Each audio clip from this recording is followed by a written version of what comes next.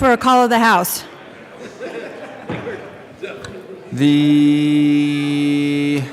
A call of the House has been requested.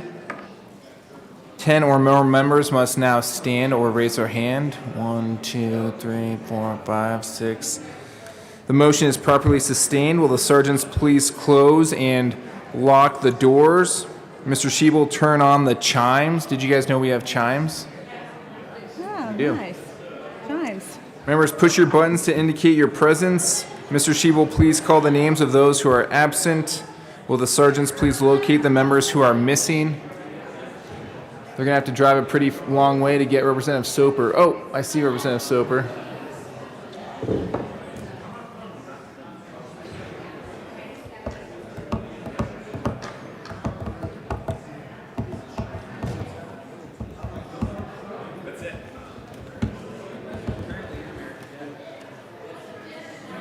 Good job gaveling.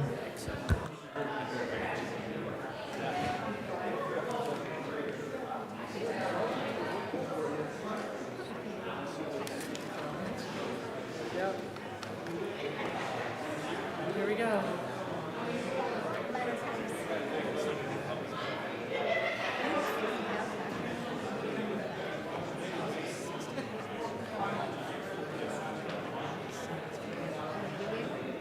I just swear you took 2 to 4 hours for this. Moving the gallery? It was like, I have no clue.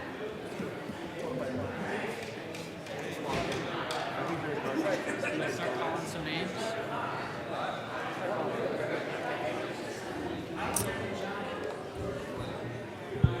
It's turned on. I used it once and got yelled at by Robin because I wanted to know what it did. Do you remember? And I clicked it. Why does that not surprise me? People came back. Representative Bacon. She's here. Push your button. Hit your button. I got it. Representative Baisley. Bockenfeld. Bradfield. Catlin. Where's Geithner. Brett McCain, can you push your button? You press your button. Thank you. Oh, look at your bow tie. Hanks. Was it? Is it like for? Is that a Thanks. tuck? Representative Hanks.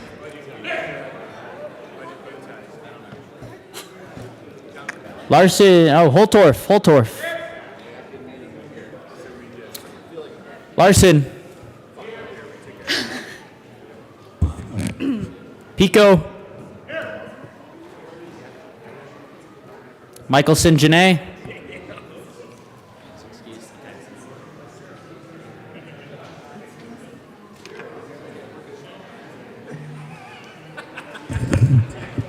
We just need a quorum, right? Representative Duran. Mr. Speaker, I move that the call be raised. It has been moved that the call be raised. All those in favor say aye. Aye. All those opposed, no. Could be back to back. The ayes have it. The call is raised. Majority Leader Escar. Thank you, Mr. Speaker. I move the following bills be made special orders Wednesday, March 30th at 11:25 a.m.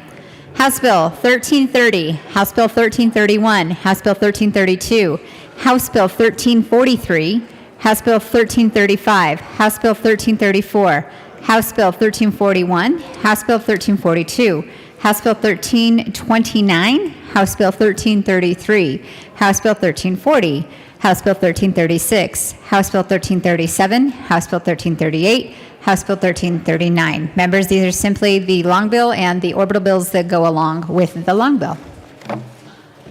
Thank you, Madam Majority Leader. See no objection. The bills laid out by the Majority Leader will be made special orders today, Wednesday, March 30th at 11:25 a.m. Representative Caraveo.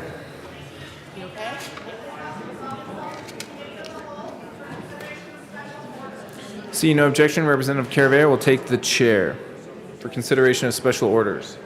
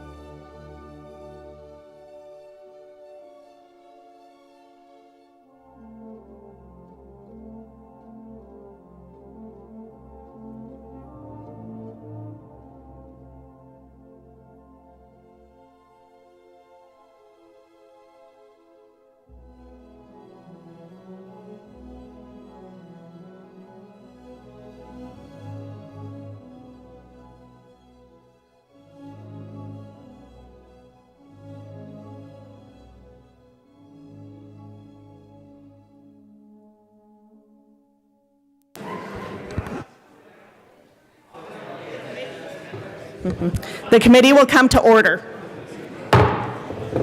With your unanimous consent, the bills will be read by title unless there is a request for reading a bill at length. Committee reports are printed and in your bill folders. Floor amendments will be shown on the screen and on your iPads. Bills will be laid over upon motion of the majority leader, and the coat rule is relaxed. Mr. Schiebel, please read the title to House Bill 1330. House Bill 1330 by Representatives McCluskey and Ransom, also Senators Hansen and Rankin, concerning suspending the requirement for a 5-year appropriation for an act that causes a net increase in imprisonment. Representative McCluskey. Thank you, Madam Chair. It is an honor to serve with you. It is an honor to serve with you. I move House Bill 1330 and the Appropriations Committee report. To the Appropriations Committee report. Thank you, Madam Chair.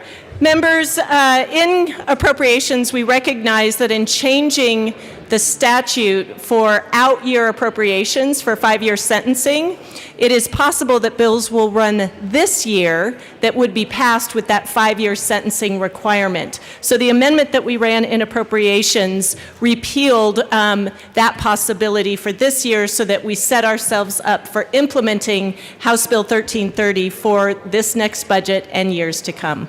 I urge an aye vote. Any further discussion on the Appropriations Committee report? Seeing none, the question before us is approval of the Appropriations Committee report. All those in favor, please say aye. Aye. All those opposed, no. The ayes have it. The Appropriations Committee report is adopted.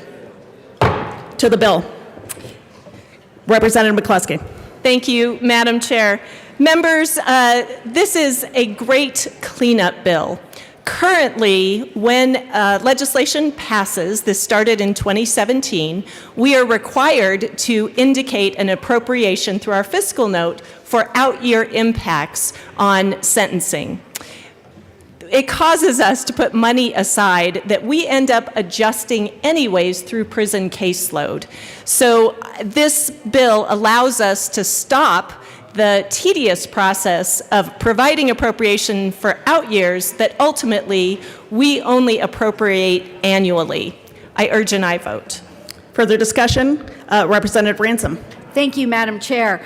I also urge an aye vote on this bill, folks. It truly is just a cleanup. This is a technical type of bill that we were setting aside money that didn't need to be put away, and it actually helps us with the entire criminal justice process. It makes it smoother and easier to move forward. So I urge an aye vote. Minority Leader McKean.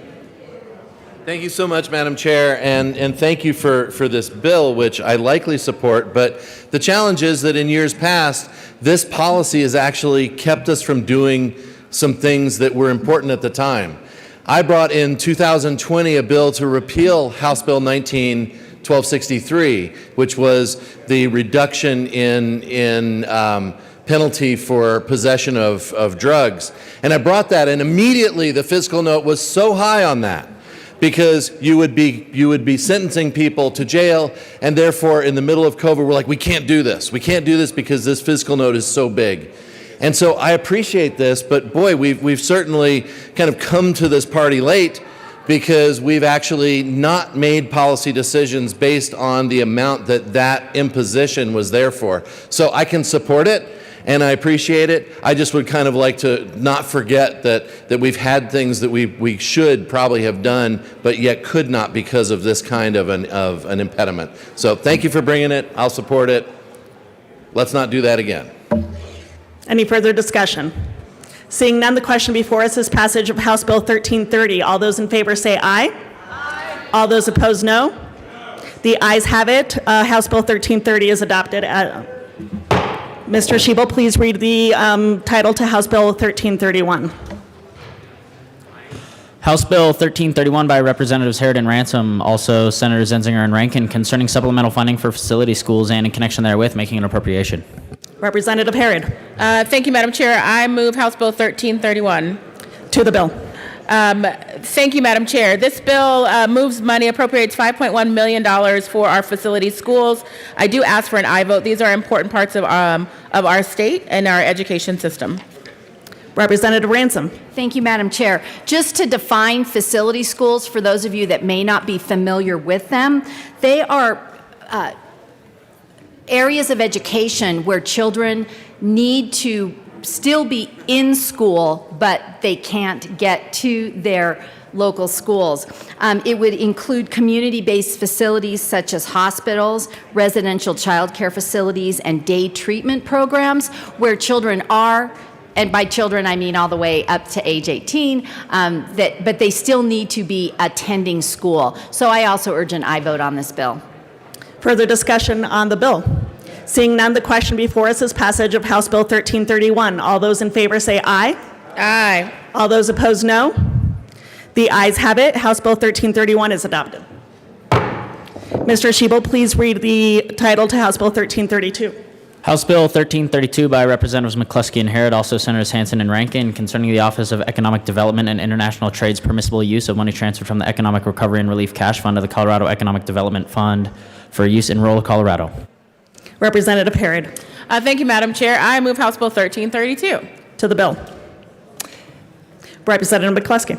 Thank you, Madam Chair. Members, these are federal dollars that we had set aside last year to improve economic stimulus across the state. We had to change some of the language for this grant program, particularly to support rural business development and economic stimulus. I urge an aye vote. Further discussion on House Bill 1332. Seeing none, the question before us is adoption of House Bill 1332. All those in favor, please say aye. Aye. All those opposed, no. The ayes have it. 1332 is adopted. Mr. Shebel, please read the title to House Bill 1343.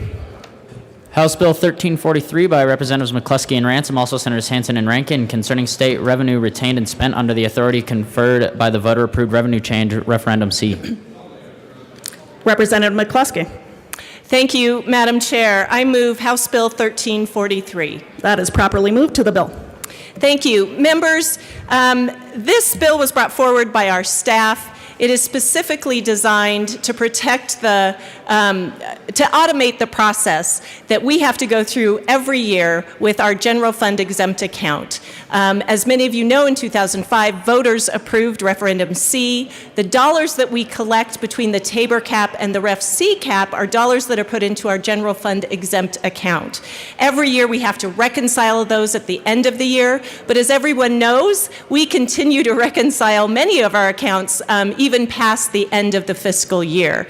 This will allow an automated process to make sure that dollars either in excess in this general fund exempt account or short in this general fund exempt account are taken care of without having to do additional machinations through the accounting process. I urge an aye vote.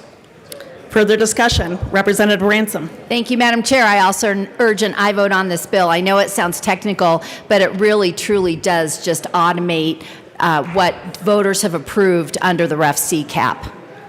Further discussion? Seeing none, the question before us is adoption of House Bill 1343. All those in favor, please say aye. Aye. All those opposed, no. The ayes have it. House Bill 1343 is adopted. Mr. Shebel, please read the title to House Bill 1335.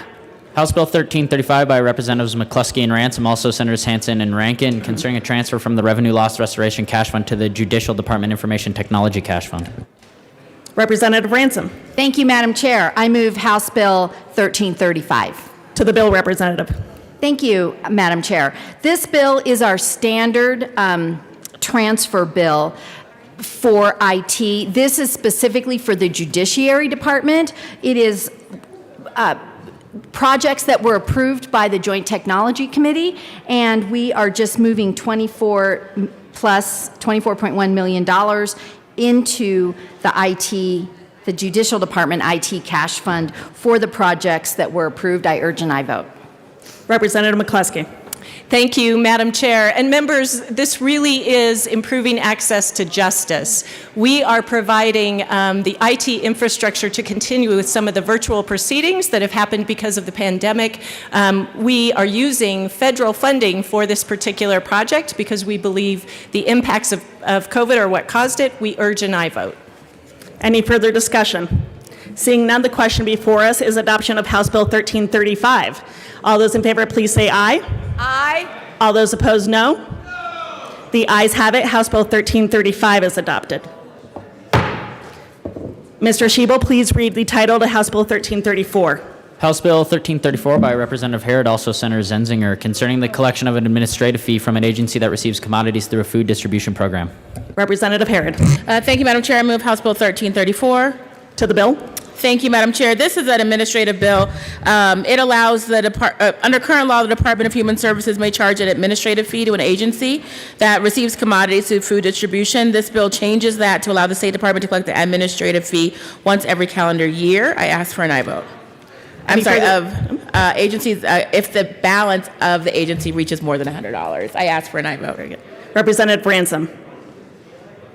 Thank you, Madam Chair. Folks, I also urge an aye vote on this bill. This is really just eases the administrative burden because currently they have to send bills, I think monthly or quarterly, and there really isn't any reason for them to send these bills if the balance is zero or just a few dollars. So what this does is just create a threshold to where if the balance reaches $100, a bill will be sent, a statement, or once a year. So this is a good bill. I do encourage an aye vote. Any further discussion on this bill on bills? Seeing none, the question before us is adoption of House Bill 1334. All those in favor, please say aye. Aye. All those opposed, no. House Bill 1334 is adopted. Mr. Shebel, please read the title to House Bill 1341. House Bill 1341 by Representatives Harrod and McCluskey, also Senators Zenzinger and Rankin, concerning measures to ensure that the marijuana tax cash fund is in balance. Representative McCluskey. Thank you, Madam Chair. I move House Bill 1341. To the bill. Thank you, Madam Chair. Members, this bill does a couple of things. First, it cleans up a technical error that occurred last year and allows us to continue to appropriate revenues from the MTCF in the year in which they are received. It also provides for a 15% reserve, which is common with many of our cash funds. And it also is spreading out the transfer of the $100 million we've committed to for BEST over the course of the next 3 years. I urge an aye vote. Any further discussion? Representative Ransom. Thank you, Madam Chair. And folks, on my side, I also encourage an aye vote on this bill. You know that the marijuana tax cash fund has been going up and down, and we also want to make sure that the cash fund stays funded properly for all of the expenditures that are statutorily required to come out of that fund. In addition, as other states have been legalizing marijuana over the past several years now, the fund is not as high as it had been in the past. So I just want to make sure you all understand some of the issues that have led to what we're dealing with in trying to make sure everything that is statutorily required to come out of that fund does. And for that reason, I ask for an aye vote on this bill. Further discussion? Seeing none, the question before us is adoption of House Bill 1341. All those in favor, please say aye. Aye. All those opposed, no. The ayes have it. House Bill 1341 is adopted. Mr. Shebel, please read the title to House Bill 1342. House Bill 1342 by Representatives Harrod and Ransom, also Senators Hansen and Rankin, concerning the requirement that interest and income derived from the deposit and investment of federal funds that the state received from the Federal Coronavirus State Fiscal Recovery Fund be credited to the State Emergency Reserve Cash Fund. Representative Harrod. Thank you, Madam Chair. I move House Bill 1342. To the bill. Thank you. This bill requires that any interest income derived from deposits in the investment of federal funds, the ARPA dollars, be transferred to the State Emergency Reserve Cash Fund. It applies to multiple different cash funds, including the ARPA Cash Fund, Revenue Loss Restoration Cash Fund, Behavioral Mental Health Cash Fund, and others. I ask for an aye vote.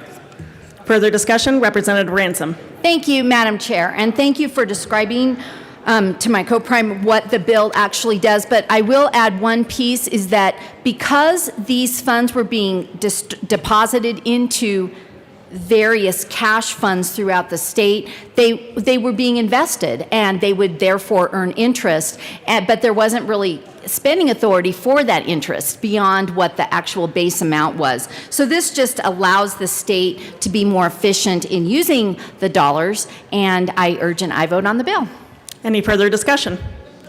Seeing none, the question before us is adoption of House Bill 1342. All those in favor say aye. Aye. All those opposed, no. The ayes have it. House Bill 1342 is adopted. Mr. Shebel, please read the title to House Bill 1329. House Bill 1329 by Representative McCluskey, also Senator Hansen, concerning the provision for payment of the expenses of the executive, legislative, and judicial departments of the state of Colorado and of its agencies and institutions for and during the fiscal year beginning July 1st, 2022, except as otherwise noted. Representative McCluskey. Thank you, Madam Chair. I move House Bill 1329. To the bill. Members, today we present for you the appropriations bill for FY23, fiscal year 2023. I am so proud to bring before you a responsible, balanced budget that invests in our priorities, reflects our values, and helps to move Colorado forward. After 2 incredibly painful and challenging years, the arrival of a global pandemic and the economic crisis that ensued, we are bringing Colorado back, and we are bringing Colorado back strong. We're making investments in education unlike ever before. We're investing $250 million to bring the budget stabilization factor down to $321 million, ensuring that more dollars than in the past 10 years are flowing through to our schools, our classrooms, helping to pay teachers a living wage, and providing for those small class sizes, the curriculum, the professional development and supports that our students need to get on that successful path in life. We are investing in higher education in ways that will maintain low tuition increases and ensure that our students who may have stopped out because of the pandemic get back on track. We're making sure that higher ed is also accessible to the many adults who were displaced during the pandemic and are looking for their next career path, next career opportunity. We have set aside $700 million to invest in our healthy and green environments, investing in air quality, making sure that we are taking care of the beautiful and pristine landscapes that we call Colorado's home. We're investing in public safety, making sure that law enforcement has the tools and resources they need to address the challenges in their communities at this moment. We're investing in workforce development, and we are providing significant business and other fee relief that will help save Coloradans money during this time of rising inflation. I am particularly proud of the members of the Joint Budget Committee who came together to work across the aisle to develop a budget that is again both responsible and based on our collective values. I am grateful to the Joint Budget Committee staff, Director Carolyn Campman and company, who have spent hours upon hours diving deep into the requests from the different state agencies, providing an analysis to us that helped us make data-informed decisions and critically smart decisions given the challenges before the state. As we engage in our debate today, I encourage you to join me in lifting up the many important investments that this year's long bill is making for the great Colorado comeback. I urge an aye vote. Thank you, Representative. Members, just a quick reminder, we are on the long bill now. Please listen to the debate in the well. It is a little bit loud, and this is going to be a long and complicated bill. Representative Herod. Thank you, Madam Chair. And I want to thank the chair of the Joint Budget Committee, Representative McCluskey, for leading us through this really complicated process. Members, this year has represented a lot of challenges for all people in Colorado, and we have done our best as the Joint Budget Committee to ensure that we have a budget that delivers on the needs for Coloradans. We are increasing salaries for state workers in this budget. We are increasing provider pay, those who really step in and have stepped up for Coloradans most in need in this budget. We are increasing funding for higher education and K-12 education, ensuring that our students can succeed, our schools are well funded, and yes, that we increase teacher pay. So very, very important. This budget also represents the first historic negotiation between Colorado Winds and the governor's office. We are proud to say that we stand with our state employees as they've gone through that process and ensure that we have a budget that reflects their needs. This budget, again, reflects what our communities are asking for right now.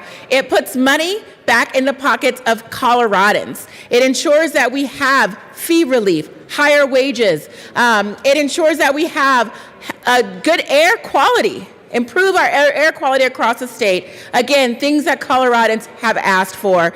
Members, before I joined the Joint Budget Committee, I will admit to you that I was probably one of the most contentious friends of the Joint Budget Committee when it comes to running amendments. But now that I'm on this side, I know the work that it takes, not only for the Joint Budget Committee, but for the staff to deliver this well-balanced budget. And so I am really proud to be a part of that team. I'm proud of our staff at the Joint Budget Committee, proud of the Joint Budget Committee for all that they have done to bring this budget forward. I do ask for an aye vote. I hope that there are no amendments.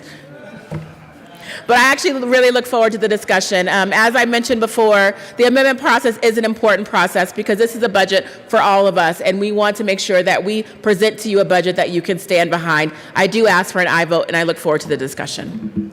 Further discussion on House Bill 1329, Representative Van Winkle. Thank you, Madam Chair. And if I was representing Mark Catlin or perhaps Lindsay, I would probably be up here right now because it is their turn, and there are amendments, I believe. So, although I do find it a bit humorous to hear the majority talk about fee relief after the last several years. But thank you, Representative Lindsay, Representative Mark Catlin, welcome. Thank you for the stalling, Representative Van Winkle. Representative Lindsay. This first amendment allocates $75,000 to the Department of Agriculture to award grants to adult agricultural programs, leadership programs. It was created in 2008, has merged with the Agriculture Workforce Development Program. As many of you know, I've spent the last couple months on the Agriculture Committee learning all kinds of new things, including new words like ungulate, which is a hoofed animal, by the way.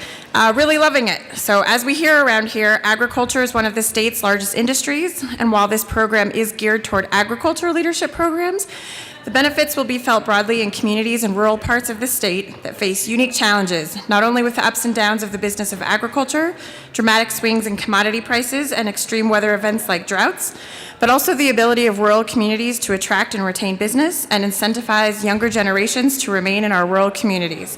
And these same leaders will be the ones who serve on school boards, hospital boards, county commissions, and city councils, et cetera. It's a small cost to the state with potentially significant return to our rural communities. Thank you, Representative. As a biology major, I love talking about ungulates, but can you move the bill, the amendment? Representative Catlin. Thank you, Madam Chair. It's an honor to serve with you. It's an honor to serve with you, my friend. I'd like to move Amendment J018 to House Bill 1329. Perfect. Thank you for moving it. Should we have it displayed? No. Very good. Nonetheless, we are displaying it. Go ahead, Representative Catlin.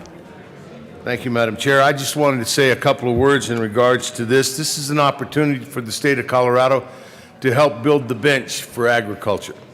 This program has been effective in helping people realize that they could be a leader in the state of Colorado in relationship to what they do for a living, for the communities they live in, and it gives them a pathway to decide that they would like to be involved in the state of Colorado and the future of agriculture and in the future of Colorado.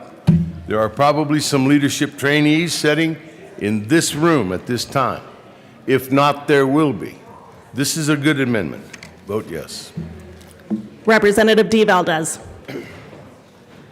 Thank you, Madam Chair, and thank you, members, for bringing Amendment J018, and thank you to the bill sponsors and JBC members for bringing House Bill 1329. I want to stand up here and say how important the CALP organization is to the next generation of agriculture, those who continue to lead, but also know how important education is moving forward. If you ever had a chance when they come here to the state capitol, visit with them, but also when they're out there visiting farms and ranches all over the state of Colorado, continuing to engage with them. So I appreciate bringing this amendment, and you have my support on J018. Thank you. Representative McCluskey. Thank you, Madam Chair, and I want to thank the amendment sponsors. I too want to lift up the great work that's going on improving and supporting our leaders in agriculture, especially our young ones and those that are moving up the ranks and planning to pursue a career in agriculture. I would, however, urge a no vote on this amendment. We currently provide, through our Agriculture Workforce Development Program, over $200,000, and this particular line item is primarily cash-based. While the department did not ask for additional funding in this particular line item, and I don't doubt the cause is worthy, it is important that we have a plan for how those dollars would be used. So I would encourage the department to come back for a request if they do have a need for dollars for the Ag Leadership Program in future years, but today I urge a no vote on the amendment. Further discussion on the amendment. Representative Catlin. Thank you, Madam Chair. Well, I would like to just say that I'd recommend a yes vote on this one. This is something that needs to be done. Thank you. Any further discussion on J18? Representative Holtorf.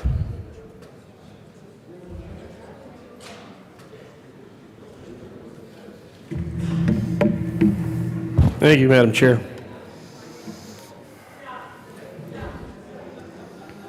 I think there's a bit of confusion on what this program is.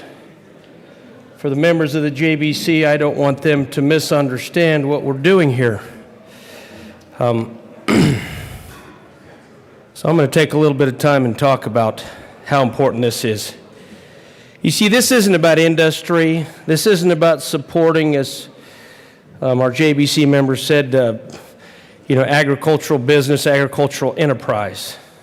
That's a different program, different funding, different stream, different objectives. What this is investing in human capital.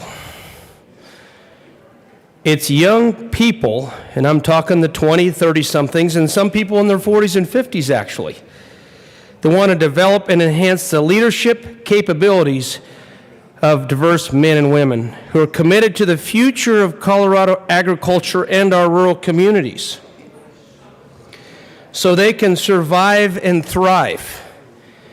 So we're investing in human capital. This isn't an industry objective. This has nothing to do with agribusiness, agri-production. You see, living off the land and keeping our rural communities productive and healthy is important. And agriculture and rural people have to significantly contribute to our Colorado tapestry. And that means we need leaders out there promoting rural Colorado and promoting Colorado agriculture and what it is to our lifestyles in rural Colorado. And that is why I appreciate Representative Lindsay, and I greatly appreciate the leadership of Representative Catlin, the Vice Chair of the Ag Committee, because he knows how important it is to build the future and the future leaders that are going to stand up and protect an industry that in recent times has been under assault. There are things that have been done to try to hurt rural Colorado and agriculture in this state. We need to build those leaders. This is a small investment. If you look at the amendment, it's $75,000. Why would JBC be so concerned for standing up and fighting against a mere $75,000 when we have, a $39 billion, 36, 37, 38, I'll have to look, an almost $40 billion state budget? Why would we not want to invest in this? I will tell you, I definitely want to make this small investment in human capital for the Colorado Agricultural Leadership Program, so we can have leaders in the future who are going to stand up and speak for agriculture. Who knows in 10 years where we'll be in this state and what agricultural challenges we will face. But I will tell you, we need to ensure the stability of Colorado agriculture, our rural communities, and our agricultural economies. And this is mere pocket change in the budget. And I find it very troubling that we will not make this small investment for rural Colorado. Any further discussion? Representative Geithner. Thank you, Madam Chair. So the Colorado Agriculture Leadership Program, it has its own website, and you can take a look. Just a little bit about the program. The program, committed to investing in human capital, major companies have spent millions of dollars in leadership development. Although these companies have been developing leaders at an ever-increasing speed, the call to create and nurture the leadership skills of agriculture and rural individuals has largely been unheard. That's the very opening sentence of what the program is aimed to do. Agriculture and rural individuals have largely been unheard. So the purpose of this program, members, is to make sure that there is a voice that's represented. It's a 2-year program. They actually have a case study that they do. They have 9 visits if you spend some time reading. It's actually a pretty robust program. It's not just a few weeks or a few months. It's 2 years. There's a lot of intensity behind this. The curriculum, like I said, it's a 2-year schedule. It says program participants commit to 9 travel study seminars and the completion of an individual project over a 2-year period. Seminars will be scheduled at least 1 month apart. The first year focuses primarily on the state of Colorado and the initiation of an individual project, which typically focuses on building capacity or abilities in a participant's home, community, or organization. The second year consists of out-of-state travel and the completion of the individual self-paced project to be presented at graduation. Each seminar has its own theme and includes tours in the area of the seminar, networking with local leaders and decision makers. So there's comparative analysis of what other states are doing. It's actually a very robust program. I would urge a yes vote on this as well. And I'll bring us right back to the opening sentence here. The call to create and nurture the leadership skills of agriculture and rural individuals has largely been unheard. Members, let's take an opportunity to invest a small amount of these dollars to making sure that the agriculture and rural individuals' voice is largely heard. Thanks so much, members. Further discussion on J18. Seeing none, the question before us is passage of Amendment J18, Amendment number 1. All those in favor, please say aye. All those opposed, no. The vociferous noes have it. The amendment is lost.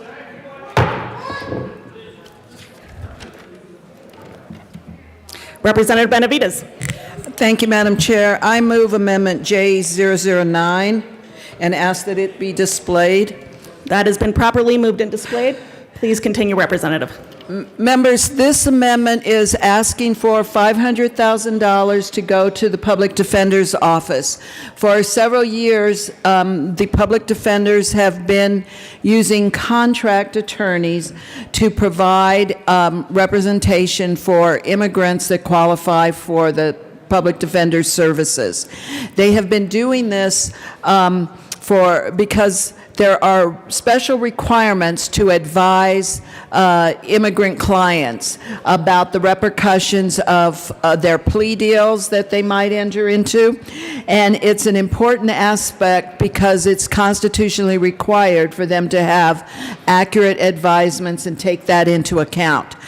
The problem is that we've been contacted by some of the immigration attorneys in town, and they are just getting worn out with these contracts. So as a result, they're not taking them anymore, which will leave a hole in this area of representation. So what this does is ask for $500,000 to go to the public defender to provide in-house attorneys to do this work instead of contract attorneys. The money to fund this will come from 2 areas. One is the Charter School Institute mill levy equalization in the Department of Education. This year, and I know some people want to know, the governor requested $10 million for this program, and the JBC only approved $7 million. There is no requirement in statute that this money be fully funded. We give them $10 million a year. The Charter School Institute made no request that I'm aware of for additional funds. This was at the governor's request that $7 million was given to this. So I think we have, $10 million that we've decided on, and without a request from the Institute, I think that's appropriate to take the money from there. So I would urge a yes vote on this amendment. Further discussion, Representative Ransom. Thank you, Madam Chair, and thank you for bringing the amendment, but I will have to ask for a no vote on it. Just so you know, we spent a lot of time working on all of the balancing, including this item. And the very first request from the governor, I believe actually which was released November 1st, actually had a $20 million request for this item for the CSI students and for the mill levy equalization for those students that attend these charter schools that are approved by CSI, the Charter School Institute. So then, as we were working through the balancing and working through all of the items that we were trying to make sure we covered as we worked through the budget process, we did land at $7 million, but I can tell you that was a very difficult cut to make. From $10 million to $7 million was very difficult. So I do want to urge a no vote on this amendment. This $500,000 should absolutely stay with the CSI mill levy line item, and I urge a no vote on the amendment. Representative Larson. Thank you, Madam Chair. It's an honor to serve with you. It's an honor to serve with you. So, members, I rise and I cannot express how strongly I oppose this amendment, but I do relish the opportunity to give a little context to what the CSI Mill Levy Equalization Fund is and why it's so important to our public school children. So the CSI Mill Levy Equalization Program and Fund was actually created in a bipartisan piece of legislation that predates my tenure here in the legislature. I believe it was passed in 2018. I may be wrong on that exact date, with bipartisan sponsorship in a split chamber. And the essential philosophy behind this is that there are certain schools in our district, again, public schools, that for one reason or another, and there are a myriad of reasons, are authorized by CSI rather than their local districts. But given our complicated way of funding schools in this state, it created this disparity where there are public schools that are operating within geographical boundaries that geographical boundary might pass a mill levy override to fund more public schools. Indeed, in Jefferson County, we've done this a number of times. Pass a mill levy override, the local taxpayers say, hey, we want to kick a little extra to our public schools for X, Y, and Z purposes. But because these CSI schools are not technically authorized by those districts, they miss out on a local share of those mill levy dollars. So what you get is a disparity and an inequity in public school kids. If I attend this public school on this side of the street that's authorized by the local district, they get an extra kick-in because of the mill levy. However, if my kid attends this school on this side of the street, still a public school, the parents are still technically living in that district paying those same taxes, their child is funded at a lower PPR. This mill levy equalization account was created to correct that disparity and indeed inequity. We have unfortunately never funded it. Right now, if we were to fully fund it and give full, true parity and equity, it would be about $42 million. We are well short of that. We're not even at half that point, even with this additional $7 million. So really, you're taking $500,000 away from kids, and these are public school kids. And indeed, I would encourage many of you to go and tour CSI schools. I've gone to a number myself. One of the kind of shining gems of the entire public school system in Colorado, if I may be so bold, is New Legacy Charter School, a CSI authorized charter school in Aurora, Colorado, serves overwhelmingly minority students, and the entire mission of that school is to keep kids who are teen parents, so both the mothers and the fathers who have children, to keep them in school, get them to graduate. They actually have a child care facility on premise. It's amazing work. There's only one other school in the entire state that has this kind of teen mother focus. That's Florence Crittenden DPS. But this is incredibly important work. I encourage all of you to go and tour New Legacy. And do remember, if you vote for this amendment, you're essentially taking money away from those teen mothers.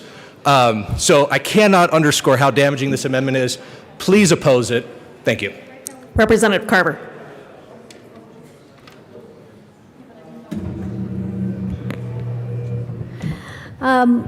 I rise in opposition to the amendment for two reasons. First, strongly oppose taking money from the charter schools, but second, the to then send the money to the Public Defender's Office for Immigrant Defense. Public defenders are quite properly paid for by taxpayer money. It's a great model, quite frankly. It's why we have such a robust public defense function in Colorado, which we should be very proud of. But their job is to provide counsel for Coloradans in criminal defense work, not for immigrant defense. Ask for a no vote. Further discussion, Mr. Assistant Minority Leader. Thank you, Madam Chair. And members, I also rise in opposition to this amendment as well. You know, why we would take $500,000 away from students and families who are just trying to get an education and better themselves is somewhat appalling to me, especially, you know, one of the other representatives who was just up here highlighted New Legacy School. New Legacy School came to the Capitol, I think it was 2 years ago, and they had a presentation and whatever else. We had the opportunity to meet with them. We had the opportunity to speak with the students, and in this particular case, students that were also moms. And the school's ability to go ahead and meet the needs of those students, of those moms, exactly where we are, or where they were, or where they are still. And yet here's an opportunity to go ahead and somehow penalize them in some capacity by taking away precious dollars that are needed for an education where they may be able to lift themselves out of poverty or do whatever. So, members, I just see this as probably one of the worst amendments I think that's in this entire packet. I would urge a no vote on this. Let's stand by our students, even our charter school institute students, and even our charter school institute students that attend New Legacy School. So thank you so much. Representative Benavides. Thank you, Madam Chair. Members, a couple of things. The Charter Schools Institute, which I am told, and somebody could clarify this for me, roughly represents about 30 schools that are under this, that this will help in this program. They already received $10 million. And so this added on top of it is something that we haven't had for the last few years. And again, the governor requested monies, and I'm told, and I don't know the actual amount. I think Representative Brent from the JBC, the representative from the JBC said $20 million was the original request from the governor's office for this program. And the JBC went to $7 million. You know, I think the need for the intent of this amendment is to provide immigrant defense, and I should clarify because it was basically a little shorthand. It wasn't immigrant defense where they're just representing immigrants in immigration court on immigration matters. It's immigrant defense when the public defender, anybody charged criminally that qualifies, because not everybody qualifies to be represented by the public defender, but immigration issues that come up for their clients in those cases is what they would be representing them on, not on immigration matters. And how those cases are undertaken is different from if I or any of you went forward and had to have the services of the public defender. That's what the need is, just to clarify. It's not representing them in any matter that couldn't already be represented by the public defender, which is criminal matters. So that's what the intent of this is, and there's a definite need. And again, it's constitutionally required to advise these clients. And I agree with my colleague from El Paso County that, you know, our model in the public defender's office is a great model, and states look to it a lot because it is our obligation to provide this defense for indigent clients. So that's the intent of this. And I know the public defender's office asked and received a large number of FTE for paralegals. And I did listen to the JBC, I didn't listen to everyone, but one of the hearings, or meetings that they had regarding this matter, and what they talked about was everything is electronic, and on discovery, they're getting tons and tons of discovery.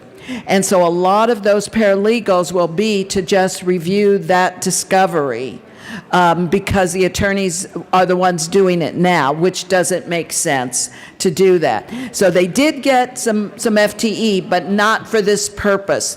And this purpose is where their contract attorneys are going to dry up, and they still have that obligation constitutionally to appropriately represent their clients that come forward. Then with respect to education and, the families in Aurora or other places, they might be the families in need of this representation. So I think it's important that if we believe there's a need, and I think the CSI funding is at the request of the governor for those increases, that the JBC's decision. So I still think it's an important matter that we should fund, and I urge a yes vote. Mr. Minority Leader. Thank you so much, Madam Chair. So I get disturbed often when I sit out here and I hear a few things. And in this instance, I heard, hey, it's just 30 schools. What do we care? We ought to take that money and put it over here. That's bad math. That's not just bad math, it's unconstitutional. The Constitution, which actually is sort of the most important document that we're going to be talking about here today, has a really important provision in it that we offer a free and fair education to the children of this state. So that's our first obligation, and I commend JBC. You know you're doing the right job when everybody's a little unhappy. When the request was for $20 million, you were able to do $7 million. Good for y'all, because you know what? That's important to do what's right and to do it the best way you can, not the way that everybody wants. And in this instance, what we're talking about is making sure that we hold to what this little book talks about, which is a free and fair education for the people of this state.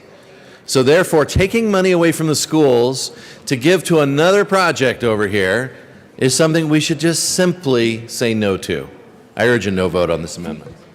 Further discussion on Amendment J9. Seeing none, the question before us is adoption of Amendment J9. All those in favor say aye. Aye. All those opposed, no? No. The noes have it. J9 is lost. Representative Benavides. Thank you, Madam Chair. Members, I move J014 and ask that it be displayed. That has been properly moved and displayed. Please continue. Thank you. Members, a couple of years ago, we passed Senate Bill 217 that in there it required the Attorney General's office to do what are referred to as patterns and practices investigations. And what those are investigations of governmental entities that are suspected of violating the constitutional rights of individuals. Most of these patterns and practices cases have been around law enforcement entities, but they are not only about law enforcement entities. Were there any governmental entity that violates the constitutional rights of individuals? You may have read about and recall that in its first year, the Attorney General's office undertook an investigation of the Aurora Police Department. That was a year-long investigation, and as a result of that, they found that there was significant indications that that department was violating the constitutional rights of individuals. And the way patterns and practices investigations work, they do the investigation, and if they find something, they work with the department or entity, governmental entity, and if they think there may be something there, they enter into an agreement, commonly called to a consent decree, which is overseen by a court, instead of just suing them based on the violation of constitutional rights. So, in the one second, Madam Speaker Pro Tem. It's getting a little loud, everyone. If you could pull your conversations off to the side. Thank you. Please continue, Madam Speaker Pro Tem. Thank you, Madam Chair. And so, In their year that they did the investigations of Aurora, they spent, between their 2 staff people and pro bono attorneys, they spent roughly 6,200 hours, which is the equivalent of 3 FTE.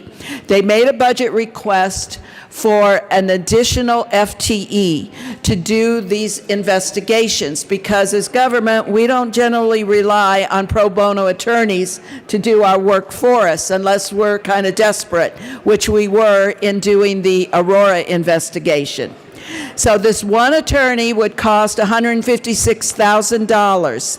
I know that some members of the JBC didn't feel that there was significant response to their questions, but I've asked questions of them as well, and they have undertaken another investigation, but it's their policy not to disclose and discuss the investigation. And this is not new.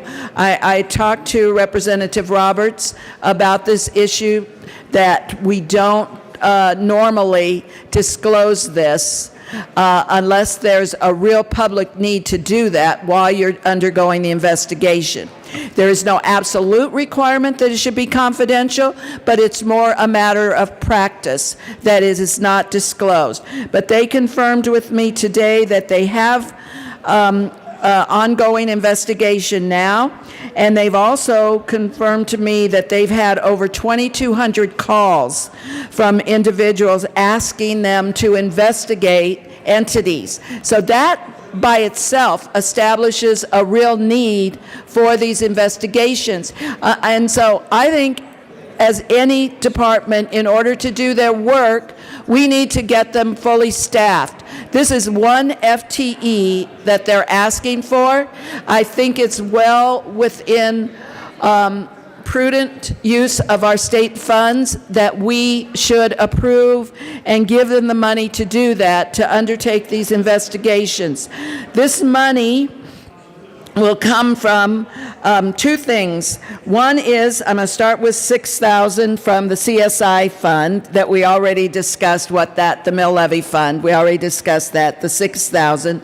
The other $150, actually it says here, says the chronic disease and cancer prevention grants in Department of Public Health. But I said location of the BOLD grant funding.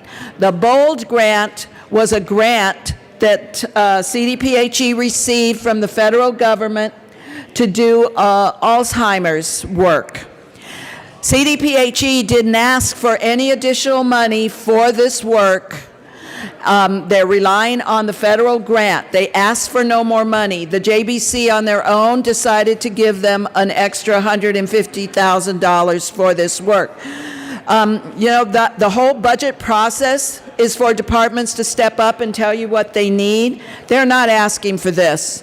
And so using that $150,000 plus the $6,000 from the CSI mill levy override fund, I think are good uses of that money. And again, if we want to safeguard the constitutional rights of our residents, it's important that we have a watchdog that does that. So I think I have established the need for this, and I would encourage a yes vote on this amendment. Further discussion on J14. Representative Herod. Thank you, Madam Chair. I do urge a no vote on this amendment. Members, the JBC has looked into this issue quite thoroughly and have actually increased funding for this line item in the past. Unfortunately, we haven't seen evidence of any investigations outside of the Aurora investigation, which, according to 217, the bill that I drafted, is 90 days after release of the report and monitoring of the report, do they actually are statutorily required to continue action. There was no guarantee from the Attorney General's office that this would expand any patterns and practice investigation, and so we asked for a no vote at this time until we have a better understanding of exactly how these funds will be used and if there are targeted jurisdictions that will be put under investigation. Ask for a no vote. Madam Speaker Pro Tem Benavides. Again, members, we can ask for things from the department. There is no requirement in the 217 and the legislation that was passed that the department has to tell us what investigations they are undertaking and where and when. What we do is we fund departments to do the work we've asked them to do. The legislation that we approved, 217, never said we won't give you money unless you tell us in advance what investigations you're undertaking. Again, I received a text this morning from the department that they do have at least one new investigation. And I think it's unreasonable for the JBC to expect them to give them their work plan. There still is a separation of powers in this state, and should be. We give money to fund a purpose. We don't require them to establish exactly what they're doing, and that's unreasonable for us to do this. They can't, it's sort of chicken before the egg. If they have to tell us this is the specific investigation we're doing before we give you funding, then they can't undertake a new investigation if they aren't fully staffed.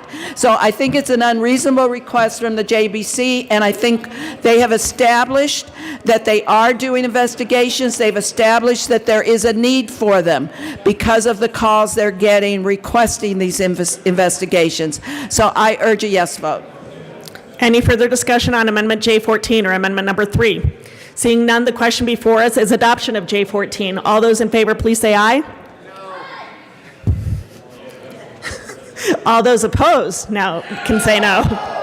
The noes have it. J14 is lost. Representative Kipp. Thank you, Madam Chair. I move J017 to HB 1329. That has been properly moved and is now displayed. Please continue. Thank you. So, folks, really the main point of this amendment, and, you can debate where the money's coming from, but let me just tell you why I'm running this amendment. So I got an email from a constituent back in January that told me how something I didn't know about our driving test in Colorado. What's going on with our driving tests in Colorado is they used to be run through the Department of Revenue. So you could go to your local DMV, and if you wanted to get a driver's license, you could get your driver's test through the state of Colorado. And yes, there were private providers if you couldn't get into the DMV, and they charged their fees. Well, because of the pandemic, they decided to outsource this 100%. So having to pay a private provider to whatever they want to charge in order to be able to get a driver's license.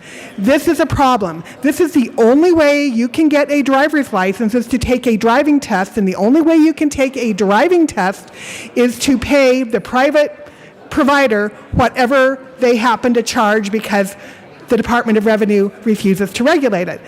So we're looking at saving people money in all kinds of ways, and frankly, if we did this the way it used to be done, it would be maybe an extra $2.50 for all the driver's licenses and renewals, and it would just sort of be included. But now it's not. So my constituent told me it cost them an extra $150 to get their kid his driver's license because he made an error when he was taking the test, as many people do the first time they take a driver's test. I think this is a public safety issue because, frankly, if people can't get their driver's licenses, if people have issues getting their driver's licenses, are they going to even bother trying to get them? Are they just going to drive illegally without their licenses? The reason I chose to take the money from the source where it would be coming from, which is the increase to the CSI Mill Levy Equalization Fund, is frankly because there are also equity issues with that fund. What goes on with that fund, which a lot of people don't understand, is that the money is voted on by local voters. And then the state, the more that fund comes up, is having to equalize money that's been approved by local voters, and then the state is having to say, yeah, we're going to toss in an equal amount to whatever your local voters did. So we're basically subsidizing schools in wealthier communities. And, be that as it may, wherever you take the money from, I still think that we need to put the money back into the Department of Revenue so that they can conduct their own driver's license tests as an issue of public safety and equity for all of those people who want to get a driver's license in Colorado. Representative Larson.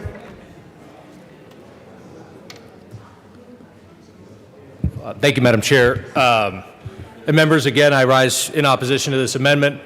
If we do care about equity, then taking money from CSI would probably be the last place you'd want to go to.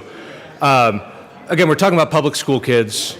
We're talking about kids all across the state, various geographical, economic backgrounds. We're talking about kids in Montessori schools, teen moms, kids in urban settings, kids in rural settings. It's very much reflective of the general student body, the population of kids that are in CSI schools, because it is so diverse. And again, the important thing to remember here is that this is public school kids. You're taking away educational dollars from kids who are struggling right now. They've had two of the worst years in probably the history of the public education system. They've already been underfunded in this account since its creation. This is a great step forward. We still have so much to go toward. The $7 million gets us to almost half funded and half equity. So, a couple thousand kids across the state will almost get half of the equitable funding that they would otherwise be getting if they attended any other public school. So if you do care about equity, I would strongly recommend a no vote. And while I am sympathetic to the need to get driver's license, I would posit that it might be better to have kids who are able to read to take those tests in the first place. So thank you. Mr. Minority Leader. Thank you so much, Madam Chair.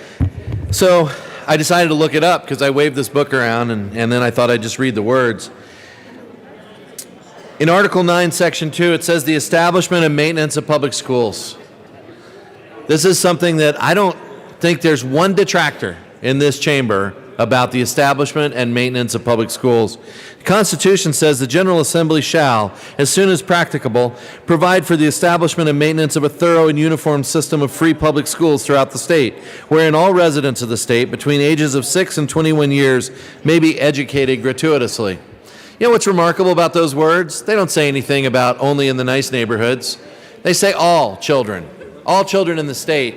And one of the great things about charter schools and the Charter School Institute is that it also doesn't talk about charter schools only in the nice neighborhoods. It talks about schools across the state. And when you look at the funding model for charter schools, they are already underfunded and inequitably funded because what they do is get a portion, not even the whole PPIR, the per pupil individualized revenue that the state gives schools. They don't get the whole thing, because that has to pass through the school districts and they need a certain amount for administration. So when we talk about taking money away from those schools, shame on us. Shame on us for thinking that, oh, we'll just take some money from the kids and do something over here. This is for our public schools. This is for our kids. I urge a no vote on this amendment. Representative McCluskey. Thank you, Madam Chair. I too would urge a no vote. For two reasons. First, I do want to stand up for our investment in the CSI Mill Levy Equalization Fund. The request that came from the governor's office was for $10 million. A budget amendment came from the governor's office in early January asking for $5 million, but we prioritized this investment at $7 million. So just to be clear, these dollars do go to equalize the funding locally for those communities that have passed mill levy overrides. So I want to protect that $7 million, again, for students, putting students first and making sure that our funding for all schools is focused on students. Secondly, I certainly hear Representative Kipp's concern about the testing and appreciate her hopes to try and improve access to more affordable testing, particularly for youth who may be trying to get their license.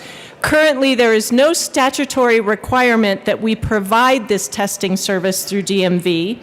And while it was a difficult time when we made a number of budget cuts when the pandemic hit, I believe that the department has found an appropriate path forward to make sure that people are getting their tests and that those who are seeking a license are doing that at their expense. I urge a no vote on this amendment.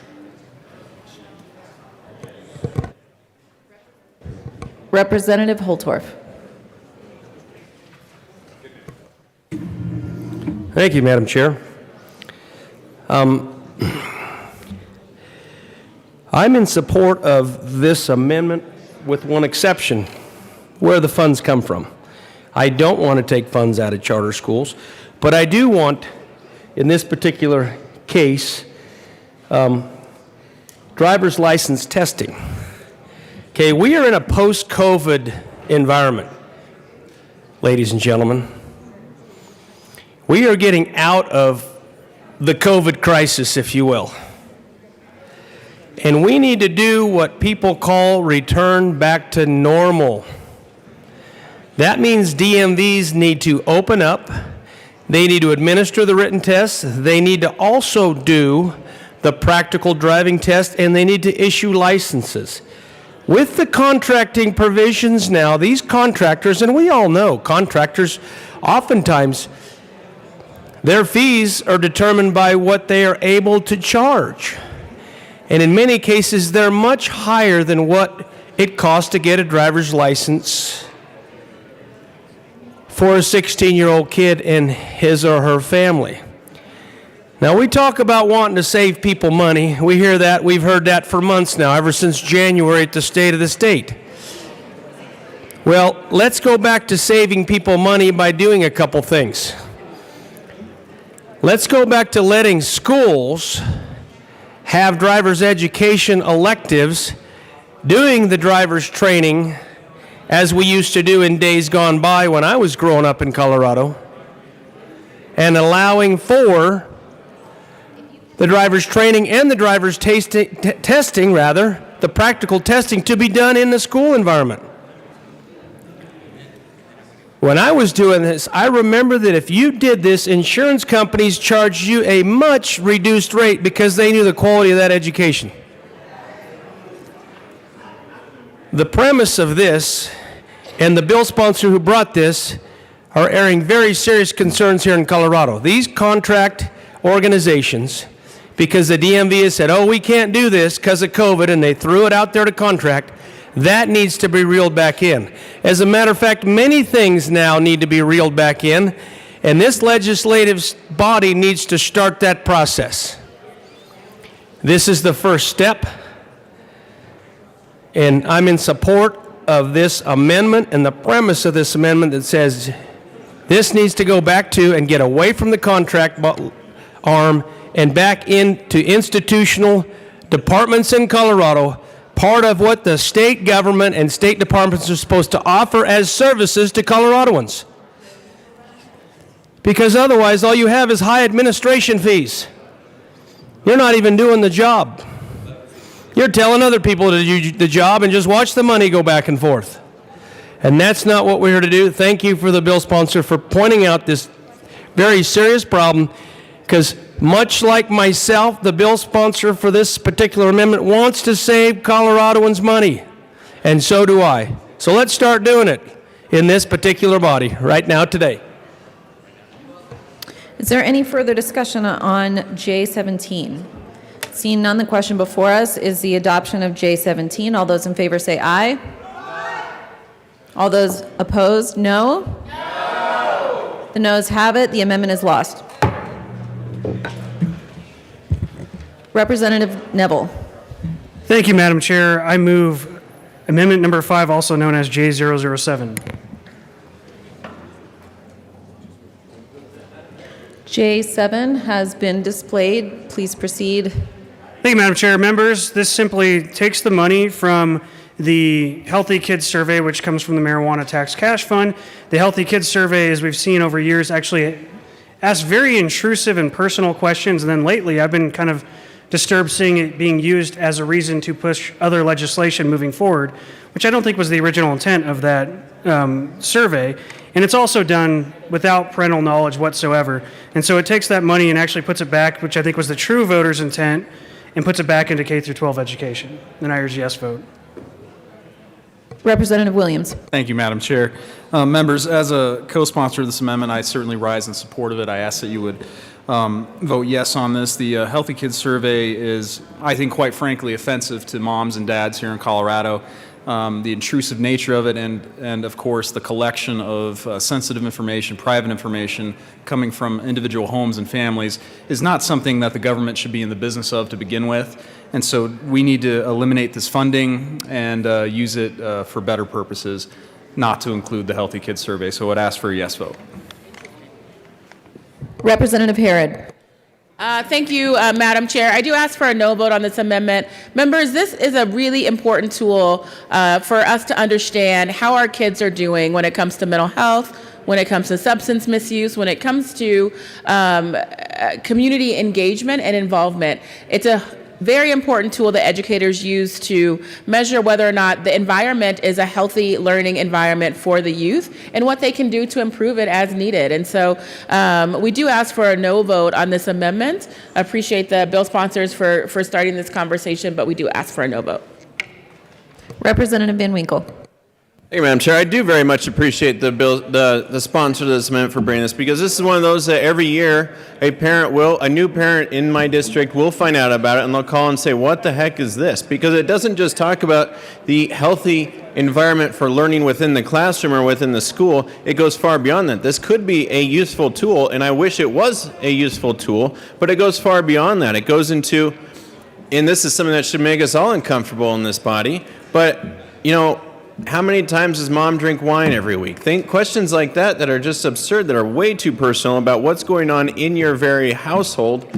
That is very private information, and it is completely outrageous that we're asking our very young children, our 6, 7, 5-year-olds, questions like that about mom and dad's habits, that anything from what they drink to what they eat to very, very personalized things. So I thank the representatives for bringing this for bringing this amendment to the lawn bill. This is, again, something that could be very useful, but it goes far beyond the role of government in asking very, very personal questions of our little children about what mom and dad are doing and what's going on inside their house. That is very personal, very private, and very unnecessary. Thank you, bill sponsors or amendment sponsors, for bringing this to light and for letting us have a discussion, because once again, it is one of those things that we hear from parents all the time as to, what did my kids just do today in school? I can't believe this. This is absurd. So thank you.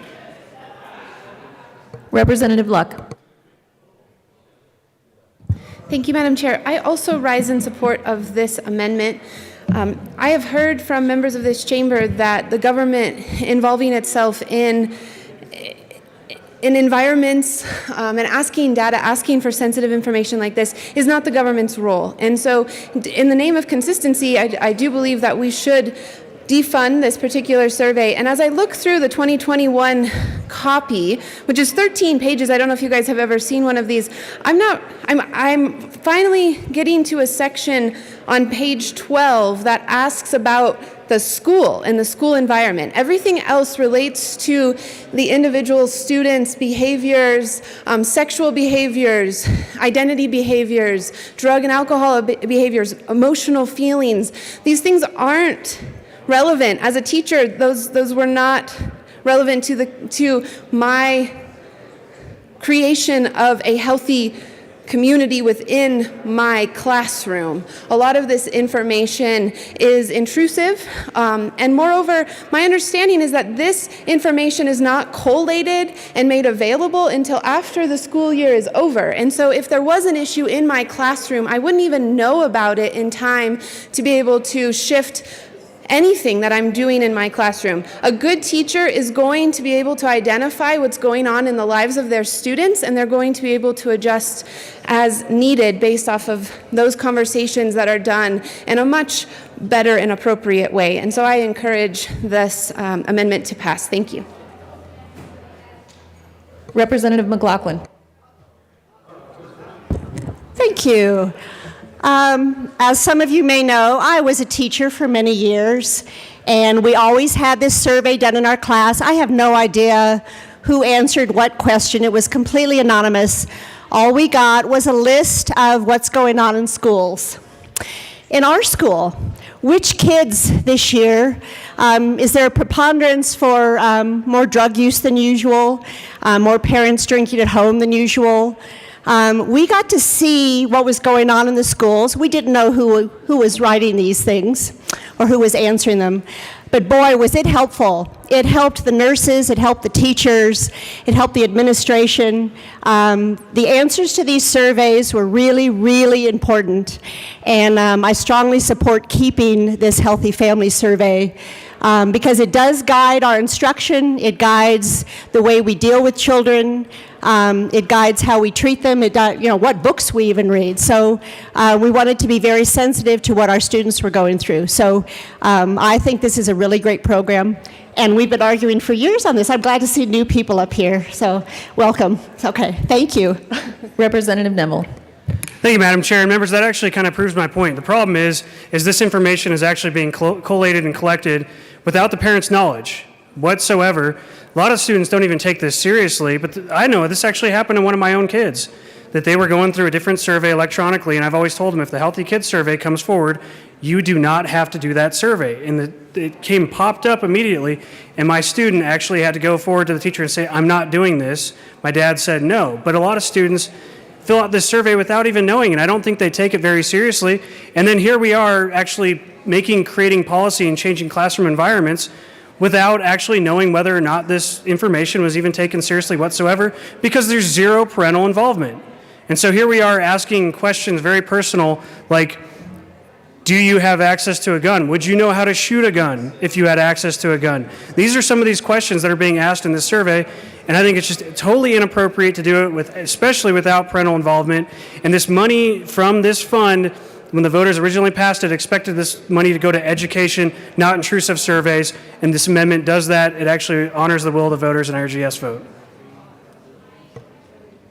Representative Van Winkle. Thank you, Madam Chair. And I think that does lend support to this amendment, what was said previously by those that don't want this amendment to pass, because it is absurd to ask a 6 or 7 year old, is mom drinking more this year than last year? Or that's absurd. There's better uses of time for both the teachers, the students, and in the test. Again, it could be effective, but it goes way too intrusive into the household, into the personal habits of the parents. That it's absurd. Let's give some time back to the teachers and get rid of this survey. Is there any further discussion on J7? Seeing none, the question before us is the adoption of J7. All those in favor say aye. Aye. Those opposed, no. No. The noes have it. The amendment fails.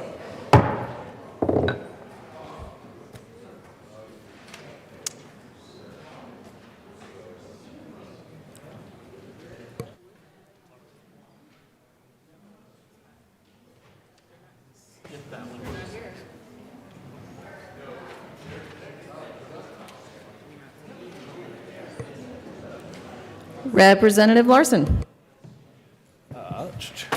Thank you, Madam Chair. I apologize for my delayed status. I apologize, I don't have the amendment number in front of me. Well, yeah, Amendment 6. Thank you. Yeah, J38, J038, and ask for it to be displayed. Thank you, Madam Chair. So members, this is the first of a few amendments if you've reviewed your packet. This amendment is going after that $700 million sort of placeholder fund that's supposed to be for COVID recovery and various nexuses. This particular amendment would take $100 million of that, move it to the high-impact tutoring program, which we passed in this chamber last year, House Bill 1234, great number. But this was a bipartisan bill, Representatives Tipper and Bradfield. I want to give a little shout out. And it created a fund for high-impact tutoring. This is to meet children at an individual level where they're at in their particular education deficiency. So if there was a kid that had really struggled over reading, really struggled over math, wherever they are at, this would give them an individualized tutor on school premises during school time to help get them back up to speed. It's backed by an enormous amount of data, and science is an incredibly effective intervention, perhaps one of the most effective interventions. We put a fair chunk of change toward it last year, but I think that we could do a lot better. This would go a huge way to getting our kids back up to where they were before COVID. There is no way for us to recover the 2 years that we lost in education, and there's nothing we can do as a legislature to erase that damage that was done. But this would go a huge way to mitigating that effect. I think it's a very appropriate nexus, and indeed the budget is a moral document. I think it's more than appropriate to use a significant amount of money, one-time funds, to invest in this very acute need that was driven by the COVID crisis. So I'd ask for your support. Representative McCluskey. Thank you, Madam Chair. Members, I urge a no vote on this amendment. I certainly recognize that student learning loss is a concern in our schools, but fortunately, our schools have been receiving funding directly from the federal government since the pandemic hit. Through the CARES Act, the CRRS Act, and the ARPA Act, our public schools have received over $1 billion in support.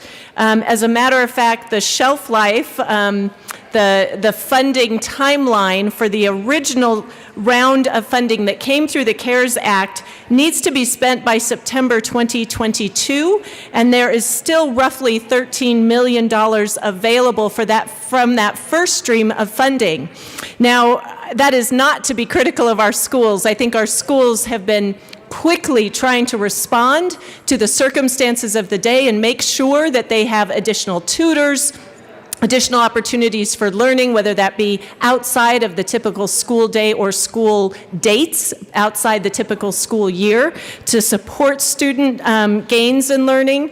But I would urge a no vote on this amendment because $100 million of prized general fund can be used in other areas right now. This federal funding, over $1 billion, is supporting learning loss and certainly accommodates or addresses the concerns expressed. Minority Leader McKean. Thank you very much, Madam Chair. You'll be hearing a little bit more from me today about decimal points, but we've had $1 billion. This is 100 million, so this is a 0.1. 100.1 billion does a great job. It's for the kids. I urge an aye vote. Representative Larson. Thank you, Madam Chair. And I do want to thank the chairwoman of the JBC for her comments. And I do agree that schools have received a significant amount of direct funding to address COVID related and other educational issues. However, as we know here, our schools are chronically underfunded, and the dollars that they have received directly have to be used for numerous other issues. As many of you know, there is a transportation crisis with drivers. There are a myriad of things that are pulling our school districts' funding in a million different directions. This is specific and targeted that would go to a, again, one-time investment. Because these aren't recurring funds, this would go to a specific one-time intervention, and at $100 million, this would be able to impact, I mean, tens of thousands, if not hundreds of thousands of students across the state. So, thank you. Is there any further discussion on J38? Seeing none, the question before us is the adoption of J38. All those in favor say aye. All those opposed, no. The noes have it. The amendment is lost. Representative Neville. Thank you, Madam Chair. I move J020, also known as Amendment 7, and ask for it to be properly displayed. It has been displayed. Please proceed. Thank you, Madam Chair. Members, this simply takes $2 million from the Governor's Office, the Cannabis Resource Optimization Program, something really the industry should be doing themselves, not the Governor's Office, and puts it towards public safety so that we can actually fund body cameras. Now, I will admit, most of the departments actually do have body cameras. One of the issues that they're actually facing is storage and storage contracts of that. And this amendment won't solve all the problems because a lot of those storage contracts that they need are multiple year contracts. And right now we currently only allow the grants for one single year at a time. But it does actually put the funding there so that if we can make a change at a later point to actually solve this problem and help these departments out, we can. I urge a yes vote. Representative McCluskey. Thank you, Madam Chair. Members, I urge a no vote. I certainly do support the body-worn camera grant program and believe that the investments we've made in that program to date have been well used, and pleased that we've been able to support local law enforcement with those dollars. I don't think the intent, however, of that grant program was to provide ongoing support for additional needs. It was certainly to help support smaller local law enforcement programs, or those that really are in lower wealth communities, to try and support this part of our past statute. I would also say that our cannabis resource optimization program, while we did not fully fund the governor's request, we did put $2 million into this program because the research is proving to be extremely valuable in our better understanding how to use the in cannabis research and furthering that understanding. I encourage a no vote on Amendment J020. Is there any further discussion on J20? Seeing none, the question before us is the adoption of J20. All those in favor say aye. All those opposed, no. The noes have it. The amendment is lost. Minority Leader McKean. Thank you so much, Madam Chair. I move Amendment J040 to House Bill 1329 and ask for it to be displayed, also known as Amendment 8. It has your packet, been we're rolling displayed. right along. Please proceed. Thank you very much. Folks, one of the things that we've been talking about so much over the past couple of years is a transition in energy. Transition in energy toward renewables, toward other types of energy. One of those is small-scale nuclear. And in fact, small modular nuclear reactors are a huge piece to how we get to a reliable energy future. This would move $100,000, and it would add it to the general fund of the Office of Economic Development and International Trade so that a study could be done about the efficacy of the use of those reactors. I would ask for an aye vote. Representative Titone. Thank you, Madam Chair. I appreciate the sentiment here for innovation and doing this thing, but I mean, I've looked at the research and what's been going on in a lot of the national labs, and there's still a lot of development yet to be done. This isn't ready for prime time. I don't think that the state of Colorado needs to be investing $100,000 into this at this point when, you know, they haven't actually done the bulk of the research to get this ready for prime time yet. So because of that, I think no vote is in order for this because it's not really our place to be doing this. The national laboratories, the federal government is putting tons of money into researching this, and let's wait till they get to a point where it might be feasible for us to do that here, but that's not this time. Minority Leader McKean. Thank you so much, Madam Chair. So I'll disagree, and that is because this is exact time. We are in a moment here where we are in what is called an interstice, which means between two things, and the two things we're between is a reliable energy production through coal, which is, by the way, I don't know if you know this, the highest use of BTUs that we can have. It is atomizing coal and burning it to boil water. It's remarkable. However, we know that we're moving in a different direction. So therefore, you're going to see Comanche close down. You're going to see Craig's Units 1 and 3 close down. You're going to see Rawhide close down. And we are going to have to get ahead of a curve, not behind a curve. If we stay in the position we're in now and we say, you know what, do all the research and then we'll pick up the pieces afterwards, it will not be the leading role that Colorado has played over the years. I urge an aye vote. Representative Weissman. Thank you, Madam Chair. And, appreciate the attempt to have a conversation about options in the energy space. Like my colleague from Jefferson County, I do have some concerns about going forward in this way based on what I think the state of the technology is. Just so folks know what we're talking about here, let's use an analogy to houses. Usually houses are site-built or stick-built. We talk sometimes around this place about modular housing, which is where you build a home in a more controlled environment, you bring it to the site.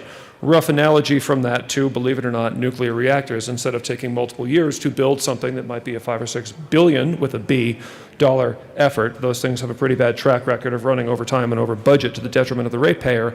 Now we're talking about building small units on the order of a couple of hundred megawatts and shipping them and then plunking them down in place and maybe daisy chaining them. A couple of things that all does not take care of. One is the waste. I don't believe that we have a durable solution for nuclear waste in this country. we're talking about stuff that is highly radiotoxic for thousands of years or more. Proliferation, frankly, is a concern I have, and I think the current geopolitical situation in Eastern Europe only heightens that kind of thing. When you fission uranium-235, you end up with, among other things, plutonium-239, which is something that can be turned into radiological dispersal devices, if not actually used in a nuclear device.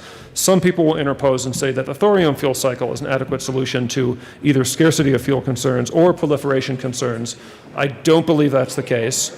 If anybody wants to have a rip-roaring conversation some other time, we can talk about bismuth reduction to intercept protactinium-232, which follows from neutron bombardment of thorium-232 on the way to try to get uranium-233. The point is, I don't think, and you can look this up in Bulletin of the Atomic Scientists, I don't think that is an adequate solution to proliferation concerns. Plus, it is not easy to permit one of these things, not even modular. There's a bad track record of these things running over, and then the utility is going to see construction works in progress treatment, and then you're going to have rate-based recovery against the ratepayer before you're actually putting electricity into the grid. I think there are some problems with this method of technology not resolved by the small modular approach. I agree with my colleague from Jeffco that we ought to let the top labs in the country, some of which are right here in Colorado, lead on this before we commit state funds to this technology that I think is still unproven. So I ask for a no vote. Thank you. Minority Leader McKean. Thank you, and thank you to my colleagues. I'm going to disagree again, and here's why. When we talk about proliferation of not just technologies but materials, what you actually want to do is do the work and figure out all this. This is for a study. And so the best place to figure this out is in the free world, is in the United States of America, where when we start figuring out what that looks like, and the bismuth reduction, and what we do with the strontium, and what we do with all of the other elements that we are creating in this process, this is the place you want to figure that out. Not Iran, not Ukraine, not Russia, here. Here is where you want to do it. Here's where you want to invest your dollars to study it. Vote yes. Assistant Minority Leader Geithner. Thank you, Madam Chair. And we heard some arguments against this in the sense of building. This amendment doesn't talk about building anything. This amendment talks about conducting a feasibility study, so I'm not sure why we're jumping to building and the costs associated with building when this is just simply a feasibility study. So to the amendment, I think the second piece to talk about is the potential waste. Again, there's no waste when it's a feasibility study, so I'm really not sure where we're talking about waste, but I'll walk through that door. You know, when we talk about waste, we have electric batteries here that we're still trying to deal with that waste. I mean, you have a lot of rare earth metals that we don't necessarily know how to safely dispose of. So we've got problems when it comes to waste and electric vehicle batteries. Certainly, I guess I can sympathize if there was nuclear waste, but again, this is just a feasibility study. And I think if the state really wants to answer whether or not it makes sense for us to do it, we do studies all the time. This one seems to make sense. Domestic energy production we know is under attack in this state through Senate Bill 181 that was passed a number of years ago. And so if we can look at alternative means of energy production, and this one seems like it could be reliable, we're not going to know that until we do some sort of a study. So again, this isn't about building anything. There's no waste that we're dealing with here. This is simply a feasibility study among some of the smartest people on this topic, and answering that question. Does this make sense so that we here in Colorado can have some more autonomy over our own energy production? I support this amendment. Representative Pico. Thank you, Madam Chair. I rise in support of this amendment. We've heard a lot of concerns about what this might lead to, but you know, that's what the study is supposed to do. Jumping ahead and canceling any idea of having a study before you ever do it is guarantee you will never come up with an energy solution. We need an energy solution. We're already in an energy crisis where what we have is falling short of being able to produce it. The concern was mentioned about whether or not the technologies work. The small modular reactor design is based on the very same nuclear reactors that the Navy has been operating in for decades. I've been underway under nuclear power, and you know, I still have all the right pieces in the right place. Some of you may claim my thinking is scrambled, but not so. But I've been there, been operated under that. These are safe. All we're doing, all the small modular reactor is a adaptation to civilian use of current existing technology. It is a proven technology, safely operated, unless it's Russians operating it. But we can do this. We need to have other solutions on there. We cannot rely on the so-called green energy because it will not work by itself. That is a proven result. The study is only going to take a look and find out what the problems are for adaptation to civilian use here in Colorado. It's a very wise use. It's not a lot of money, but it is very well spent to ensure our energy security in the future. It makes sense to do this, and I ask for an aye vote. Representative Titone. Thank you, Madam Chair. And, you know, I'm not going to dispute the technology itself, and I've looked into it, and I have a degree in physics, but the technology isn't available yet, and it's probably not going to be available for another decade for small modular nuclear. That's what we're talking about. The technology is not available. It's still under research in the national laboratories.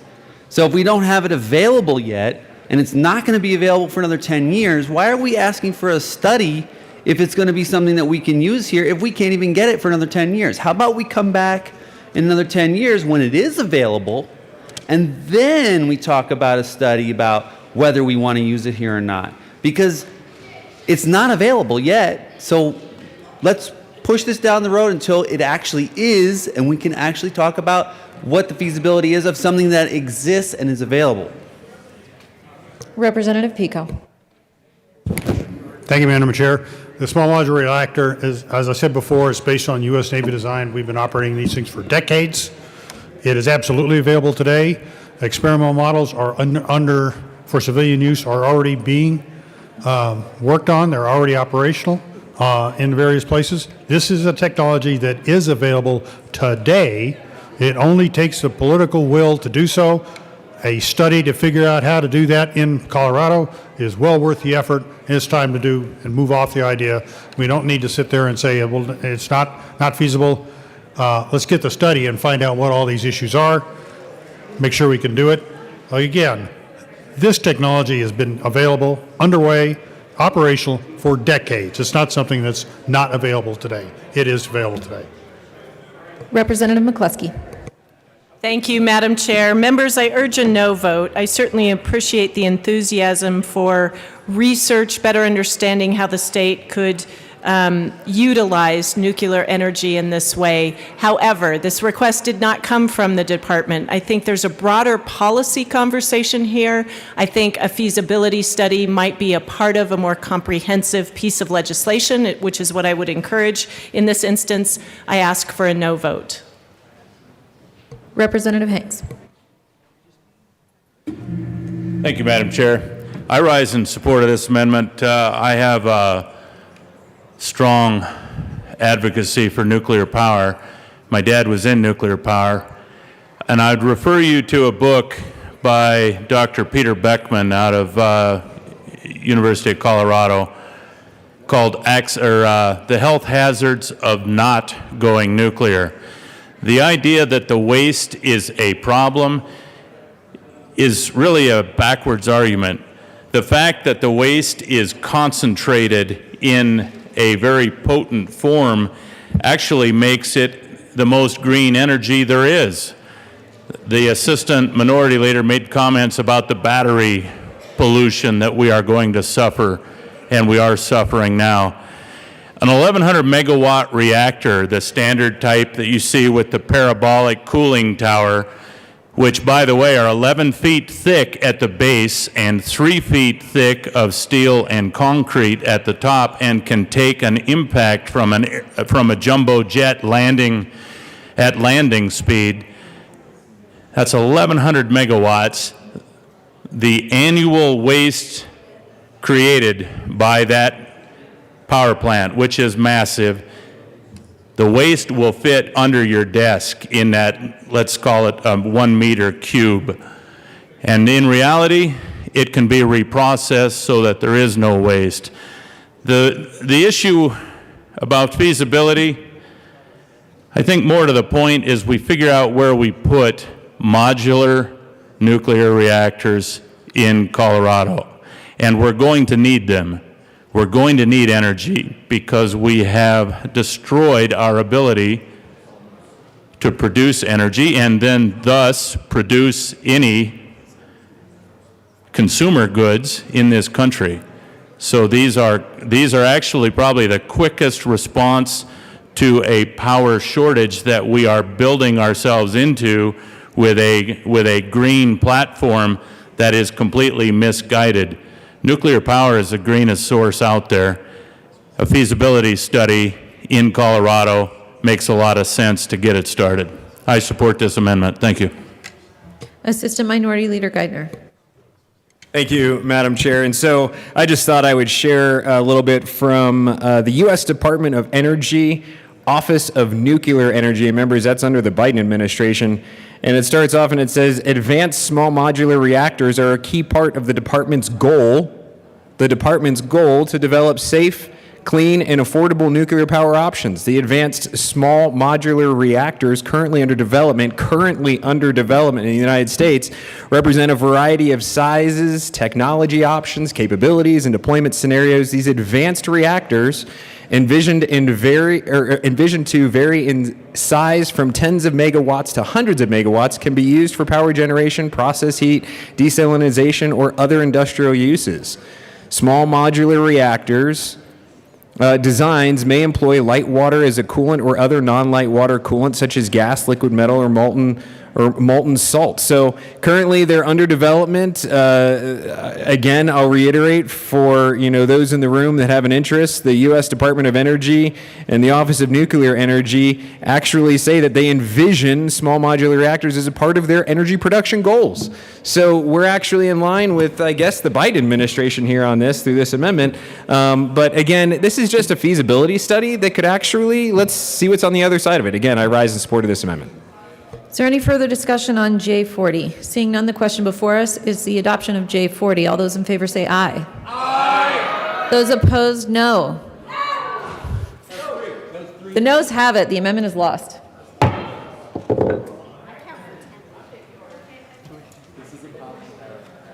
Representative Titone. Thank you, Madam Chair. I move Amendment J23. House Bill 1329. The House Bill 1329. Please have it displayed. It has been displayed. Please proceed, Representative Titone. All right. Thank you, Madam Chair. All right. So, members, in 2021, we passed Senate Bill 252, and that was for the Community Revitalization Program. And in that bill, we allocated $65 million for programs all over the state to revitalize buildings, art centers, create housing, and it was very, very, very successful. 34 projects were funded that were shovel-ready, and out of those, 2/3 in rural communities, 3/4 of those support historically marginalized populations. 2/3 of those projects incorporate housing component, totaling nearly 400 units of housing. All the projects are have energy efficient features and a lot of creative workspaces and things like that. But this money got used up really fast. There's 50 projects still left to be funded, totaling about $100 million of need. And these are projects in little towns all over Colorado, a lot of them in small rural communities, and has a really big impact on our communities, has an economic impact to our communities. This is an investment in Colorado. This is a $50 million ask from the big bucket of money that we have to pull from, and this is a great investment for Colorado, so I ask for a yes vote on the amendment. Representative Will. Thank you, Madam Chair. It's an honor to serve with you. And with you. And as Representative Titone said, what I like about this is 2/3 of this money is going to rural Colorado. And there's many projects that aren't quite shovel-ready, but are now. And I think this additional $50 million will go a long way. I think there's actually projected about a need of about $99 million still in this program. But I want to give you some examples of the community revitalization grant recipients. We had affordable live work housing, Ridgeway, right there in Rep. Catlin's country, also in Colorado Springs, New development in Denver's Montbello neighborhood that combines affordable housing, health and nutrition access, and a cultural arts hub. Preservation of historic theater in downtown Trinidad. Great community. Permanent home for suburban multidisciplinary arts organizations in Lakewood and Golden here. And then renovation of several historic tourist attractions on the Eastern Plains out in Rep Pelton's country and out through that direction. So this is a good program. I think this respectfully request of an additional $50 million will be well spent in this state, and it'll help some of our tourism, especially in the rural Colorado. So when 2/3 of this is going to the country that I represent and other rural legislators here, I couldn't support it anymore. Thank you. Representative Harrod. Thank you, Madam Chair, and I want to thank the amendment sponsors for bringing this forward. I, too, am a fan of the community revitalization grants. However, at this time, I am going to ask for a no vote on this bill. The ERDA funding has gone through a prioritization from the caucus, really to look at what projects are shovel-ready and which fits within the federal guidelines. And so we did initially fund the community revitalization projects, and as Representative Will mentioned, there were some that were funded across the entire state. And so great use of the money that was initially given to them. Again, however, today, $50 million from this fund, we argue is not an appropriate use of funding and prioritization, so we do ask for a no vote today. Is there any further discussion on Amendment J23? Seeing none, the question before us is the adoption of J23. All those in favor say aye. Aye. Those opposed, no. The noes have it. The amendment is lost. Okay, buddy, this is really quiet. Representative McLaughlin. Thank you, Madam Chair. I'd like to move J046 to House Bill 1329. It has been moved and displayed. Please proceed. Thank you. This amendment is to secure $100,000 from one time only. And as you can see, it's a bipartisan amendment, so that's a good thing, to support Colorado State University's Ag Next program. Ag Next is a leader for research in animal and ecosystem health while enhancing profitability of the supply chain, and serves as the crossroads for producers, industry partners, and researchers. This bill will help them come together to innovate real-time solutions for sustainability and animal agriculture. Representative Pelton. Thank you, Madam Chair. Whenever we talk ag, I'm going to be on a bill like that. And whenever it comes to animal agriculture, I'm going to be on that too. So this is a good amendment to add $100,000 to the Ag Next program, and I'd appreciate an aye vote. Representative McCluskey. Thank you, Madam Chair. And first, I have to say I am proud to be a CSU Ram and certainly lift up the Ag Next Climate Change Program. Really pleased to hear of member support for the program and for CSU's focus on agricultural success in this state. I will say, however, through the budget process, we made a significant investment in our higher education institutions, $129 million, 11.4% increase over last year. Really pleased that we were able to drive those dollars to our colleges and universities. We do not, in this body, pick off specific programs or efforts at those institutions to fund individually. Instead, we give the money to the institutions and ask that they prioritize their many important, successful, and valuable programs and services. I trust that CSU, hearing the call out for support for this program, will prioritize it and make sure that dollars are there to continue the work of the climate change program. But I do urge a no vote in funding that program through the long bill. Representative Holtorf.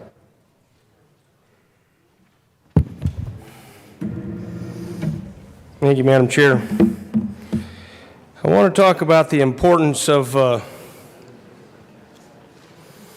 agriculture and being in the conversation as we move forward. Once again, a mere $100,000. A spit in the bucket in a near $40 billion budget. A spit. To do what? Keep agriculture in the conversation. So if you do support agriculture, you're willing to make those very minuscule investments. If you don't support agriculture, you don't care to spend a nickel on agriculture and making sure agriculture has a voice in the climate change conversation. Now, I will tell you, this amendment and the investment that this makes in Colorado State University allows for that voice. So that's very, very important to me. It's very, very important to my constituents. It's very, very important for the enterprises that my family has worked in for decades, specifically cattle feeding. Stocker grower operations and cattle feeding operations that produce the beef that you get to put on your grill in the summer at your family reunions and your picnics, or at your tailgaters, whatever parties you're having. So this does that. I absolutely support this. I'll be a strong yes on this particular amendment, and I thank the amendment sponsors for bringing this forward. Thank you. Is there any further discussion on J46? Seeing none, the question before us is the adoption of J46. All those in favor say aye. Aye. All those opposed say no.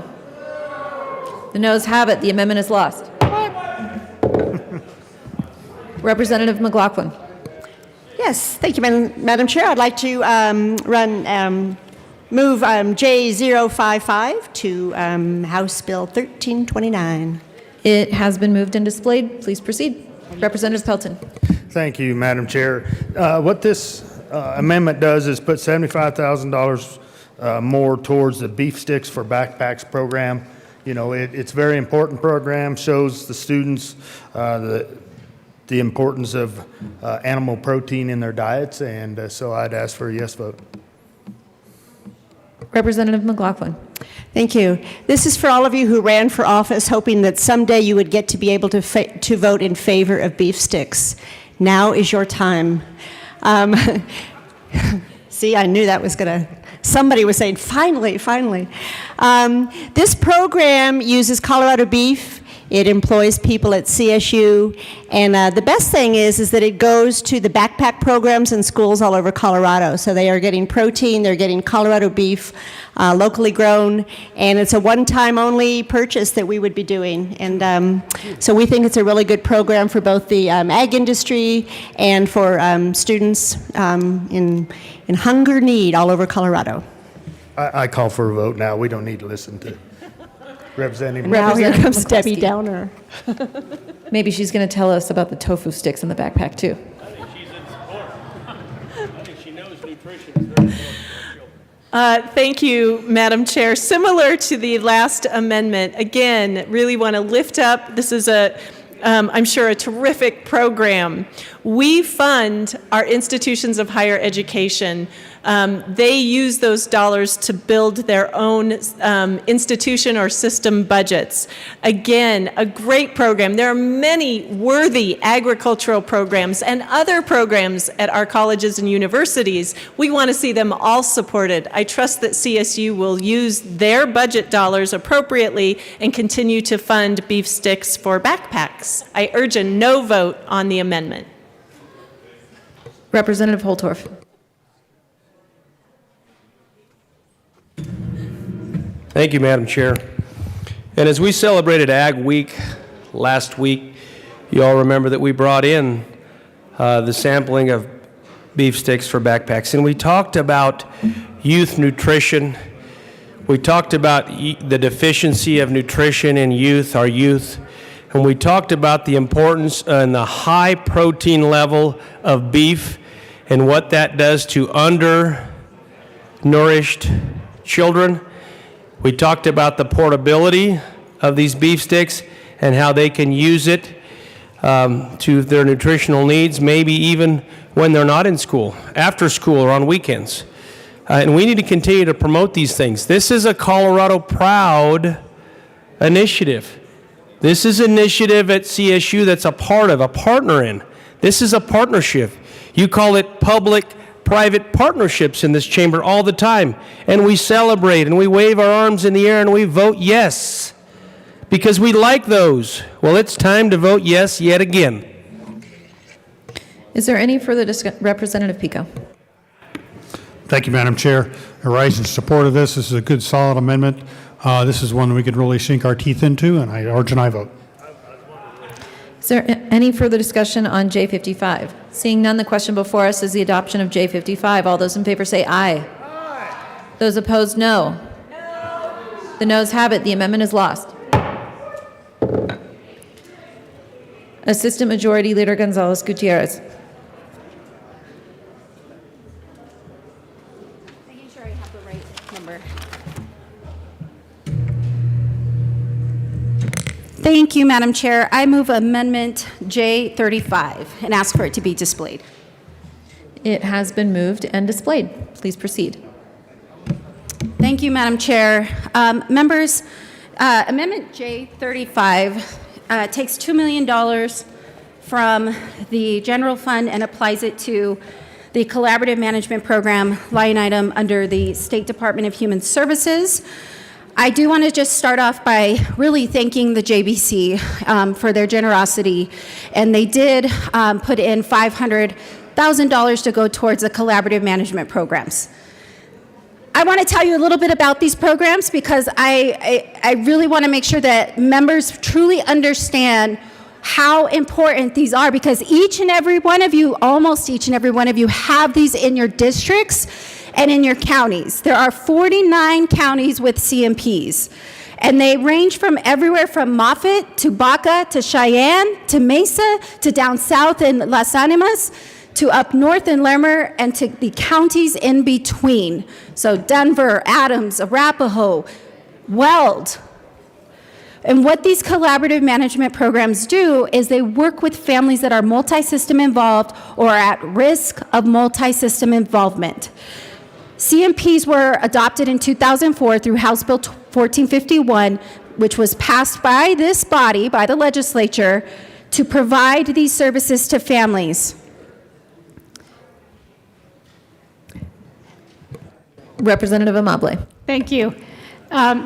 So we have one of these in Boulder, and I just want to say that the program, my heart is in the fact that the program keeps kids in their community and keeps families together and gives people a much better chance for having a full, productive life.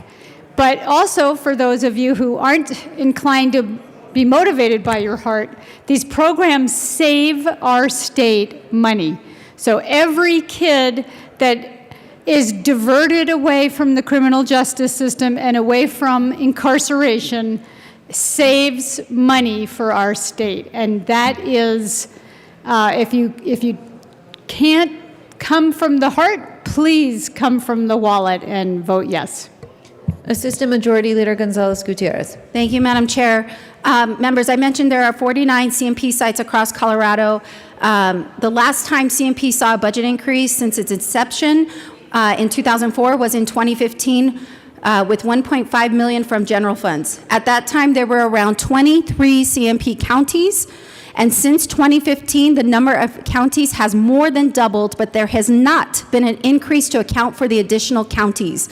This has led to significant decreases in funding to local CMPs in amounts upwards of $50,000, which may not seem significant when we're talking about our multi-billion-dollar budget, but it is when you're talking about an allocation that may be up to $200,000 in any given year. And you're tasked with serving at least 900 individual children or youth. And in 2022 and 23, there will be 51 counties joining the collaborative management programs. CMPs have provided necessary assistance in counties for kids and families, working to keep families from becoming system involved, providing prevention services, and helping families navigate complex systems within the child welfare, juvenile justice, education, and mental health systems. With a great disproportionate number of these kids and families being kids of color, because unfortunately, in our state and across the country, we see that kids and families of color become involved in these systems. You will hear that CDHS did not make a request, and there is a need for evaluation. CMPs are obligated to complete an annual evaluation every single year, reporting outcomes in areas of child welfare, education, juvenile justice, and mental health domains. Members, if you're going to vote for any amendments today, I really ask for you to support Amendment J35, or also known as Amendment 12 in your packets, because it's crucial that we provide these prevention level services to our kids and families. Representative McCluskey. Thank you, Madam Chair, and certainly I want to lift up that the Joint Budget Committee did make a $500,000 investment in the CMP programs in this state, and appreciate the advocacy of our Assistant Majority Leader as well as Representative Amabile.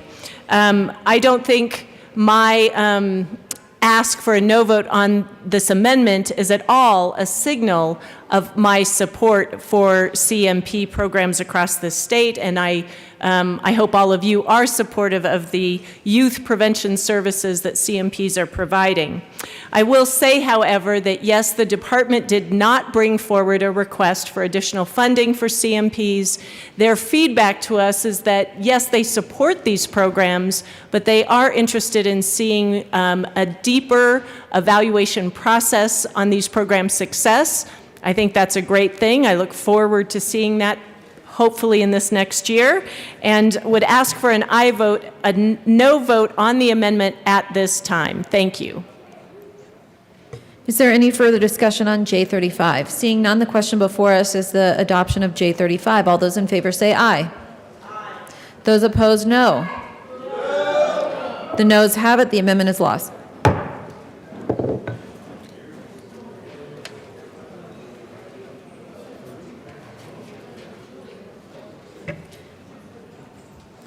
Assistant Majority Leader Gonzalez Gutierrez. Thank you, Madam Chair. I move Amendment J29 and ask for it to be displayed.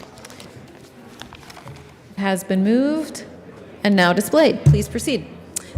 Thank you, Madam Chair. Members, myself and Representative Bacon, who is going to probably be joining soon, we are bringing this amendment to you regarding the Tony Gramscis Youth Services Grant Program. I'm not sure how many of you have actually been appointed to the TGYS board as a legislative appointee. I would say put your hands in the air and wave them like you just don't care, because TGYS is absolutely, see, Madam Chair. TGYS is actually a really great program, and I'm going to give you a little bit of a history lesson. I'm not sure if any of you know who Tony Gramscis was. He was a legislator, and a Republican legislator. And in the 90s in Denver, there was this quote-unquote phenomenon of the summer of violence. And members, I think you've all heard me come down here and talk about having grown up in North Denver, the north side as I call it. And in the 90s, when there was some significant violence among our youth, specifically amongst a lot of the different gangs in Denver throughout different parts of the city. And Tony Gramscis took this walk through neighborhoods, and what he saw was that we need services for these kids. We need programming and options for them to engage in. We need prevention. We need resources for these families. And so out of that ended up coming the TGYS board, which provides grant funding just this past year to 91 programs from 72 organizations, and are anticipated to serve more than 50,000 Colorado children, youth, and families this year. And members, these grants are distributed across the state, rural, urban, suburban, you name it. These are prevention programs for youth. There's an early childhood component. There's dropout prevention. These are incredibly important programs to our communities to keeping kids out of the system. So members, we are asking for $3 million of the general fund to be appropriated to TGYS so that they can continue to fund these grantees who are doing the important work in our communities. I ask for your support of this amendment. Representative Herod. Thank you, Madam Chair. And, I actually argued this exact same amendment with a former colleague, Cole Wist, years ago, and learned a lot about Tony Gramscis. They fund things like the Boys and Girls Club, Big Brothers, Big Sisters, great programs across the state that, quite frankly, are nonpartisan, and it's a bipartisan effort to support these programs. I am coming down, though, to say and ask for a no vote on this amendment, only because Madam Chair is watching. But in reality, this funding needs this program needs a more stable source of funding. One-time dollars for this program as budget amendments every year, I don't think is acceptable any longer.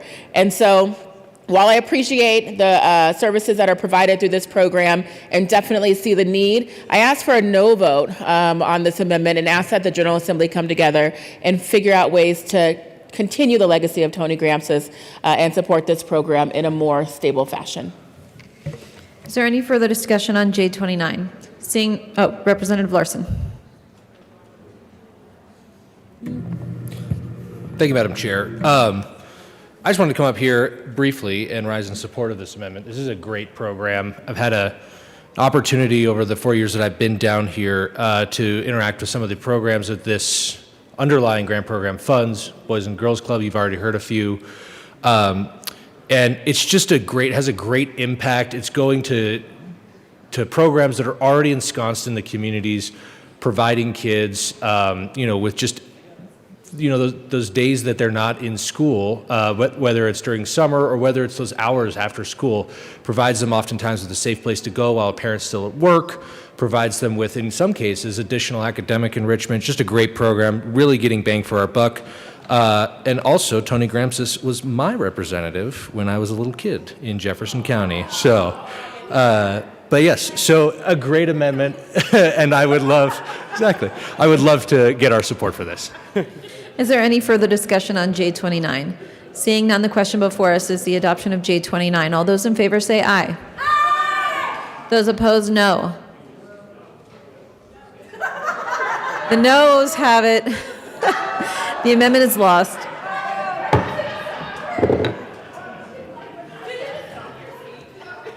Representative Larson. Thank you, Madam Chair. I move Amendment J059 and ask that it be displayed. It has been moved and displayed. Please proceed. All right. Thank you, members. And in a similar vein to my other amendments, this is going after those one-time funds. This particular amendment is addressing the increase in homelessness, drug use, and issues of that nature. And this would actually take $160 million total from that one-time fund and put it into three separate programs. The first is the Criminal Justice Diversion Programs in the Department of Human Services. This is funding things like co-responder programs, drug treatment. Similarly, there's also the Peace Officers, $30 million to the Peace Officers Mental Health and Support Fund in the Department of Local Affairs. Also goes to similar programs, but it's funding in a slightly different way. Also goes to provide supports for mental health for police officers, as is in the name, which is an important component of this. And then the largest chunk is $100 million to the Law Enforcement Community Services Grant Program, and this can go to fund general operations for law enforcement. Members, you don't have to travel far from the Capitol to see, frankly, the really sad conditions. And there is no single issue here. This is why it's dispersed among three different particular groups, because there's no single answer to the problem that we've seen crop up, frankly, much worse in the last 2 years, but it existed predating that. We have mental health issues, we have a crime issue, we have a drug addiction issue, But what I can tell you is, from a perspective of somebody who grew up here, it is sad to see what Denver has become over the last few years. Sad to see the conditions that some of our fellow Coloradans are living in. And this, I think, would be an excellent use of one-time funds. We could really make a real difference. Getting people that need access to social services and are willing to go there, they would be funded to do that. People who are acting in a criminal manner or sexually abusing people through drug dealing, we would also be able to address that. This is really designed to be an all of the above, not centrally driven, but just giving resources to people at individual grounds to make those investments, to make our streets safer, to get people off of the streets and into treatment or into the correction system if that's indeed where they belong. So members, I would ask for your support. Representative McCluskey. Thank you, Madam Chair, and thanks to my colleague for identifying two very complex and challenging issues that our state is facing around drug use and homelessness. And we did put aside $700 million for one-time general fund appropriations, in part to be used for public safety, because we thought it was important that legislative bills that are already in the system focused on these issues have an opportunity to succeed with the funding that we put aside.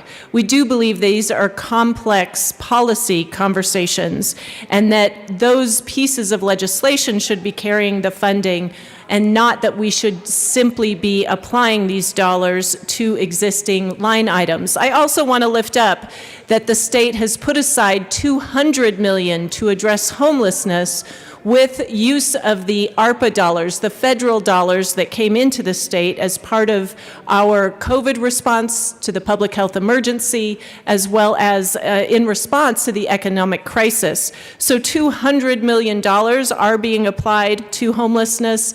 Certainly pleased to lift these up as priorities, along with my colleague who has brought this amendment, but I would urge a no vote on this amendment because I think we really need to take a longer and more thoughtful approach to where we're investing these dollars. Is there any further discussion on J59? Seeing none, the question before us is the adoption of J59. All those in favor say aye.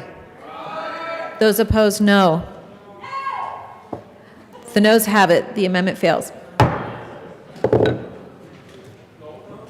Assistant Minority Leader Geithner. Thank you, Madam Chair. And members, I move J041, and I ask that it be displayed. It has been moved and displayed. Please proceed. Thank you, Madam Chair. And so, members, what this does, if you look at the long bill, I think it's page 259, 249, there's a series of home visiting programs and funding lines for home visitation. One of them specifically has to do with school readiness. If you look at there's multiple reports that have come out over the years. Those reports highlight the number of visits and whatever else that have actually been conducted in the state of Colorado. It talks about some of the angles of what the visits are for, from prenatal all the way through to 5 years old, and in some cases of some of these programs, 6 years old. But there are concerns in and around the impact of government coming into the private residence of families, and realizing, of course, that this is still voluntary and whatever else. I do take concern, and some of those concerns are in and around the idea of, specifically even and the reports speak to this, the social emotional aspects of what the program is designed for. And in my part of the world, there is concerns with what is social emotional. Certainly the role of families, the role of parents as it pertains to social emotional educating or properly educating their kids and whatnot. There's a religious aspect. There's all sorts of concerns in and around here. And so I feel that it's probably in the best interest of families, specifically as we look at this line item, to perhaps eliminate this program so that it doesn't continue to encumber what I believe are families and the private residents of their homes. And so, members, I ask for your support in J041. Thank you. Representative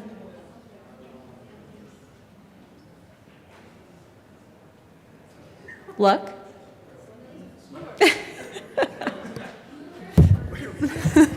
Thank you, Madam Chair. I rise in support of this amendment. I know that, our heart is to see whole and healed families, and we desire that for our communities. We desire that for this state. But I do have concerns about this program and other programs like it. I sit on the Child Fatality Review Board, and I'm aware of some of the needs that we have, and I do just have concerns about the government providing these kinds of programs. I have concerns about how they continue to grow and how we move from may into must and how we expand year over year over year. And there are a number of people who are desiring for these kinds of programs to be mandatory, to start at the moment of declared pregnancy and move into age 12. These are the types of things that grow slowly over time, and I am concerned about it. I don't believe that this is the role of government. Do our families need support? Yes, absolutely they do, but there are a lot of other ways we can provide that support and come alongside them just as individuals and as groups of nonprofit and just interested individuals who care about their neighbors. And maybe that isn't how your neighborhoods work, but that is something that's very important to the people in my communities, that our neighbors take care of each other and that we come alongside each other. And to do this through the government, it just goes against many of our values. And so I rise in support. Thank you. Representative McCluskey. Thank you, Mr. Chair. And I do think it's wonderful to hear communities coming together and supporting one another, particularly with the development and school readiness of our children. Folks, the home visiting programs that have been referenced and are provided are optional for families. First of all, it's very important to understand that.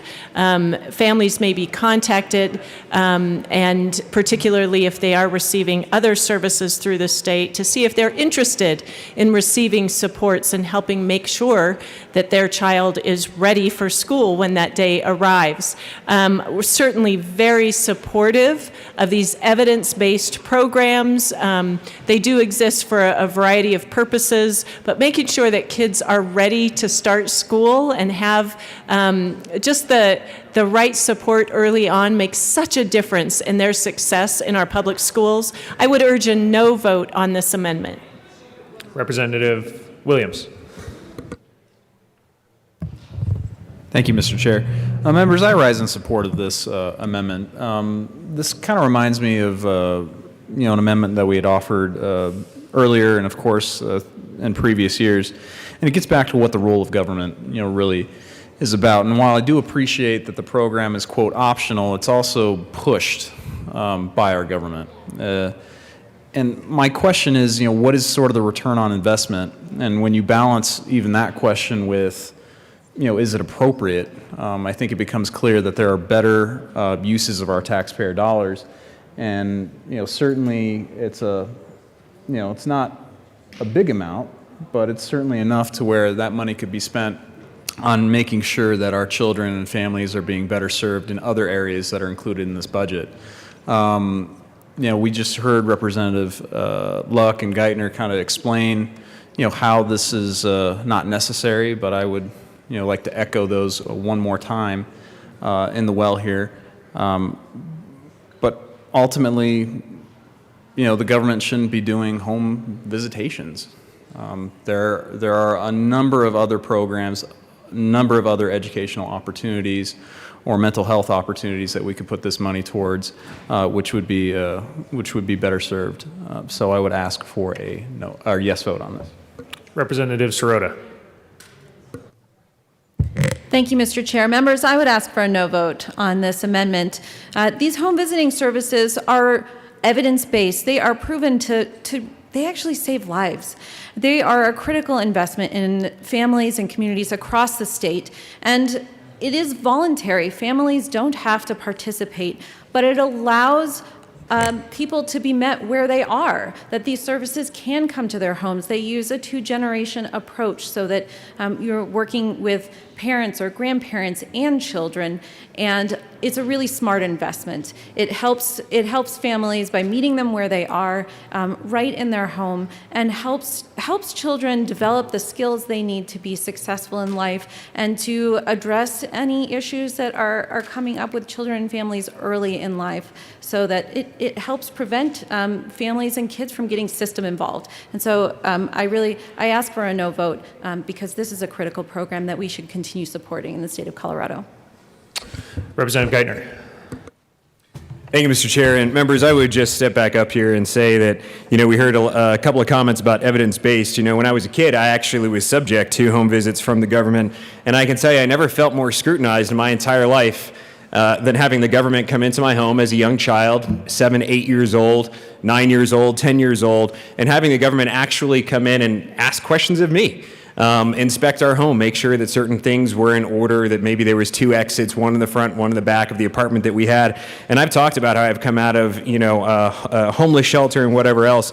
But I think that the most impactful thing that I remember, or one of the most impactful things I remember of my childhood, is specifically having the government come in and, quite frankly, poke its nose where it had no business, ask questions of me, and try and get into the affairs and the dynamics of my household. And so I think if we're going to talk about evidence-based, I think we also need to talk about the other side of that.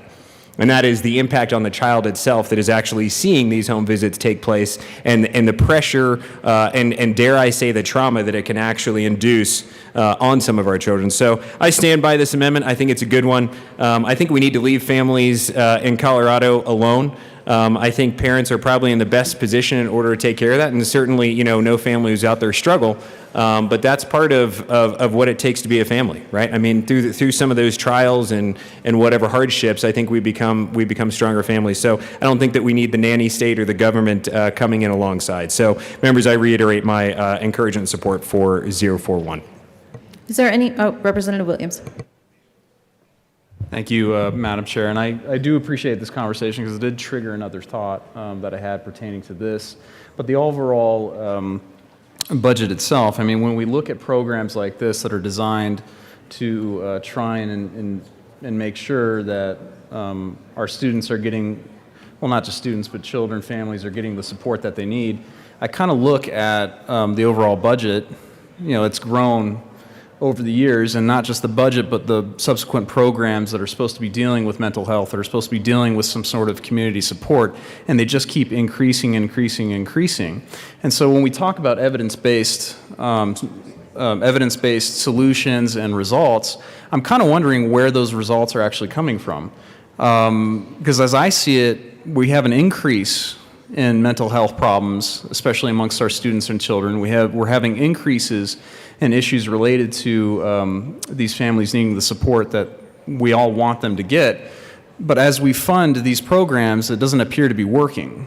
And so the solution has been throughout the years to keep putting more money into these programs or creating new programs. So again, when we talk about the results, I'm not seeing the results here. There doesn't appear to be a return on investment, so to speak. And so the question is this working? I would say it's not. If we're expanding our budgets year after year after year, if we're expanding these types of programs year after year after year, creating new ones year after year after year, and we're seeing still the trend line of these problems increase, then the solution isn't to keep throwing money, at these programs. It's to reevaluate these programs, see if they're working. If they're not, get rid of them and try a different approach. And so I would renew my call for a yes vote on this amendment. Any further discussion on J41? Seeing none, the question before us is the adoption of J41. All those in favor say aye. Aye. All those opposed, no. No. The noes have it. The amendment is lost. Representative Duran. Thank you, Madam Chair. I'd like to move Amendment J010 and have it displayed. J10 has been moved and displayed. Please proceed. Representative Duran. Thank you, Madam Chair. So this amendment is a one-time transfer of $1 million to the Eviction Legal Assistance Fund from the General Fund. Colorado's Eviction Legal Defensive Fund is the only state-funded program that supports nonprofit legal aid providers who provide free legal assistance to Coloradans at risk of eviction. Due to past and current policies and practices that create more barriers to housing stability for communities of color, Black and Latinx renters are also significantly more likely to face eviction. As a result of discriminatory policies and practices, Black women with children face the highest rate of eviction. This program has proved successful in assisting people in thousands of evictions at current funding levels. The program has also scratched the surface in meeting the full need for the tens of thousands of residents who face eviction each and every year. Legal representation for renters at risk of eviction is critical. Also keep in mind that keeping a family in their home saves taxpayers approximately $70,000 per year in shelter costs. And if I could also add a quick note here that the Judicial Department never has and will never request funds for this. That's why it's up to the state legislature to take this action, and I ask for a yes vote on Amendment J010. Representative Woodrow. Thank you, Madam Chair. Colleagues, I admit it, no one likes a lawyer until you need one. Tenants, that's right. Tenants are only represented in 3% of cases. This puts them at a decided disadvantage when defending themselves against evictions. And just to echo what my colleague said, yes, the Judicial Department did not request this money, but the Judicial Department has never requested funding for this. It has always been funded by the legislature. We ask for an aye vote. Representative Herod. Thank you, Madam Chair, and I want to thank the amendment sponsors for bringing this amendment forward and advocating on behalf of the people of Colorado. I am going to ask for a no vote at this time. Members, we set aside hundreds of millions of dollars for access to housing, and we believe that that is the best vehicle through that task force to fund programs that keep people in housing, like the Legal Defense Eviction Defense Fund. And so with that, at this time, I do ask for a no vote, but I do appreciate the bill sponsors' commitment to seeing and ensuring that people stay in their homes. Any further discussion on J10? Representative Woog. Thank you, Madam Chair. I ask for a no vote. I don't see the reasoning to put tenants ahead of landlords, and oftentimes landlords are small investment homeowners, so I'm not clear on why we want to give tenants an advantage and not keep it equitable. Thank you. Representative Rich. Thank you, Madam Chair, and I rise in opposition to this amendment. A couple of years ago, a bill was passed, and the landlords are already paying for this. So I don't see a need for us to fund this any further. Ask for no vote. Representative Herod. Thank you, Madam Chair. And while I still do ask for a no vote, I just want to clarify that eviction defense helps landlords and renters because it keeps people in their homes and it keeps a stable source of income. This is asking for funding from the general fund, so the landlords are not paying for it. I do ask for a no vote. Any further discussion on J10? Seeing none, the question before us is the adoption of J10. All those in favor say aye. Aye. Those opposed, no. The noes have it. J10 is lost. Representative Carver.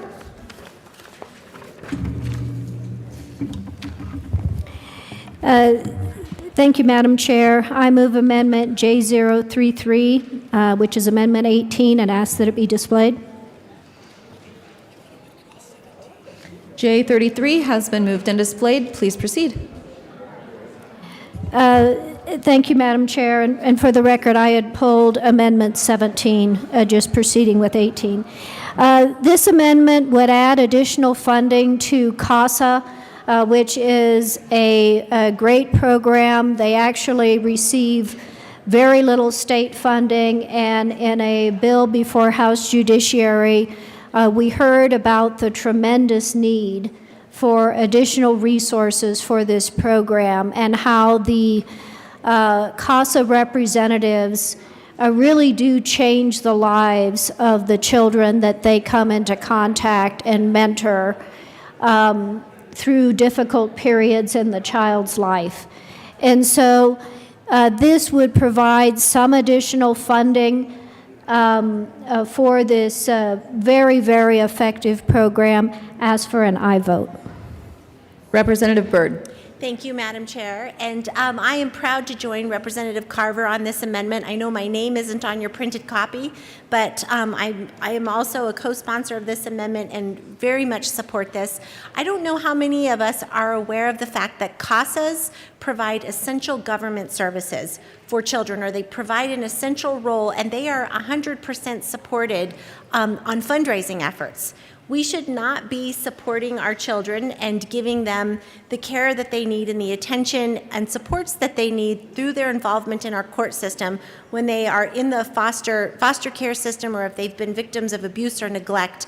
A CASA representative helps guide these children through the process, make sure that their voice is heard and that their interests are always being represented by a caring, compassionate, and responsible adult. This is our opportunity to offer some one-time funding to help CASAs across our state help every child that is in need of these services get that one adult that they need to speak for them at their most vulnerable moment. I support this amendment and urge a yes vote. Representative Herod. Thank you, Madam Chair. I do ask for a no vote on this amendment. While CASAs do provide a very important service to the people in their communities, this was not a request that was brought forward by Judicial.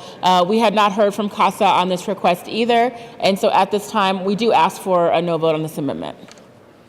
Is there any further discussion on J33?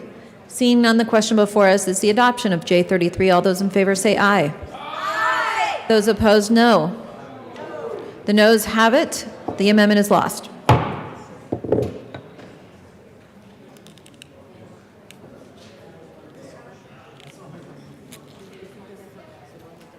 Madam Speaker Pro Tem. Thank you, Madam Chair. And Madam Chair, I withdraw Amendment 19. Amendment 19 has been withdrawn. Madam Speaker Pro Tem. But pursuant to subsection B of House Rule 33A, I move that the committee consent to the consideration on second reading of the following Amendment 19B, and ask that to be displayed, which is J062,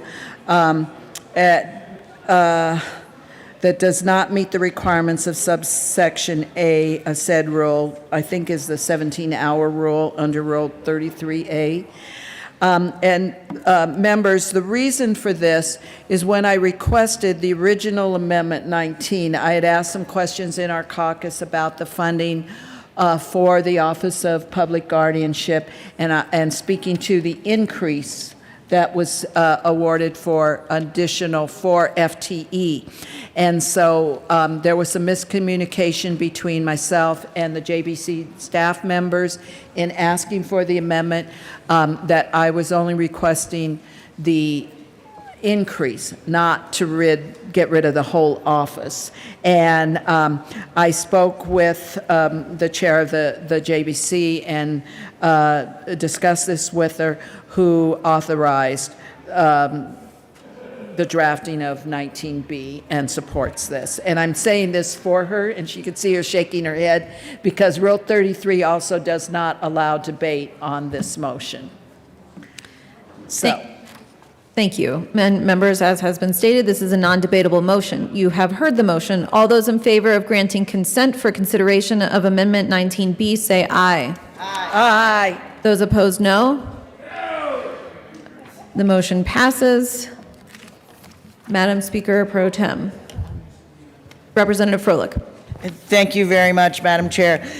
Members, the Office of Public Guardianship serves an incredible need, and we absolutely, to quote Denver Health, who said in a statement, Denver Health does not want to live in a world without public guardianship, but it also does not want to live in a world where our Office of Public Guardianship is ineffective.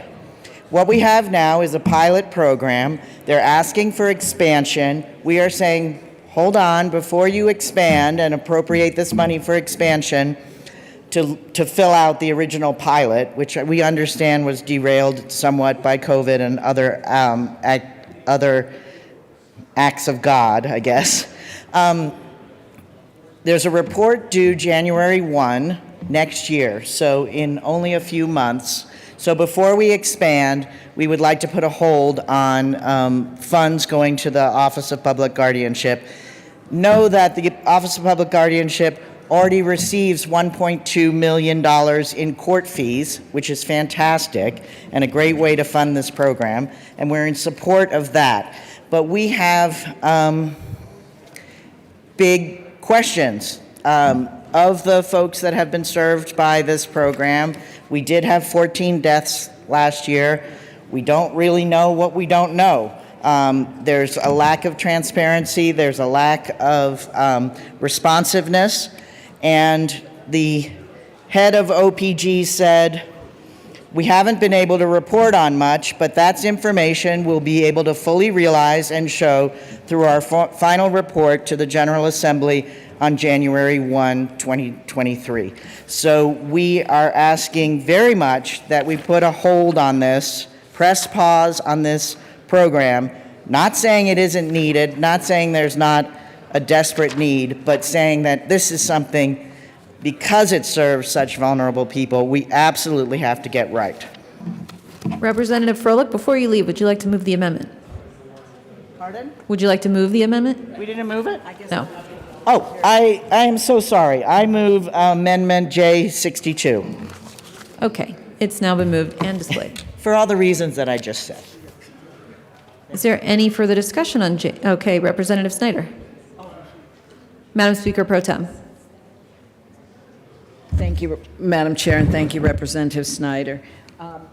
Members, what this is about is, as my co-sponsor indicated, is that if currently there are 7 FTE in the Office of the Public Guardianship, and this asks for 4 FTE, that would bring a total of 11. And the rationale behind requesting this extra 4, one of those would be a deputy director. I'm not sure when you have a staff of 11 why 2 of them have to be a director and a deputy director. But one of them is a deputy director. The other 3 would be the guardians that would expand into 1 or more of the other judicial districts that were included in the bill. And the bill very specifically said to start with District 2, Judicial District 2, which is the Denver district, which they did, but then it indicated that then they could go on to the other 2. So they made the argument that they needed to do the other 2 judicial districts. And I'm not going to say that's not a good argument if there were time. But remember, members, this budget doesn't take effect till July 1st. So if we authorize them to hire 4 new people, even if they did it really quick, they probably wouldn't have people in until late August, September. And then to start a program in 2 judicial districts that they're not there now, and to train these individuals, there's not much that they can do in that short amount of time. And the report they're going to have to give us, in fact, we asked about this in the SMART hearing in Judiciary. I said, you know, since you have to give us a report, why are you asking for the request instead of waiting? And they said, oh, because you'll see this is a great program and we need to expand on it. Well, I think when it's my legislative duty to evaluate a pilot program and decide whether it should continue or not, I don't want the people running the pilot to tell me in advance what I want to do. And when you read the bill, and you all can pull it up, it's House Bill 17-1087 that established the pilot.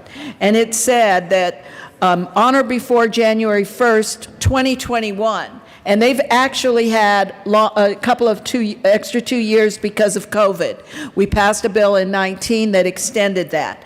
But they are supposed to submit a report to the judiciary committees, and at a minimum, the report must quantify to the extent possible Colorado's unmet need for public guardianship. The second thing is to quantify, to the extent possible, the annual average cost. And members, to represent around 80 individuals, it's close to $5 million that they're spending now. So I can't imagine, that's one judicial district, what the cost of this program is that we would have to consider. They also are supposed to quantify the net cost or benefit that results from the provision of this guardianship service to every judicial district, and then any notable efficiencies or obstacles that could be incurred as a result of this. A couple of other things that are important. Assess whether it should be this independent statewide office or a nonprofit agency is preferable. They're supposed to tell us why it should be one or the other, and also to provide uniform and consistent data elements regarding the delivery and any without any personal identifying information, and funding models and sources if this was done by a nonprofit or anywhere else, and where we would need to find funding from. That's a lot to give us in that report to evaluate a pilot program. And I'm not yet ready, and I heard the SMART hearing, to say this is the best way to move forward. It may be, but I don't know until I get all this information. And why would we want to continue to put money into this program? And the JBC staff also indicated in their analysis of this request is that even if we decide we don't want to continue this pilot, it doesn't mean that the individuals they are representing as guardians for, that stops the minute we say no more program. They recognize there will be at least a 1 year or more wind down of the program if we don't continue the pilot. So the funding would have to continue for next year and then probably another year. But we don't want to continue to bloat that program if we're not going to continue it. So I think this is not a good decision to continue this program when we need to make a decision in the General Assembly in 6 months. So I urge a yes vote on this amendment. Representative Snyder. Thank you, Madam Chair. And may I say it's an honor to serve with you. And you. Thank you. And I want to thank the JBC for recognizing the need to expand this program to its original intent. So the bill sponsors were correct. 2017, House Bill 1087 created this study bill. No funding, gifts, grants, and donations.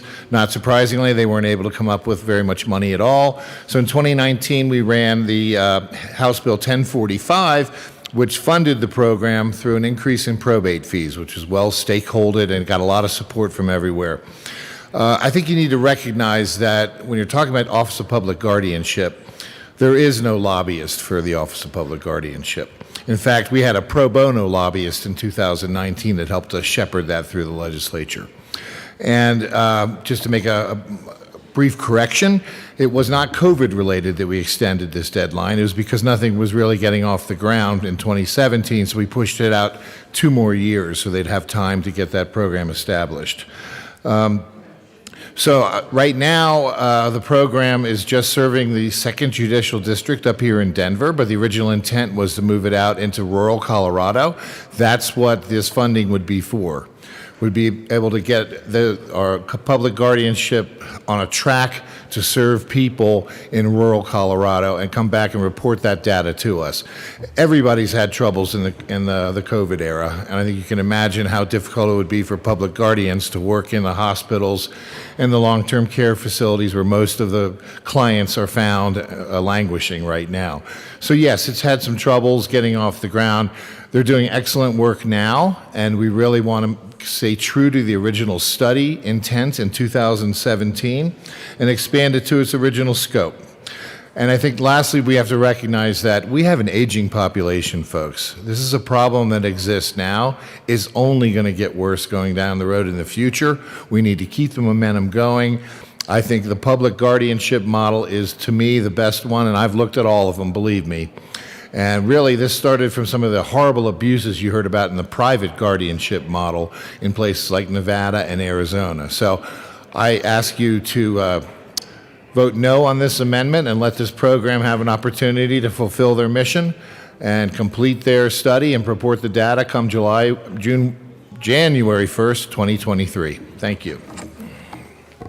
Representative Luck. Thank you, Madam Chair. So I support this amendment for a variety of reasons. One of them being under this particular amendment to the amendment, right? In the initial amendment, it was a defunding of the entire office.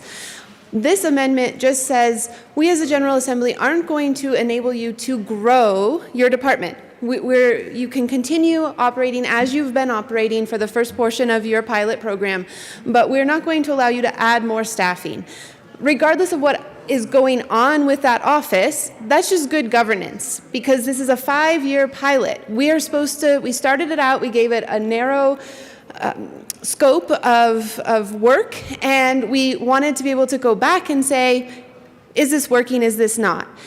To expand the program before that analysis takes place really makes no sense, because what happens if the General Assembly in that consideration says, we want to shut this down? Now you have more people you're laying off, and you have more potential clients you're having to find solutions for and to onboard in some other mechanism. It ties the hands. If we can limit the scope and make sure that this is actually being effective, that's a better way forward. And then in business, right, you start with a small contingent, and then you use economies of scale and you grow that out.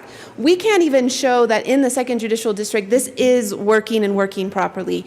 During the SMART Act hearings, we heard from some of the people who are involved in this, including hospitals, and they were sharing that they've actually had to escort staff from this department out of their hospitals because of their unprofessional or belligerent conduct. That's not something I want to multiply into other judicial districts. Those are situations, problems, processes that need to be addressed and fixed in this narrow band. Let's make sure that if this program is going to move forward, it does so under a proper ordering and under proper procedures. Moreover, with respect to this program generally, while I understand that there are a lot of issues, and Representative Snyder and I have had brief conversation about this with private guardianships and some of the abuses there, I do think that there are other models that we could pursue that would actually enable not just for the decisions to be made, right? Because what is actually being done here is you have a healthcare decision or a contract decision, and the government comes in and through this office helps you to make it or makes it for you. That's not really providing support to those people. That's not really providing community to those people. Those people are still living in isolated situations. They're still not being visited. They're still not being cared for. We have to, as Coloradans, figure out ways to come alongside and love on these individuals, and I'm not convinced that this is the process that does that. And I think that there are other models that we could employ to ensure that people are actually being embraced in our communities and finding a family, even if it's not biological. And so I rise in support of this amendment to the amendment and ask for an aye vote. Representative Lontine. Thank you, Madam Chair. Several of the sponsors of this amendment have referenced to hospitals who spoke up around the Office of Public Guardianship. One of the sponsors mentioned Denver Health specifically, and so I thought it would be important that we hear from the perspective of Denver Health.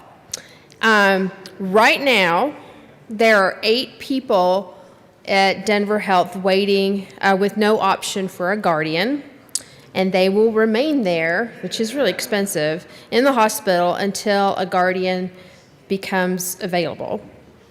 A couple things to note: because the Office of OPG isn't adequately funded, they aren't able to be responsive to even just Denver's guardianship needs. OPG is not prepared to expand with their current staff, which is why the budget expansion is needed. There is a gap in the continuum of care and a need for guardianship. They need either to be able to expand or have their pilot requirements changed so that their report requirements do not set them up to fail.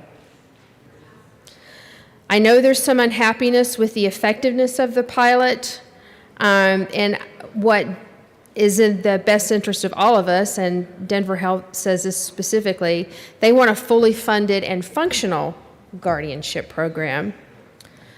And the one thing that they want to make clear is that when they made their comments, when we challenged their expansion, we were unaware of the impact that would have on their requirement for the program. That is why they oppose this amendment. And unless someone is going to change their requirements, we have to support their work, even in a limited capacity, because the state has placed them in a position to fail without it. For those reasons and others, I would ask that we oppose this amendment. Thank you. Madam Speaker Pro Tem. Thank you, Madam Chair. And members, this request is not to use this staff in Denver. Denver is the district, the judicial district that is currently being served by this program. So this amendment continues that. It continues all of the services Denver is getting. What we are advocating in this amendment is no expansion at this point, because we don't think 6 months is enough to do expansion. And again, members, I think you'll hear, and if you pull up articles, there's been a lot of articles in the last few months about this program. There's pros and cons to the program, but that's why it's a pilot. So when we get a report in January, we are going to hear the pros and cons, and at least in judiciary, and you all should come to our SMART hearing next year in judiciary, we can ask them more specific questions, and they can, should we continue this pilot, or is there some other way we should do this? And the costs of continuing this statewide, if it's already roughly $5 million for just Denver, you can imagine what it could be beyond that. And they are not reaching all the people they need to reach in Denver. So we need to evaluate this program before we expand it to other judicial districts with this short 6-month amount of time to do it. And next year, we will have full discussion about this program and what we want to do. If we want to expand it or continue this pilot as a permanent function of government, or if we want to do something else. That's the plan. And to me, it's just not prudent to spend this money, hire people for an expansion that we may decide next year we don't want. So that's why I encourage a yes vote on the amendment. Representative Snyder. Thank you. Just a couple clarifications in here. All right, so it's already in statute that this will be a 3 judicial district study, including 2 moderate size and a small rural county. That's what all they're trying to do, is get back to the original intent. So the worry is that come the time for the report, January 1, 2023, if we don't have any information gathered on those 2 districts, it'll make the study look like, right out of the gate, like it's a failure. And that's really not fair to this program, because it's had some great successes up here in Denver. It's not been perfect. I think we all know that. But we really need to give them the opportunity to see what they can do. They've learned a lot in the 2 years they've been operating this program in the 2nd Judicial District. It's not going to be reinventing the wheel in these other districts.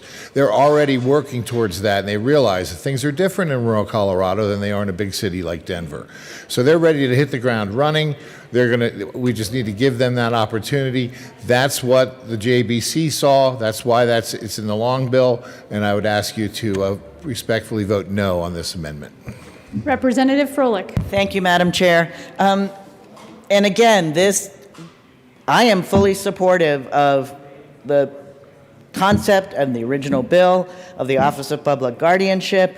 I like the probate fees going to it. This is about, in the next few months, with very little time left before the report is due in January, do you expand the program into 2 more counties?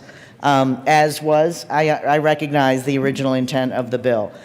We don't know what we don't know yet about this program, and before we expand it, we would like to know of the 14 deaths that occurred as young as age 47, median age 67. These are extremely vulnerable people with a lot of health issues. Maybe that's going to be how it is, but we don't know. When the Office of Public Guardianship declined to mention when they were before committee about the deaths in the mortalities, the director said there was no reason in particular, no reason it was left out. Well, I'd kind of like to know. I'd like to know more about this program before we expand it. I'd also like to know, we passed 2 bills on supportive decision-making. Those 2 bills said, you may be elderly, you may be frail, you may be in poor health, you may be indigent, but you can still participate in the decisions made about you. It's not 100% to zero. And the legislative intent of Senate Bill 2175 and 2129 should also be part of this program. So I just urge us to press pause on this.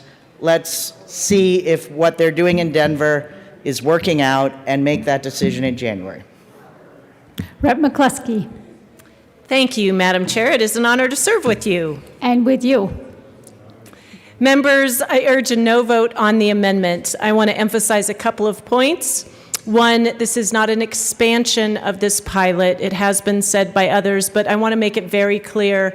When we are looking at our budget, we do, we are required, we expect ourselves to be budgeting to current law. Current law requires that this pilot program serve the 2nd, 7th, and 16th judicial districts, which is part of the reason why we said yes to being sure that southeastern Colorado and southwestern Colorado received the funding for these FTE for the pilot program.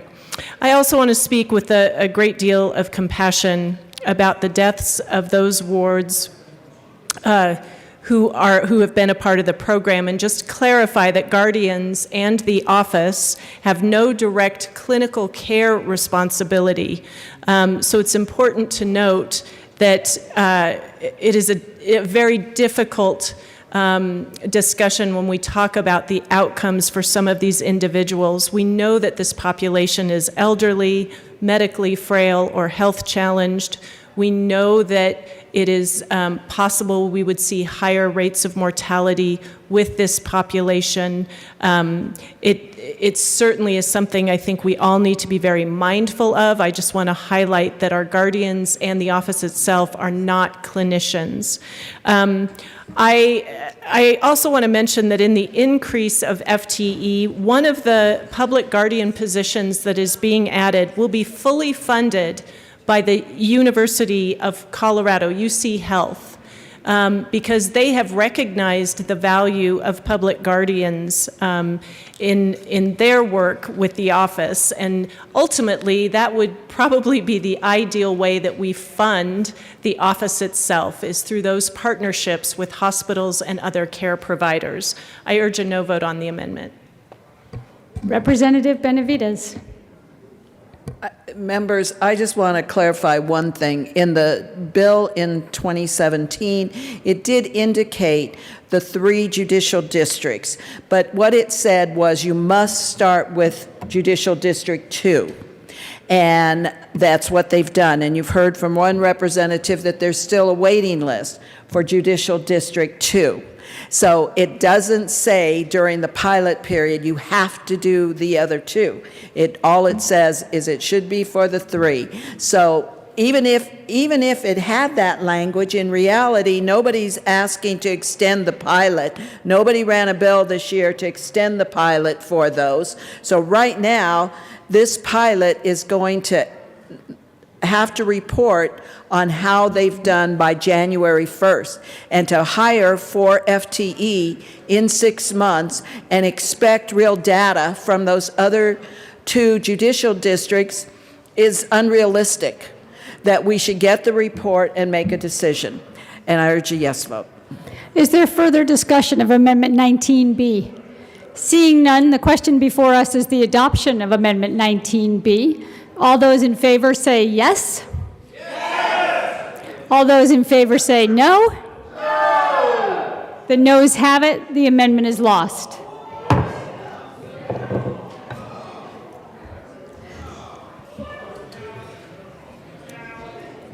Okay.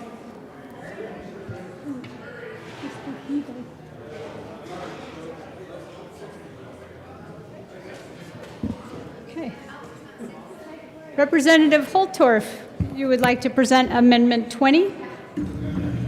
Thank you, Madam Chair. It's an honor to serve with you. It's an honor to serve with you.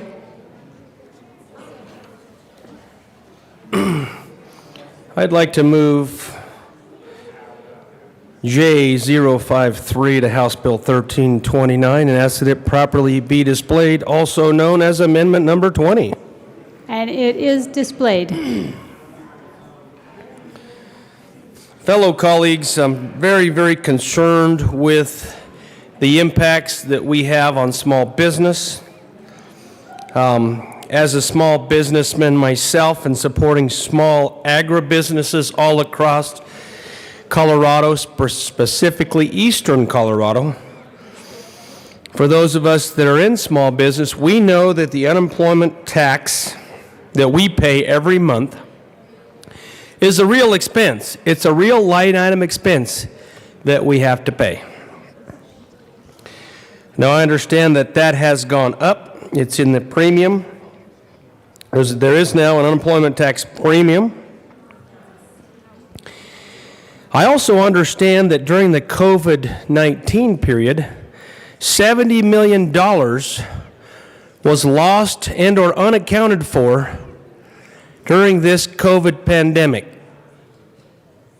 because of unverified distributions of unemployment insurance funds to illegal and criminal persons who are trying to exploit the situation.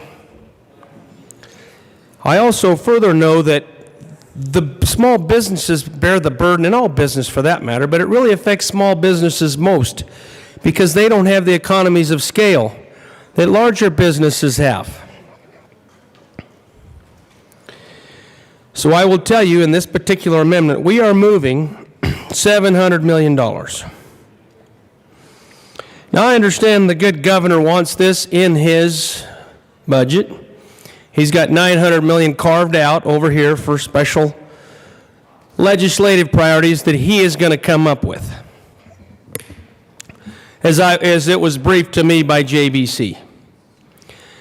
Well, Colorado, that's a lot of money to put aside. And I don't think that's right.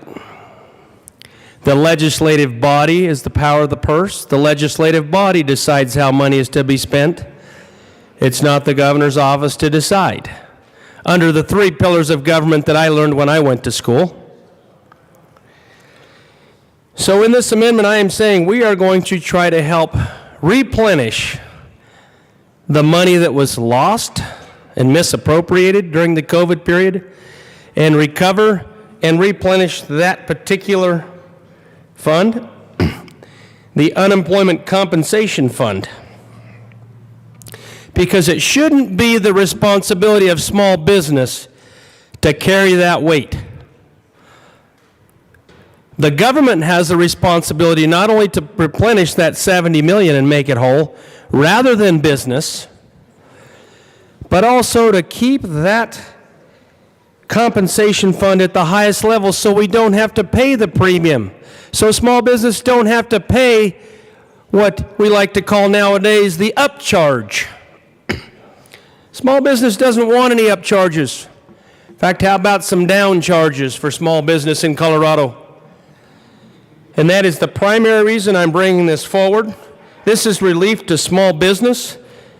This and other allocations that I think should come from the JBC to get this down at the lowest level, below the premium, are what are needed to help small businesses recover from what was a terrible, terrible COVID-19 experience, particularly when many small businesses were forced to shut down through policies of this particular state and those departments that controlled the licensure and promulgated the rules that forced small businesses to shut down, subsequently go out of business.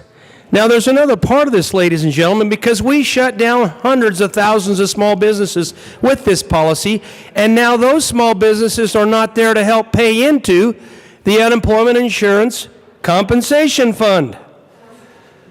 What do they call that in the legal world? Double jeopardy. Well, Colorado and small businesses don't want triple jeopardy. We don't want it, we don't need it, and we actually want relief. And this particular amendment provides that relief, so I ask for an aye vote. Representative Herod. Thank you, Madam Chair. I do ask for a no vote on this amendment. I want to remind members that we've actually been continuing to deal with this issue with the Unemployment Compensation Fund. Unemployment was actually leading into, our fund was leading into insolvency before the pandemic. And we passed a bill to increase support for the fund and ensure that the hit was not taken by our small businesses alone. We agree that we want to keep our small businesses operating in Colorado. That is why there is a bill processing in the system to address just this issue. Additionally, we are able to use federal dollars to invest in the Unemployment Trust Fund to ensure that we keep it solvent and to not pass the burden on solely to our small businesses. And so with that, we're asking for a no vote on this amendment, but look forward to voting yes on a bill coming forward to ensure that those federal dollars are put where they need to go. Representative Holtorf. Thank you, Madam Chair. Fellow colleagues, this isn't a justice issue. This is a business issue. The small businesses are writing those checks every month to the state to cover that insurance. Some would argue even if that burden, that insurance burden, should be solely held by small business or all business. There also continues to be a lot of adjudicated cases out there for fraudulent and false claims that are still being adjudicated. The money has been let, but now we have to go through these audits and these hearings to see if that's going to get clawed back. So I'm curious to see what kind of bill may be coming forward. And if it was such a priority, I think that that bill would have showed up in the first half of this legislative session, not in the second half. If we're sincere to small business, let's put our money where our mouth is. Let's see if we will make it whole. And oh, by the way, some things are never made whole without additional appropriation, particularly when the burden is put wholly and solely on Colorado businesses. Is there further discussion of Amendment 20? Seeing none, the question before us is the passage of Amendment 20. All those in favor say yes. Yes. All those opposed say no. No. The noes have it and the amendment fails.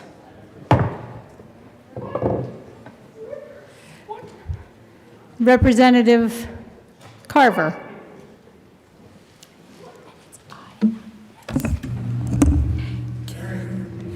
I said no last time. And everybody Thank you, Madam Chair. I move Amendment J015 and ask that it be displayed.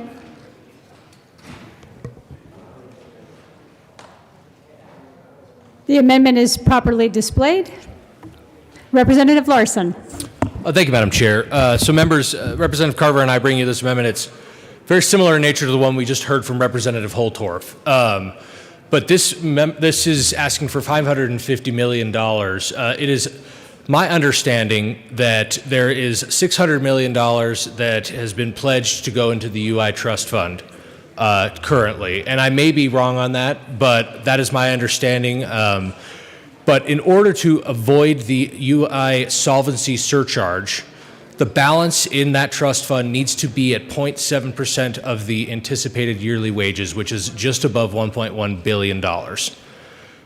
this $550 million would get the balance to that number, which would avoid the solvency surcharge. And members, for those of you that have never operated a business, every business, as part of the cost of hiring an employee, purchases an insurance product, an unemployment insurance product on each employee. And depending on the risk level associated with your business, depending on the previous history that your business has in terms of having unemployment insurance claims filed against it, there is a premium that you pay.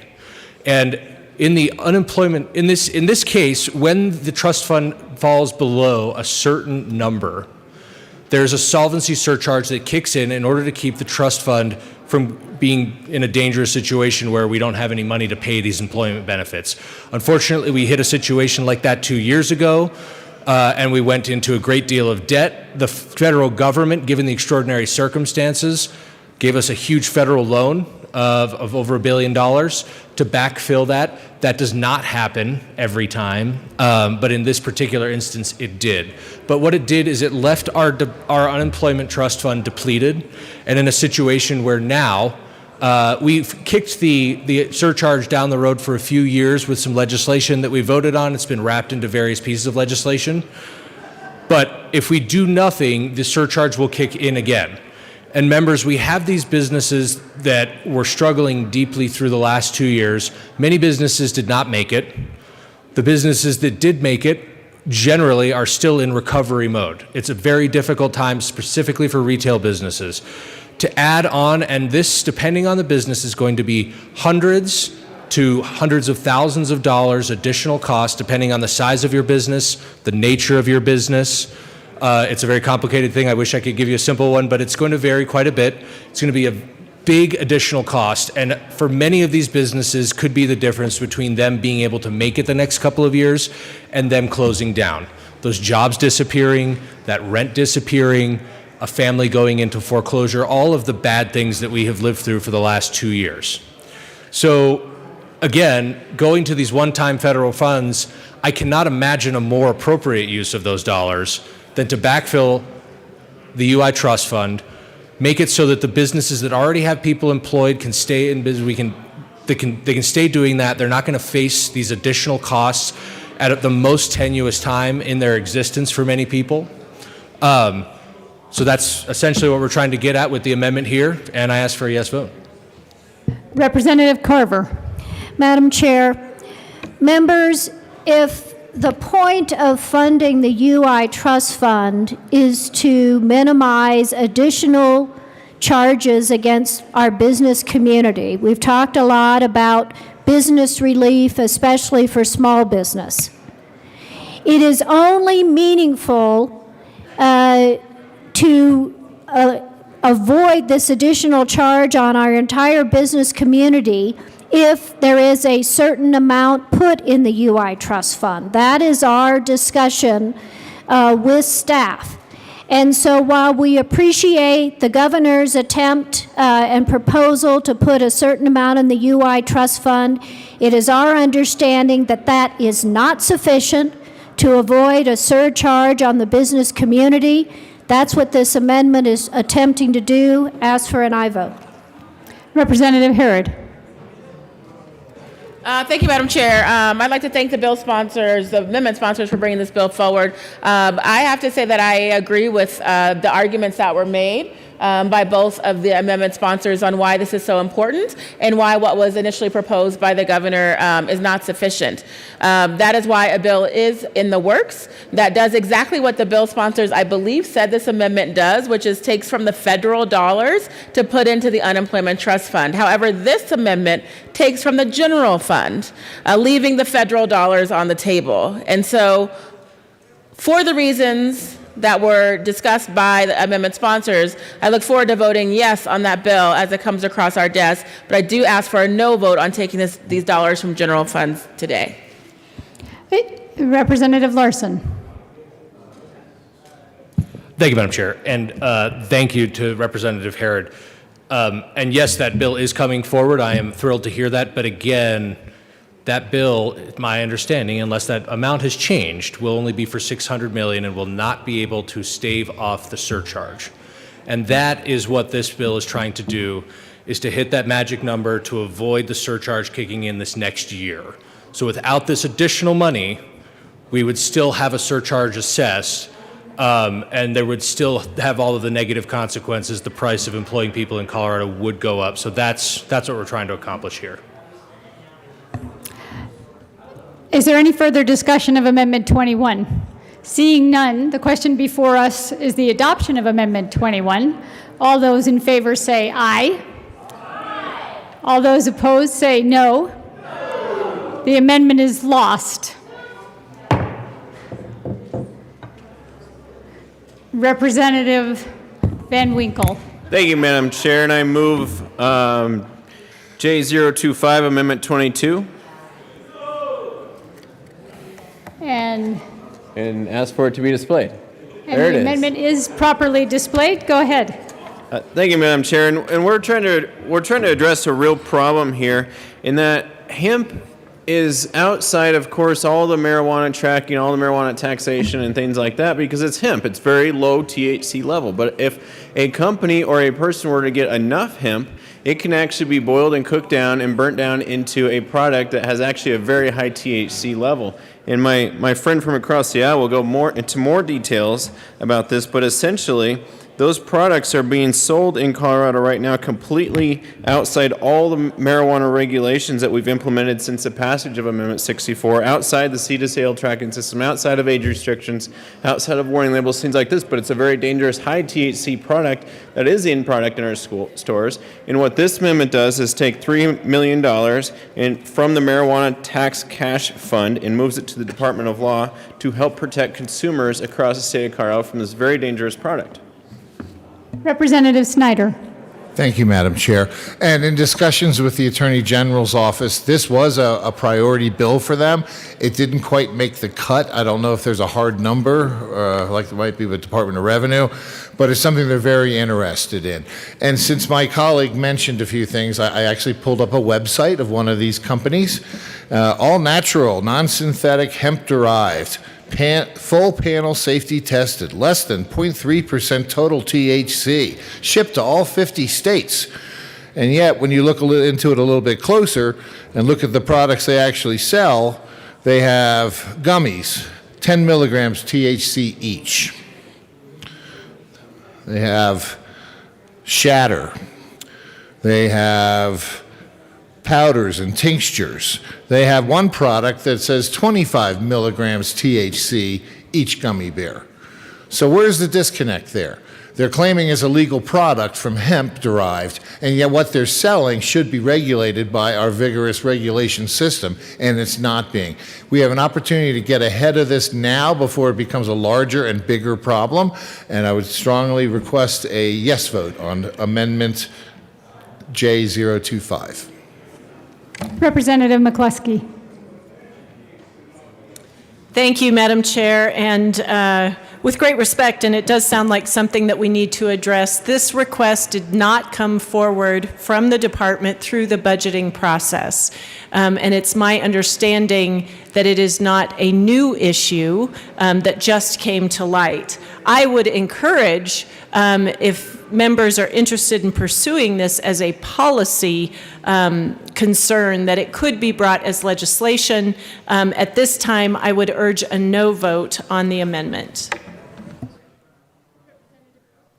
Representative Snyder. Thank you, Madam Chair.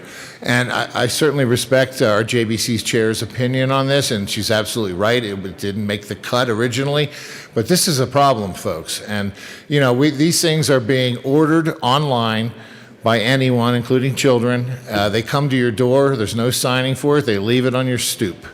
And that is just not acceptable here in Colorado with all the work we put into trying to make this as a legitimate and productive industry as possible. So I think it's time to address this is right now. So I, again, ask for a yes vote on this amendment. Representative Van Winkle. Thank you, Madam Chair. And I just want to echo the sentiments. Happy to bring a bill next year, perhaps, even if we're back after the election and things like that. But that's talking bill that gets introduced maybe in January, passed throughout the session, and implemented probably in June or July of next year. And these are a problem that's increasing in our schools right now. It's increasing as kids find out about this, and it can easily visit the website and order products from their very phones and have them delivered without any notification whatsoever to even their parents.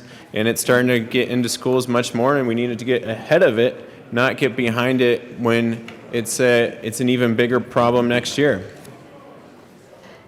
Is there further discussion of Amendment 22? Seeing none, the question before us is the adoption of Amendment 22. All those in favor say aye. Aye. All those opposed say no. No. The amendment is lost. Okay. Somebody want to present amendment? Oh, Rep. Pico. Come on down. This is.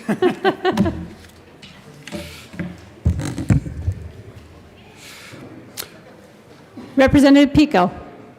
Thank you, Madam Chair. I move Amendment J042 and ask that it be displayed. The amendment is displayed. Representative Will. Thank you, Madam Chair. It's an honor to serve with you. And an honor to serve with you. So what this amendment does, it adds $2 million total, $1 million in general fund and $1 million from reappropriated funds into the Department of Local Affairs for search and rescue. It's kind of a gap funding mechanism for search and rescue. And since the pandemic and all the social distancing and the number of people out in our backcountry, and more and more people from actually the state of Colorado as well as visitors to the state. 5.8 million people living here, and then millions of others that visit here and using our state resources and our outdoor recreational amenities across this state. It's been a huge impact, especially on search and rescue. And we need this money. The counties need this money. There are a number of responses that they have to go out on search and rescue missions is a huge impact to these counties. So this money is going to kind of bridge the gap. Actually, Representative McCluskey and I are running a search and rescue bill this year, 22-168, that is going to help this out. But right now, this funding will bridge the gap, and hopefully that bill passes and we'll get that done. But it'll transfer the duties and powers and the functions of the Department of Local Affairs into CPW, in the Backcountry Search and Rescue Fund. And that's supposed to happen on January of 2023. This is a good amendment. We need it. Especially our rural communities need it, where people are out recreating for this search and rescue fund. Representative Pico. Thank you, Madam Chair. One of the fundamental functions of any level of government is public safety. This fits that requirement. I have personally flown an awful lot of search and rescue missions, and I ask for an aye vote. Representative McCluskey. Oh, sorry. Aye. Thank you, Madam Chair, and yes, thank you to my colleagues. I am a great fan of search and rescue, and as I find so often with many of these amendments, these are really good discussions about priorities for our state, and I believe search and rescue is one of those priorities. However, I will also mention that this request in gap funding did not come forward from the department, was not considered as part of our process, and at the time, I do believe the Keep Colorado Wild Pass will be able to fund the program, and based on the dollars we invested last year, I am hoping that that will cover their expenses until those dollars are realized. I urge a no vote. Representative Will. Thank you, Madam Chair. And as my fine colleague just stated, luckily we caught this, that this was needed since it was overlooked prior to that, as Representative McCluskey so eloquently articulated. So it's great that Representative Pico and I caught this, and we're going to take care of it with this. So please vote yes. Representative Pico. Thank you, Madam Chair. This is one of those things, we don't want it to get lost, and we need to rescue this funding. Representative Will. Well, it made me think of something. Thank you, Madam Chair, but I just want to say I've never been lost. I didn't know where I was at once for 3 days, but I've never been lost. Representative Pico. I have never been lost, but there have been a few times I've been a mite confused. That's right. And you've never been lost until you've been lost at high Mach number. Okay, comedy hour is over. Is there any further discussion of Amendment 23? Seeing none, the question before us is the adoption of Amendment 23. All those in favor say aye. Aye. All those opposed say no. The noes have it, and the amendment is lost. Wow. Okay. Representative Will. Thank you, Madam Chair, and it's still an honor to serve with you. Likewise. So I've got another good one here. And so if you didn't like our last amendment, you're going to love this one. We're reducing the amount of money a little bit. Do you want to move your amendment? Thank you. I'm getting to that. I need to move Amendment J027 to House Bill 1329 and ask that it be displayed. And that amendment is displayed. Thank you. Thank you, Madam Chair. This is basically the a little bit different thing, but it's this particular amendment is taking $1 million funds, including the $500,000 from the general fund and $500 from the reappropriated funds of local affairs for search and rescue. So just a little bit less money. But it eliminates the $500,000 general fund appropriation for the Department of Personnel for union stewards. So Colorado wins, as we know, with the collective bargaining agreement with state employees and stuff. Now this, so moving this to search and rescue, I mean, there's about 31,000 state employees in the state, as opposed to 5.8 million residents of Colorado, as well as visitors to the state. So this amount of money that we're asking for is going to help all of Coloradans, not 31,000 state employees. So, you know, the funding for Colorado Wins comes from member dues, and current dues are 1.5% of wages, and if the unions need more money, they need to go after the people, the state employees that pay those fees. They need more money, take more than the 1.5% of the wages. This shouldn't be funded through taxpayer dollars here at all. And that's less than 1% of Coloradans at 31,000. So actually it's a 0.005% that we're helping out with the Colorado Wins and not helping out the remainder of the Coloradans that live here and visitors to it. But this amount of money and this infused into this program will help with equipment, all kinds of rescue stuff that we need across the counties and across this state to serve the entire state. And this is a large state, and we need big equipment, and we need better equipment. And the one thing about equipment is if you want someone to do a good job, give them the proper equipment to do a good job. And so that's what we're trying to do with that. There's this equipment, be it a helicopter, be it whatever, we're going to be talking about that in a future thing here with an amendment. But it serves search and rescue. It's multiple use. It can be fire mitigation, all types of things involved with this equipment that we can buy with this kind of money. So I strongly suggest, since you didn't like our last amendment that well, that you'll like this one and pass it. I'm sure Representative McCluskey is going to like this one, so ask for an aye vote. Representative Pico. Thank you, Madam Chair. Just ditto what he said. My colleague said, this is a good bill, this is a good effort, and I ask you for your support. Representative Holtorf. Thank you, Madam Chair.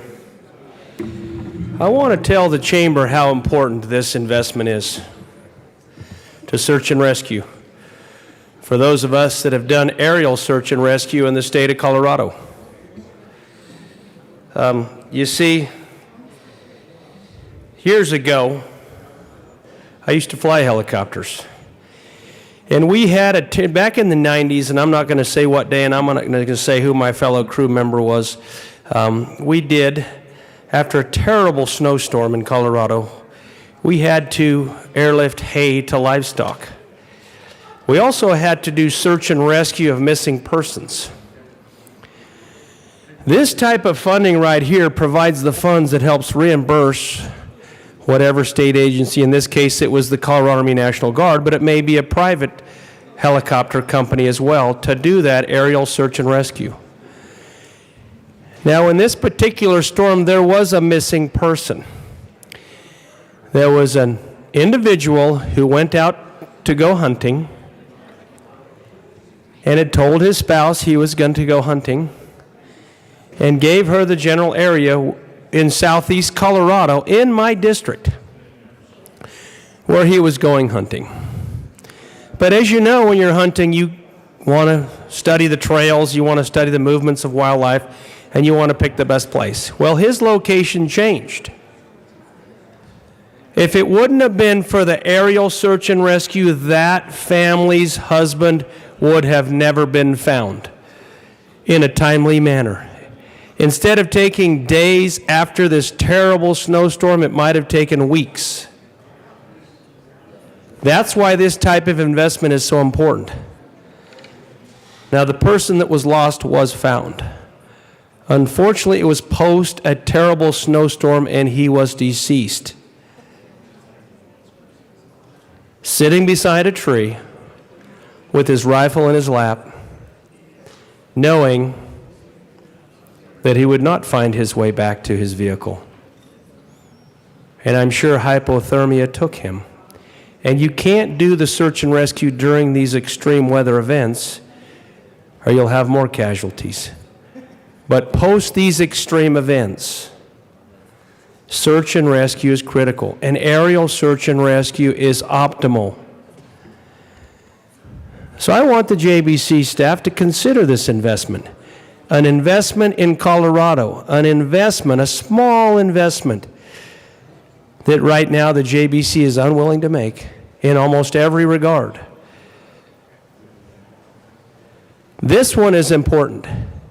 This one means a lot to my colleague in the Cowboy Caucus in the Western Slope, and it means a lot to me as a member of the Cowboy Caucus in the Eastern Slope. Representative McCluskey. Thank you, Madam Chair. I want to highlight again that I am strongly committed to search and rescue. As a matter of fact, I did carry a bill with Representative Will, and proud of that effort, and looking forward to carrying another bill this year for search and rescue. For this particular amendment, folks, I want to lift up that legislation has already passed in support of the Colorado Winds relationship, and certainly defunding the stewards who are assisting in that process would set us back in how we are facilitating the Colorado Winds Partnership Agreement. So the source of the funding here for search and rescue really is the wrong source. I want to highlight as well that our state employees, more than 60,000 of them, are a wonderful part of not only state government, but of this state. All of them working so hard to provide the services, the programs that Coloradans expect. Really proud to say that, we have taken care of them through the long bill, and I hate to set back any of the agreements that we have made through the Colorado Winds Partnership Agreement. I urge a no vote on the amendment. Is there further discussion of Amendment 24? Seeing none, the question before us is the adoption of Amendment 24. All those in favor say aye. Aye. All those against say no. No.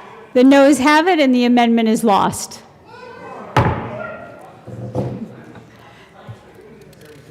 Representative Larson. Thank you, Madam Chair. Members, I bring you Amendment J012 and ask for it to be displayed. All right. Thank you, members. So this similar funding source, this is $100 million toward wildfire mitigation. As you, I'm sure, were aware of this summer and in the recent years, we've had two massive major fires. They have caused loss of life. They have caused loss of vegetation. They have threatened the Front Range in many communities throughout our state. We have done some on fire mitigation, and this is really a question of funding in many cases. There are a lot of things that contribute to it. Forest maintenance and management and natural resource management is a huge part of that. And given the one-time nature of the funds that we have, it seemed appropriate to put some dollars toward this. This can be anything from mitigating the erosion potential that took place when a lot of this vegetation is burned out, clean drinking water. There are many communities across the state that still are having difficulty getting clean drinking water because of some of the runoff from some of the fires, just indeed for East Troublesome and Cameron Peak alone. So members, that is what this amendment would do, and I ask for a yes vote. Representative McCluskey. Thank you, Madam Chair, and really want to lift up Representative Larson's focus on wildfire mitigation and certainly capacity development, which I think is something the state's been struggling with. How do we stand up the capacity to do more wildfire mitigation? Definitely a worthy cause. The one-time set-aside, the placeholder that we put for the $700 million for legislative priorities, I really do believe could be a place for this particular effort. But I also know that we have opportunities with federal funding, the infrastructure funding, and the ERDF funding, the Economic Recovery and Relief Task Force proposals that I know have been considered for both water and wildfire needs. And I look forward to those ongoing conversations. I think this particular amendment may be premature, and I urge a no vote on J012. Is there further discussion of Amendment 25? Seeing none, the question before us is the adoption of Amendment 25. All those in favor say aye. All those against say no. The noes have it, and the amendment is lost. Representative Woog. Thank you, Madam Chair. I move Amendment J43 and ask it to be properly displayed. And that is displayed. Go ahead. Thank you. So, members, Colorado's clean oil and gas businesses have been very hampered by an extremely slow permitting process. So what this amendment will do is it will require the Oil and Gas Conservation Commission to complete any oil or gas well permit applications within 90 days of receipt. Currently, they are taking months and months, and these businesses are, just unable to proceed with anything. So we could use this with the high costs of living in Colorado, and this is a big part of our economy. It was the #1 part of our economy, and I'd like to help bring that back for all the residents. So, and if no action is taken by the 90th day after receipt of the application, the permit is automatically approved. So, I ask for your support. Representative McCluskey. Thank you, Madam Chair. Members, I urge a no vote on this amendment. The challenges for the timeline and review of permit applications really belongs within the operations of the department. Certainly could be tackled through policy decisions or legislative decisions, but not through the footnote in the budget. I would encourage a no vote. Representative Holtorf. Thank you, Madam Chair. That's precisely why it needs to be a footnote. You see, right now, the current administration isn't processing permits. Oil and gas is at a standstill. In fact, Colorado, oil and gas is at a standstill, and we have enormous resources, and we are paying every week the price is going up, paying more and more for our energy.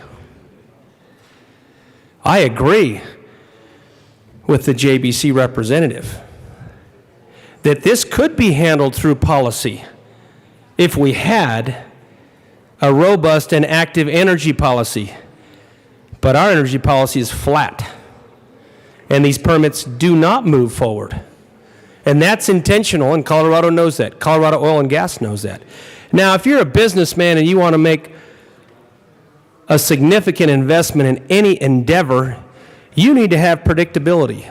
You need to know that you're going to be able to make that investment and your permits are going to be approved and you're going to be able to move the equipment and personnel needed to come in and do this job of extracting energy in Colorado. But that's not happening in Colorado.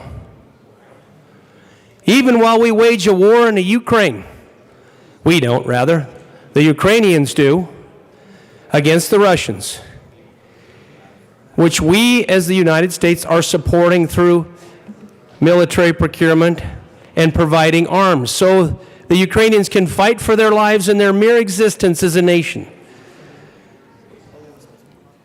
We promote energy policy that allows Western Europe to be reliant on Russian oil and gas because we don't want to develop our energy resources to supply energy around the world as a net exporter.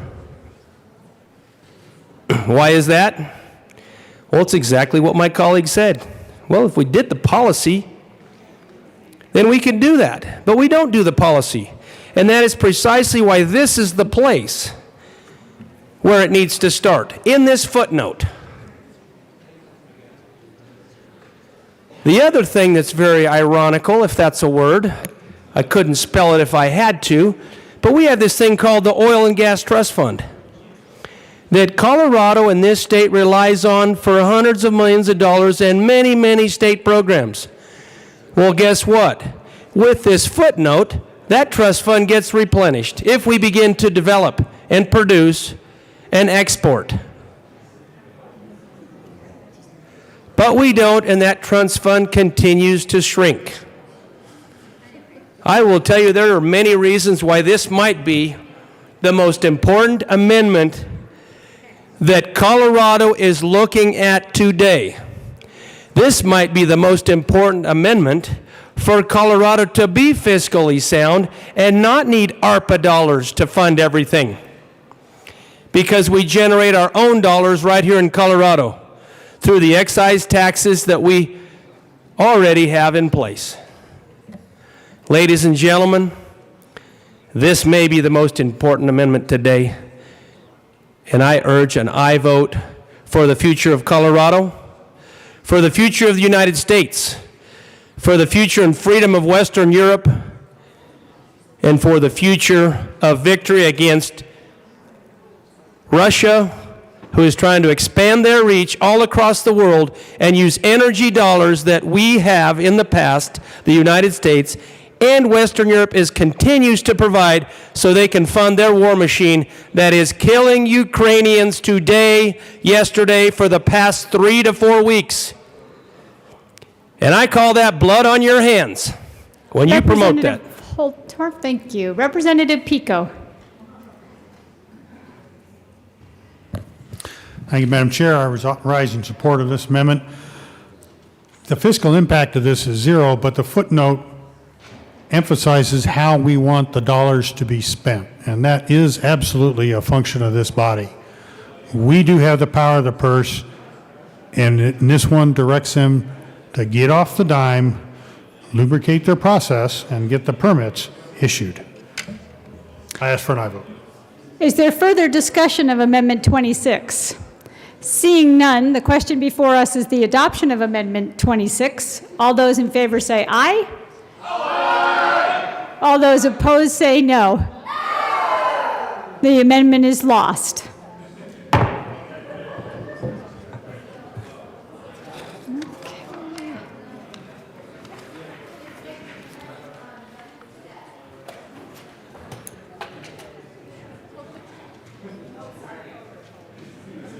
Representative Will. Thank you, Madam Chair. Still an honor to serve with you. And it's an honor to serve with you.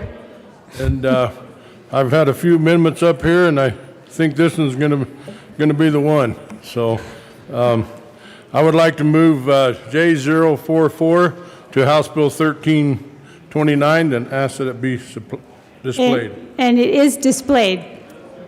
Thank you, Madam Chair. What this does is, it's, you know, we talk about public safety and we talk about funding law enforcement, support of our law enforcement. I think you see in this year's budget, there's millions being spent for to increase funding for public safety and our officers. What I'm adding here in this particular amendment is for our natural resource law enforcement and public safety officers. You know, I have a background where I was done this for over 40 years.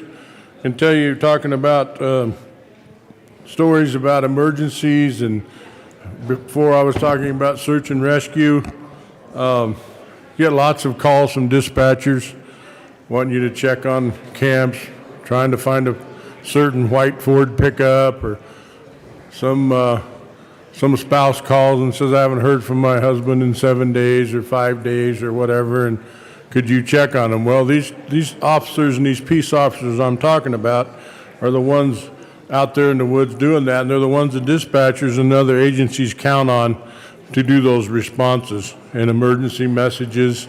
A lot of times it's medical issues. But so what this is going to do with the public safety tools is officers need training. They need ongoing training, maintaining their post certification in the state as peace officers. And I think sometimes in our funding mechanisms for public safety, we tend to forget some of these, some of our natural resource law enforcement officers. So this is a small ask, I think, of $1 million to help them out. And I mentioned before that if you want people doing good jobs, you got to provide them the tools to do good jobs. And this will help. So I would ask for an aye vote. Representative Herod. Thank you, Madam Chair. And I very much respect my colleague, Representative Will, especially on these issues. I know they mean a lot to you and you know them firsthand. Unfortunately, we did not get this request from the department and don't know how this funding exactly would be spent or if the department is ready for this type of infusion of dollars for these exact programs. And so at this time, I do ask for a no vote on this amendment, but I look forward to working with you as you bring up more issues relevant to the sector, especially making sure that these folks get the training and the support that they need. So thank you, Representative Will. Is there further discussion of Amendment 27? Seeing none, the question before us is the adoption of Amendment 27. All those in favor say aye. Aye. All those opposed say no. No. The amendment is lost. But maybe next time.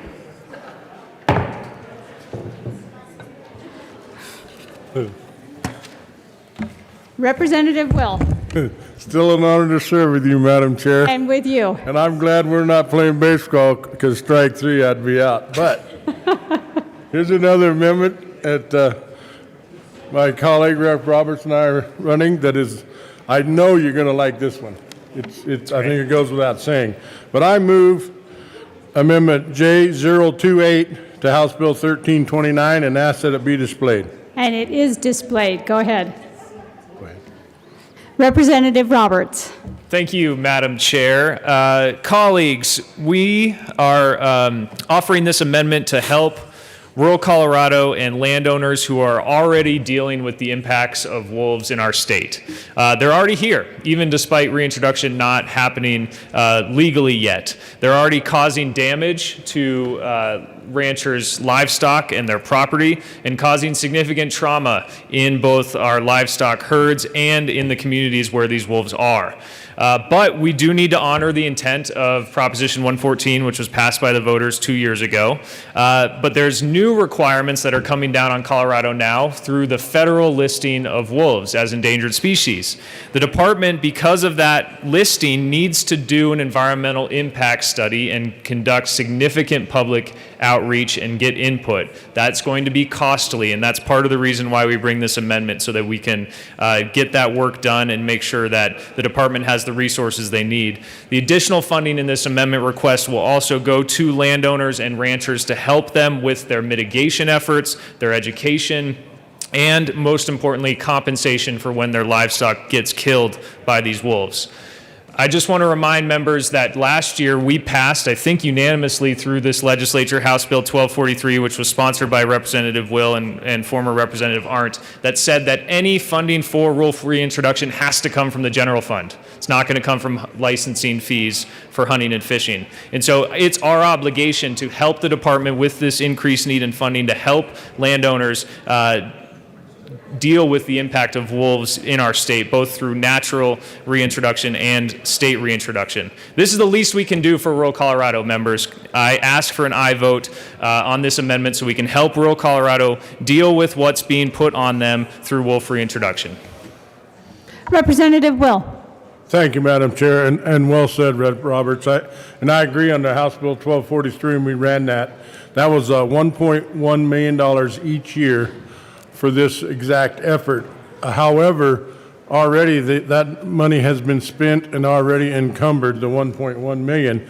So we need more.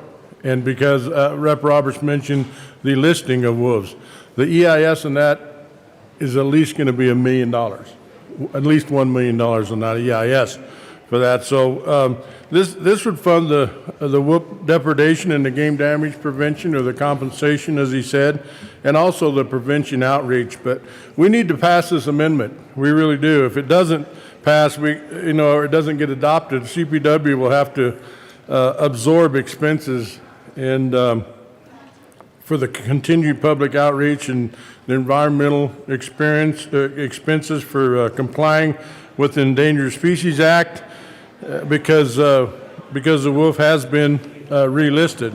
And so we need to pass this, because CPW can't use wildlife cash funds. We made sure of that with House Bill 1243, which was an awful good bill, and I'm very proud of that. And I'm very proud of everyone that voted for that last year. But they're going to need this $1.9 million. And because if we don't, we're going to have to, reduce expenditures on other non-wildlife cash fund programs, such as the Equity and Diversity Program.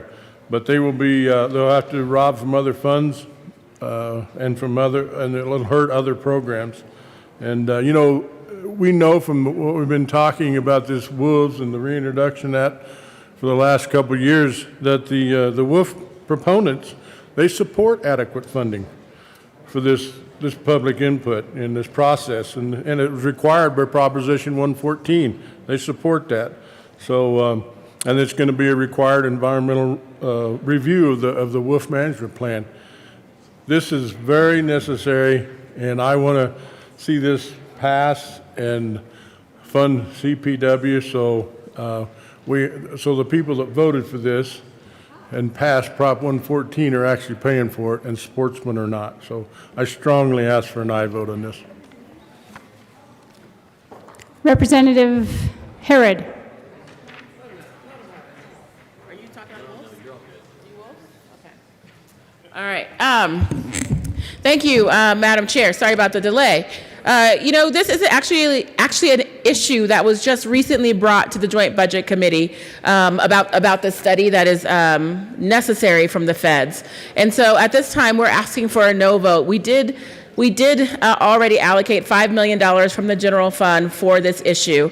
And as we research more about whether or not the feds are actually going to pay for the study that they're requiring, we ask for a no vote on this amendment, but understand the priority that this is for rural Colorado.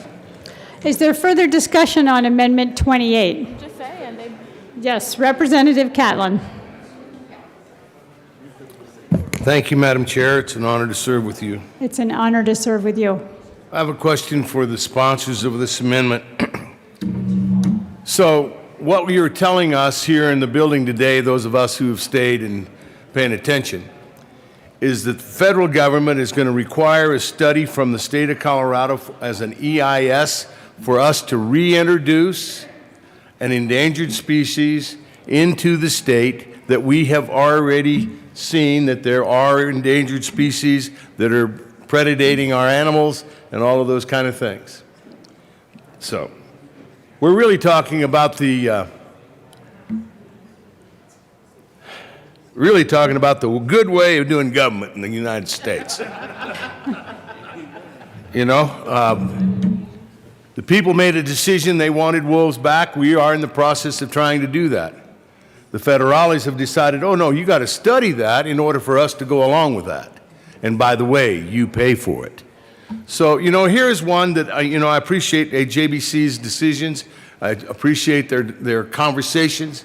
But this is one where you and I can say, no, we'll handle this the way we're going to handle it, and you folks that want wolves can get a chance to pay for it. We need to do this for agriculture and for the wildlife in the state of Colorado. I'd ask for a yes vote. Is there further discussion of Amendment 28? Seeing none, the question before us is the adoption of Amendment 28. All those in favor say aye. Aye. All those opposed say no. The noes have it. The amendment is lost.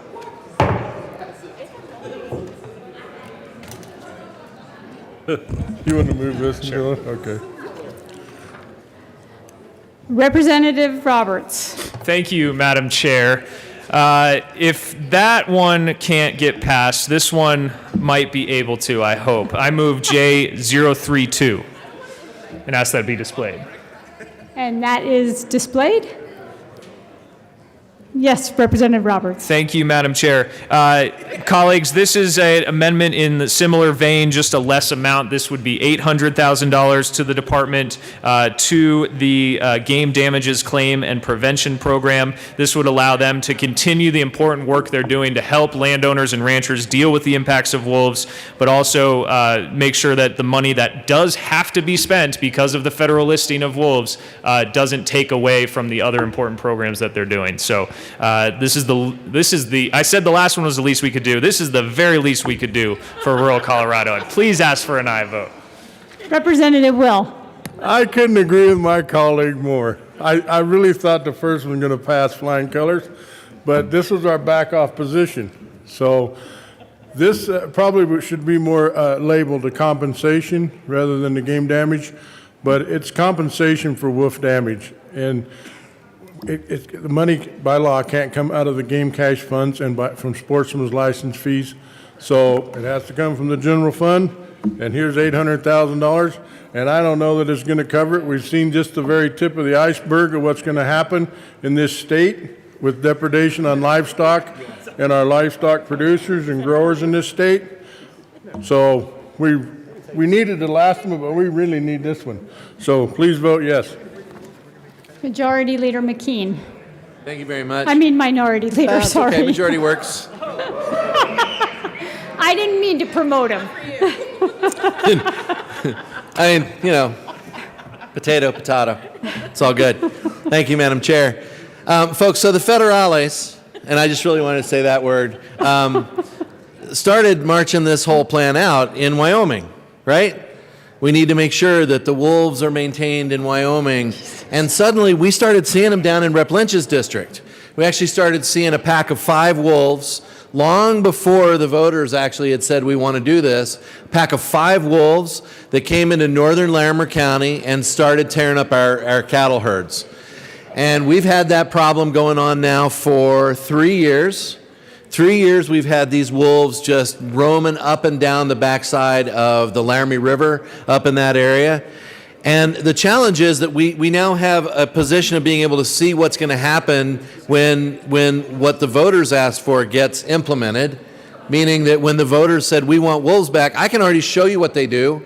I can take you up to the Laramie River Road and head on up toward Wyoming and show you the cattle herds that they've come down into and where they're picking off those calves. So when we talk about these dollars being put aside to compensate ranchers for the loss of their livestock, this is important. This is important. This is what's heading our way. Literally, on 4 little paws, it's heading our way. So I would urge an aye vote. Representative Valdez. Thank you, Madam Chair, and I thank the the amendment sponsors for bringing this forward, because yes, we do need to make sure we're not only paying for the claims of the damage of the livestock that are being damaged by wolves, but also make sure that agriculture continues to thrive. And the wolves are, if they're going to continue to take advantage of our livestock, we need to make sure that we're helping out our farmers and ranchers moving forward. So thank you for bringing this forward for the damage. Appreciate it. Representative Herod. Thank you, Madam Chair. And not to incite my colleague and the federales, I do think there's a wolf in the hen house here. Come on, thank you. Again, I don't disagree with any of the arguments that were brought forward, but again, since this is a new issue that's come to us, the JBC is going to work with the department to figure out how best to fund this issue. It was a decision that recently came down from the federales, and it will take away funding from the current program dollars. So we will be working on this issue. Today, we asked for a no vote on this additional dollars from the general fund. Is there further discussion? Representative Holtorf.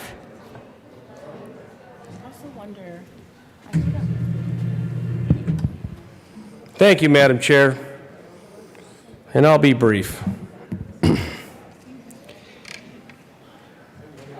The wolf is in Colorado. The wolf is an apex predator. Apex predators like to kill for sport. As this apex predator proliferates in the Rocky Mountain High Country, and I already have members of the Colorado Independent Cattle Growers and the Colorado Cattlemen who have lost cattle due to wolf kill. I'm going to call it what it is. It's wolf kill. Now, what's a cow worth? Does anybody know? Thank you. Between $1,000 and $5,000, depending on its weight, its age, and whether it's commercial or registered. And it could be up to $10,000 to $15,000 or more, depending on its pedigree. And we could spend about an hour talking about progeny and pedigree if you'd like, but I'm not going to do that today. We could even talk about how cattle get registered and what the breed groups are that are registered in this country. I'd spend another hour talking about that, but I'm not going to today. Ladies and gentlemen, this is a serious problem. It's coming to Colorado. We need to invest in it so Colorado ranchers are fully and immediately compensated, and Division of Parks and Wildlife have the resources they need. And it isn't something that you have to spend 2 or 3 or 4 months trying to finance, fund, and process. These are ranchers' livelihoods. Cattle are ranchers like ranchers' children. They are everything to them. Now, yes, the federal government has given this gift, and Colorado is dealing with the situation. I won't say that word, but okay. I can speak the language, though. Anyway, I digress. Please support my colleague from House District 58. This amendment is another excellent amendment. Colorado wants to see those investments now. My Colorado ranchers want to see these investments now. They don't want them tomorrow, they don't want them next year, because the cattle are dying now.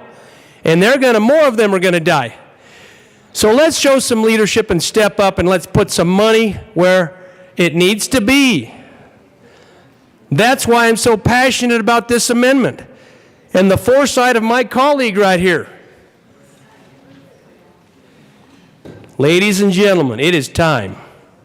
The time is now to vote yes on this amendment. Representative Will.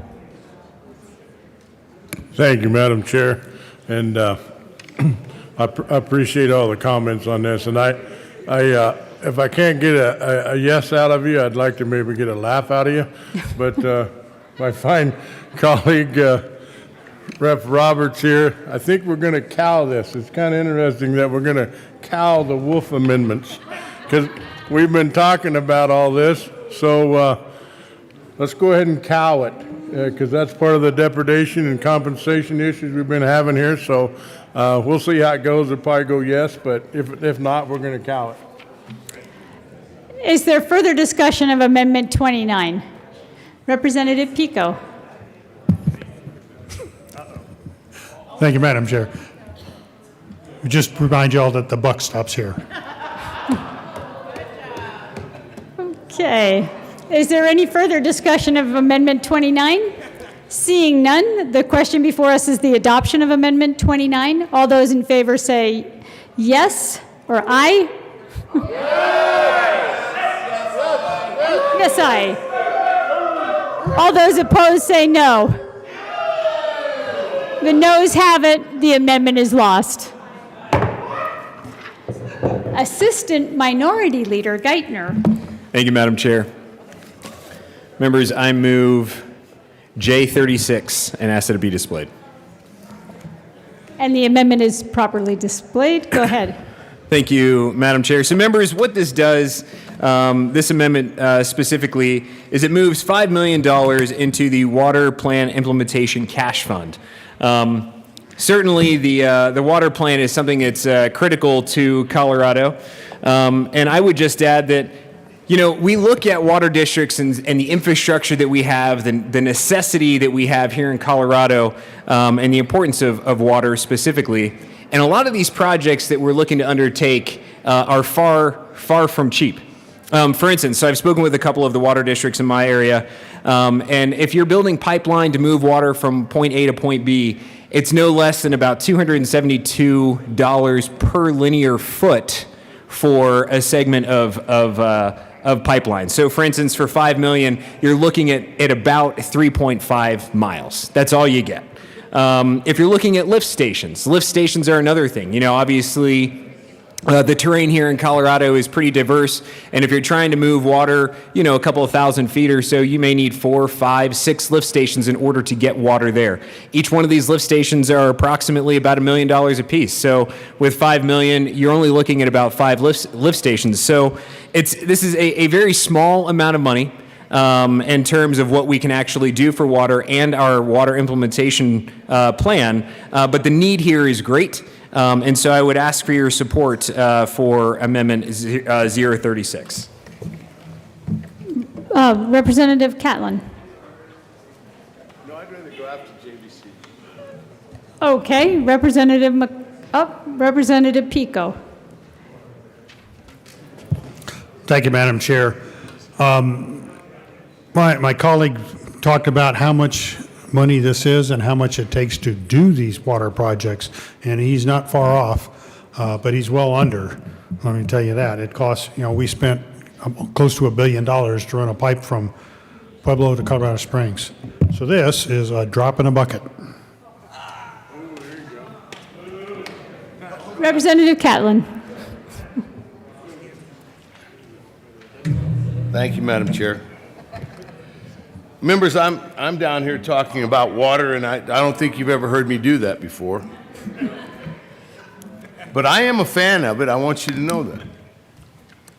This amendment does do some good things for the state of Colorado. Putting more money into the water plan is where we should probably be going right now. The drought is still in the state of Colorado. It has not lifted. Regardless if the local news station tells you that we've got more water than we've had in a number of years and that we're, you know, looking good. I think in March you've had 13 inches when typically you have 11.7, something like that. But that doesn't really matter when we're talking about a generational drought. Your grandparents were in a drought in the Great Dust Bowl and those times in that era. This drought looks like it could be something like that. It's showing itself something different. We've learned an awful lot of things in agriculture about how to maintain conservation of soils, of trees, of land, all of those things. We've learned a lot, but we are still short of water. If you look at pictures of Lake Powell and Lake Mead, you can see that 130-foot bathtub ring that goes around those lakes. The Colorado Water Plan is an opportunity for us to take a look at the future of Colorado water that we want to have rather than what will be put on us if we don't do some more of the studies and do some more of the programs and projects that we've been talking about. The water plan is something that the state of Colorado worked very, very hard on. And it had the opportunity to be something that would be a roadmap and a way for us to move forward. rather than be a dust collector on somebody's governor's shelf. We could end up just letting it gather dust. But people out in those drainages in each one of these basins are members of the Colorado Water Plan, and they are on their basin roundtables, and they are doing studies and trying to figure out what their future should look like. This amendment will allow them to continue to do that. It puts some more dollars into that Colorado Water Plan, which is really out there on the ground right now, trying to figure a way for us to figure out what our future looks like. This is one, and all joking aside, it probably has not been contemplated, it hasn't been put in by the JBC, but these are the kind of things that Colorado is asking for. Water is on people's minds. If you start looking at the surveys, more and more people in the state of Colorado are more and more worried about the supply. And what's it going to look like in 20 to 25 years? This is a good one. Vote yes. Representative McCluskey. Thank you, Madam Chair, and thank you, Representative Catlin. Always appreciate when you speak about water at the well. Oh, I got one. Water in the well. Members, this is a high priority for our state, and certainly we need to be driving more resources to the state's water plan. As you all know, the feds have passed the infrastructure bill. We anticipate additional dollars coming through that legislation to provide funding for water in addition to other infrastructure needs. And we know that the guidance here in January also allowed additional uses for our ARPA dollars. I know that there were requests for water funding, water project funding through our Economic Recovery and Relief Task Force work. So I anticipate that we will be driving more dollars to our water plan and other very important water projects in the state, but not through general fund dollars, through federal dollars, and potentially maybe our one-time set-aside, our $700 million placeholder. I look forward to those ongoing conversations and that investment in water, but not through this particular mechanism. I urge a no vote on the amendment. Representative Will. Thank you, Madam Chair. And I come up in strong support of this amendment. It's been said, and Rep. Catlin talked about it, Powell and Meade, and the need for studies, and the situation we're in with this drought that we're experiencing and have been experiencing. So the need for this is critical. And I think Rep. Pico said it was a drop in the bucket, and you look at this $5 million from the general fund, it truly is. And look at the releases we did last year, and I'll speak more about Blue Mesa because I'm a little bit more familiar with that. We did all those releases and drawed that reservoir down like we did, and you can't even account for the water and where it went. So these are the kind of needs we have. We drain a reservoir, literally drain a reservoir, like Blue Mesa. I was over there in December this year for a week and drove by it every day from both ends of it. And I mean, it's a mere puddle of what it used to be as Blue Mesa. But the point I'm making is we do those big releases, to send it downstream, and we can't even account for all that water that we sent downstream. This is the kind of thing and the kind of studies that this will fund, so we'll know, is that a futile effort to dump that water? Is it a futile call downstream to try to get to Lake Powell or whatever? We can know those type of things with an additional funding source such as this. So I strongly support it. Please vote yes. Rep. Valdez. Thank you, Madam Chair, and thank you for bringing this amendment to this bill, because it is important, and water is important. It's our lifeblood to the state of Colorado, and it's a headwater state. As we continue to move forward, we need to continue making sure not only the basins have priorities moving forward for water projects and water funding projects in our state. Yes, we're in a water shortage. We're in a drought in southern Colorado, and we need to make sure that we're educating people on putting conservation practices in place, not only at the tap, but our surface water, utilizing and agriculture for water efficiency moving forward in more ways than one. So with that, you have my support on this amendment. Thank you. Assistant Minority Leader Geithner. Thank you, Madam Chair. And members, we heard some of the arguments against it in the sense that we anticipate funding from the federal government as it pertains to the federal infrastructure plan that was adopted or that's out there. But I would argue we have real needs now. We don't have time to wait for something that we anticipate. $5 million. If we look at the summary, the Joint Budget Committee budget package and long bill narrative, specifically on page 237, we have close to $1 billion that's being set aside right now. $900 million. We have $700 million in general fund for bills that address investment to improve air quality in the state. Fee relief to ease the burden of inflation on businesses and individuals. Public safety tools for local and state law enforcement and communities, investment to create opportunities for workers, matching funds to make Colorado's grant applications for federal infrastructure dollars more competitive, and other legislative priorities. This is $5 million. That's not even half of 1%. It's $5 million. It is truly a drop in the bucket. And rather than anticipating what we can do this now.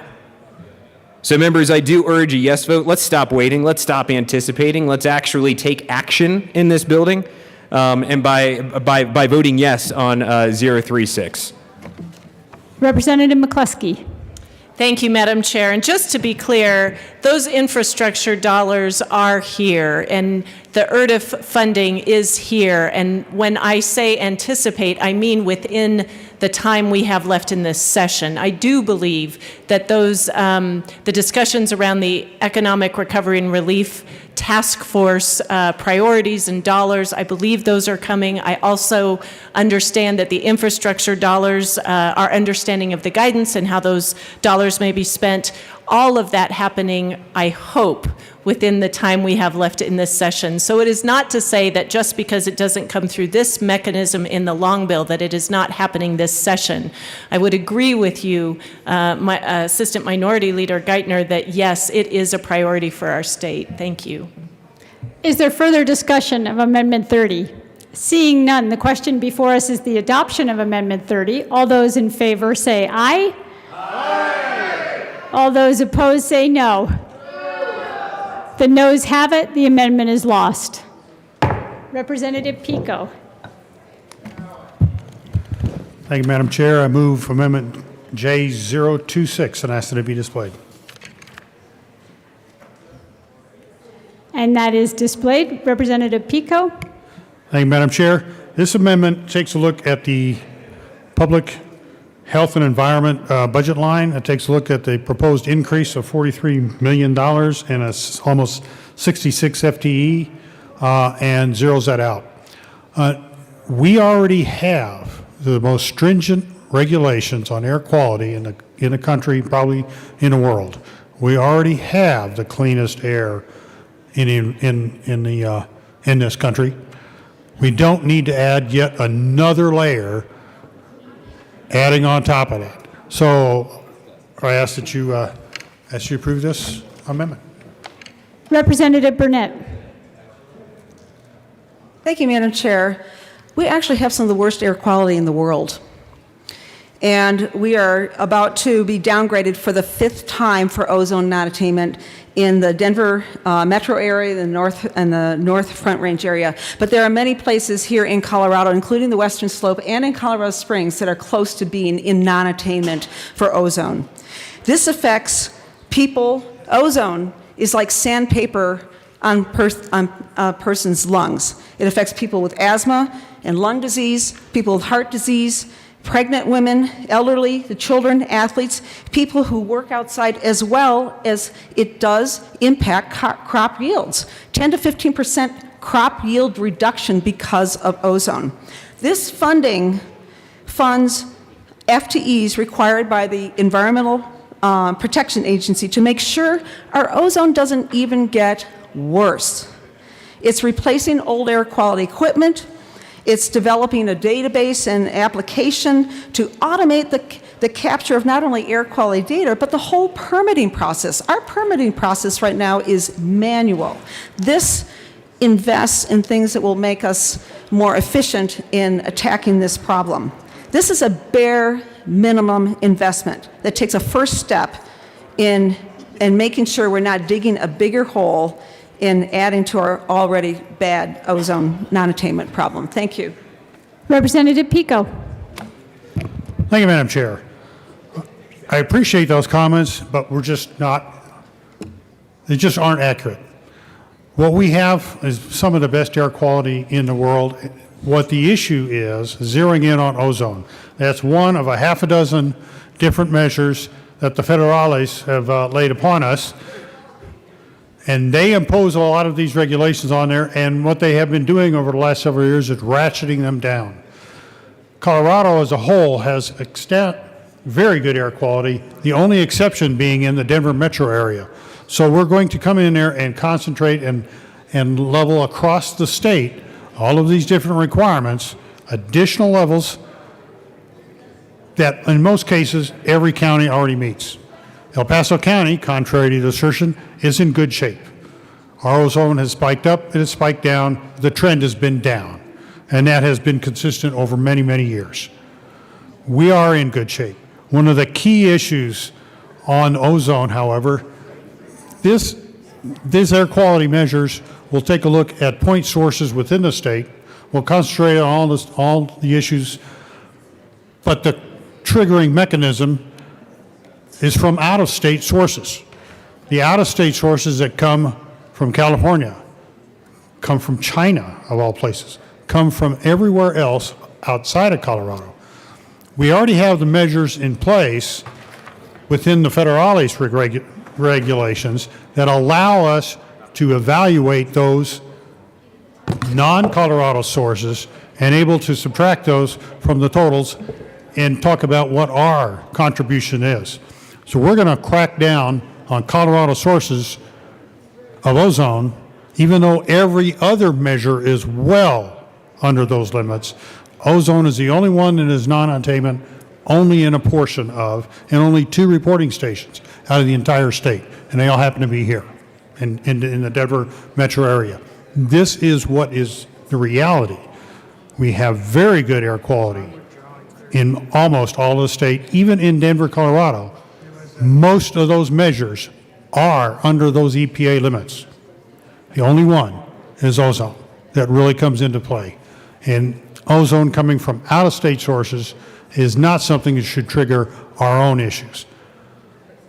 Previous administrations here in Colorado have taken advantage of that and asked for that to be taken into account and for those measures to be adjusted. Only in the last 4 years has the current administration refused to do so. So we're going to spend $43 million as 66 people to track local sources when we could in fact expend a little bit of ink out of the governor's pen and ask for those adjustments to be made. But that's a policy issue that he's refused to do.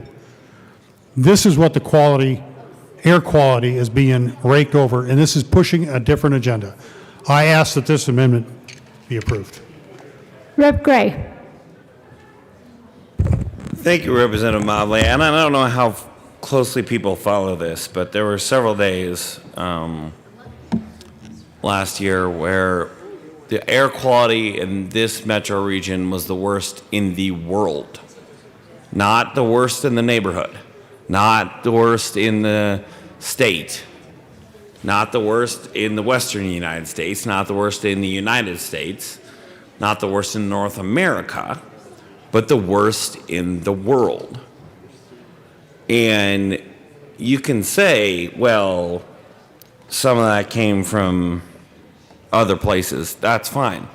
Our job in this building is not to make excuses as to why. It's to create solutions for what. And it's not true that all that came from other places. So let's talk about the things that we can control. Let's talk about the things that we can do. Because if you're a human with lungs in this area, It doesn't matter where it came from. What matters is how your lungs are doing because of the air quality. And so what I would say, I asked for a no on this amendment. I'm going to ask you for a yes on other bills in the future, but I'm not going to speak out of order.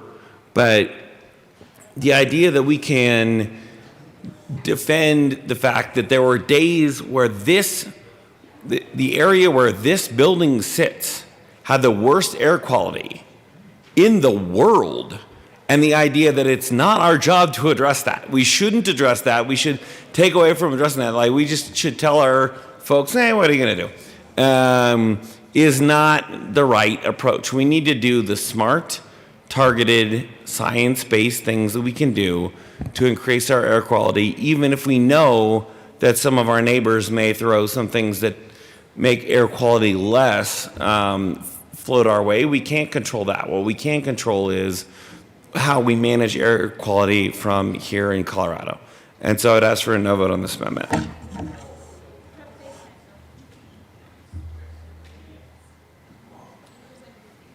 Thank you, Madam Chair. It's an honor to serve with you. It's an honor to serve with you. I just wanted to mention, I represent the west half of Fort Collins here, pleased to do so. And I think it's important contextually just to recognize that this is not just a Denver metro issue. Fort Collins also remains a part of the non-attainment area. We have been a part of that area since 2007. There are a lot of anecdotal stories that could be shared about that. I experienced this issue most acutely when two of my kids who have childhood asthma cannot go outside and play on days where we're in those ozone action days. I think you could make all sorts of arguments about where that is coming from. We know that it is a regional issue to be solved. Fort Collins is taking active steps, as many other municipalities and jurisdictions are, to address these issues. If it's coming from California, I understand that argument. We believe that it's also coming from surrounding counties as much as we do in our area to mitigate those challenges. We know that it's going to take statewide action in order to solve this issue. And that's why I would ask for a no vote on this amendment. And I think we need to continue the conversation about what we do to have air that's breathable and healthy for folks who live in our state. Thank you. Minority Leader McKean. Thank you very much, Madam Chair. So this tends to find its way into the group of things I care about a lot. And so when I hear an alarmist position taken of, we have the worst air quality in the world, it makes me take 2 steps back and say, knock it off.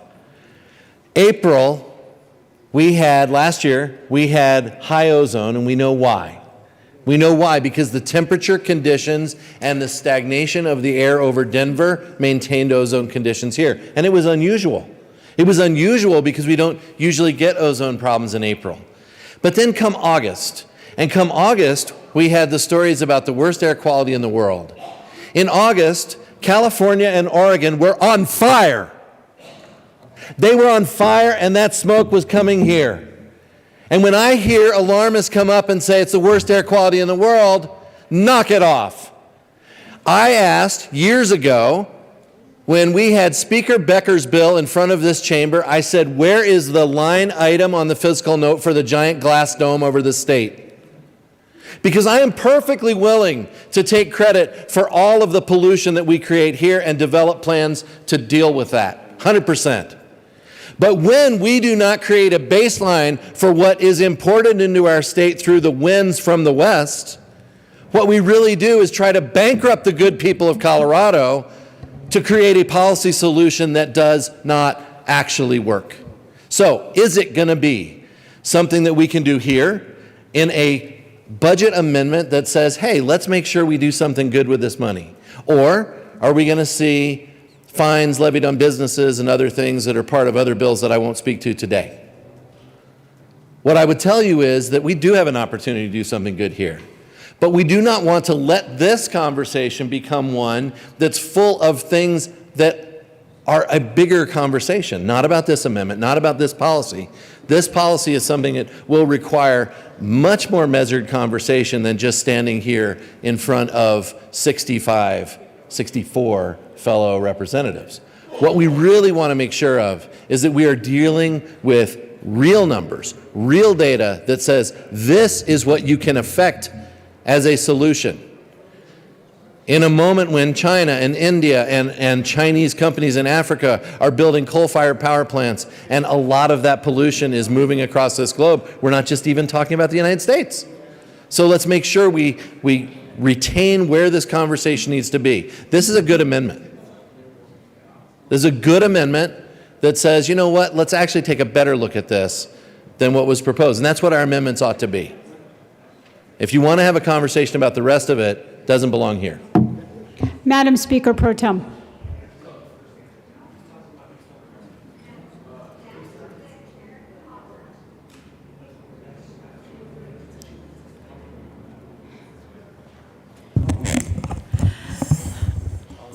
Thank you, Madam Chair. Members, this amendment I don't support. What it seeks to do is remove $43 million in funds from the Public Health Department with respect to a variety of items with regard to air quality. I want to tell you about a couple of bills that I've brought in the past, in the last 2 years, with regard to air quality. And in my district, which includes Commerce City and a lot of areas that are Superfund sites, and the pollution, the air pollution in our district from with respect to the air quality, I can't tell you how many town halls that we have, other public meetings, where people are telling us in tears about the conditions that they are experiencing, the health conditions. So this isn't limited to fire coming into the state. It is air quality. This was long before the fires. We have people that have continual nosebleeds. We have inordinate numbers of cancers in our district. We have high numbers of respiratory diseases and symptoms.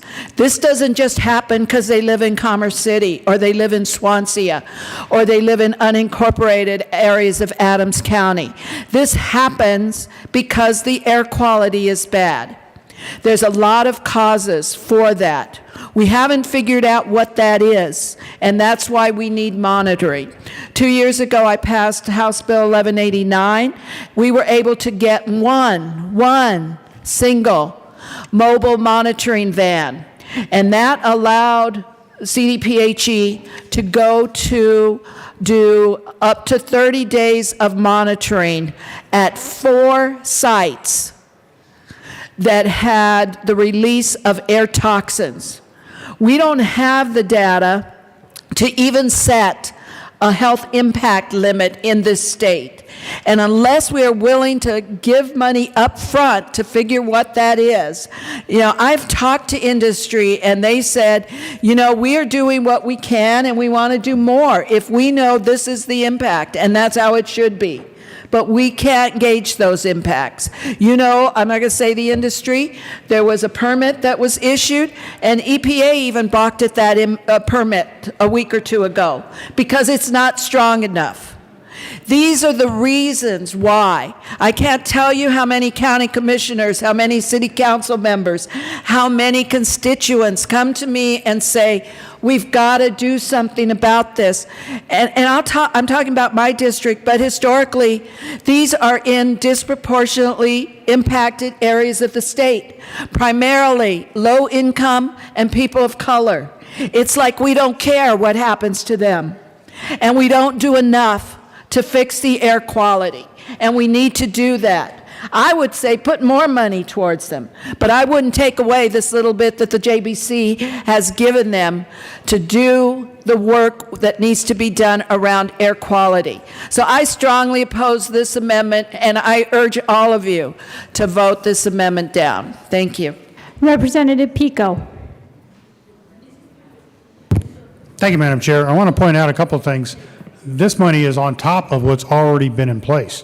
The last several years, we have put those bills into place that have just been talked about. We have put all those additional monitorings in place. Let me talk a little bit about the worst air quality in the world. You're talking about occasional sources. that come up from forest fires. Forest fires that today, even with the high fire season, according to National Forest Service records, are only 12% of the acreage that burned in 1900. These are real facts. This is real science. This is science-based. We already have most of these measures in place. We've already passed the previous bills. The air monitoring is already put in place. We're talking about how much more you're going to keep doing before you find out the results from the last wave you did. Last year, a couple of days were really bad here and across most of the state as forest fires burned both in Colorado and across the western United States.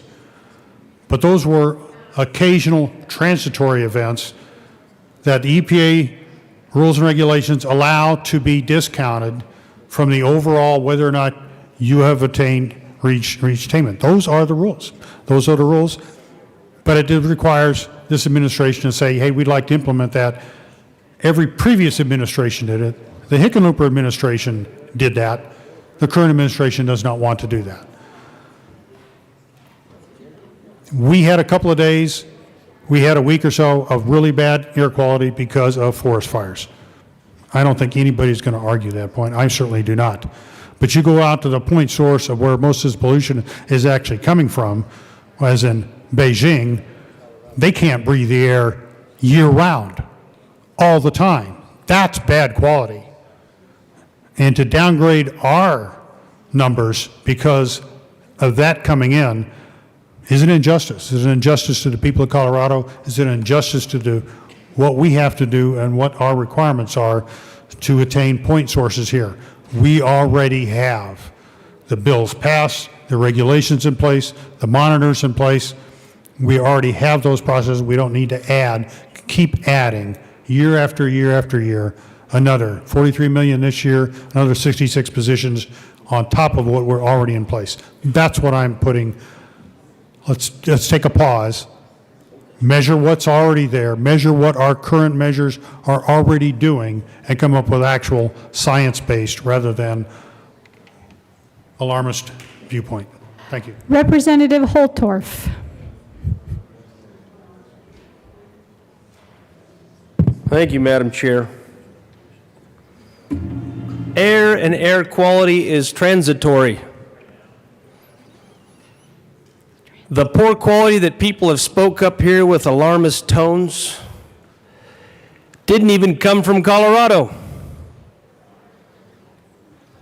That is clear. Air moves. It's transitory. Now I'm going to tell a little story because I think it's time.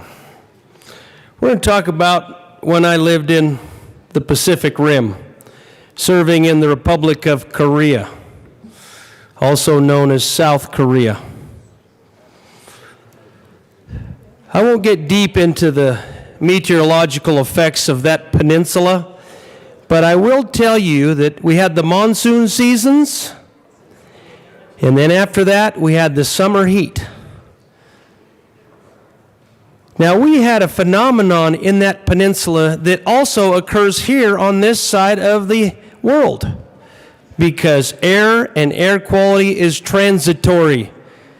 Is we want to cripple and choke and measure and do all these things to try to create the highest quality of air in this Colorado based on regulation and regulatory efforts here. Guess what? It's impossible, because that clean air you create here will just go east and we'll get California's gift. We've got a lot of that the last 10 or 15, 20 years. More than we care to acknowledge or even accept or even measure. But in Korea, we had this thing in China called the Gobi Desert. You see, the Chinook winds would blow off the Gobi Desert and blow the dust and dirt across the Korean peninsula and into the Sea of Japan. That wasn't a Korean phenomenon. That wasn't a peninsular phenomenon. It came from China. Did China do anything for their air quality? No. Do you think they're going to do anything for their air quality now? Very unlikely, besides give it lip service. How about in the future? Highly unlikely, besides give it lip service. But let's cripple the American economy. Let's cripple everything that we do.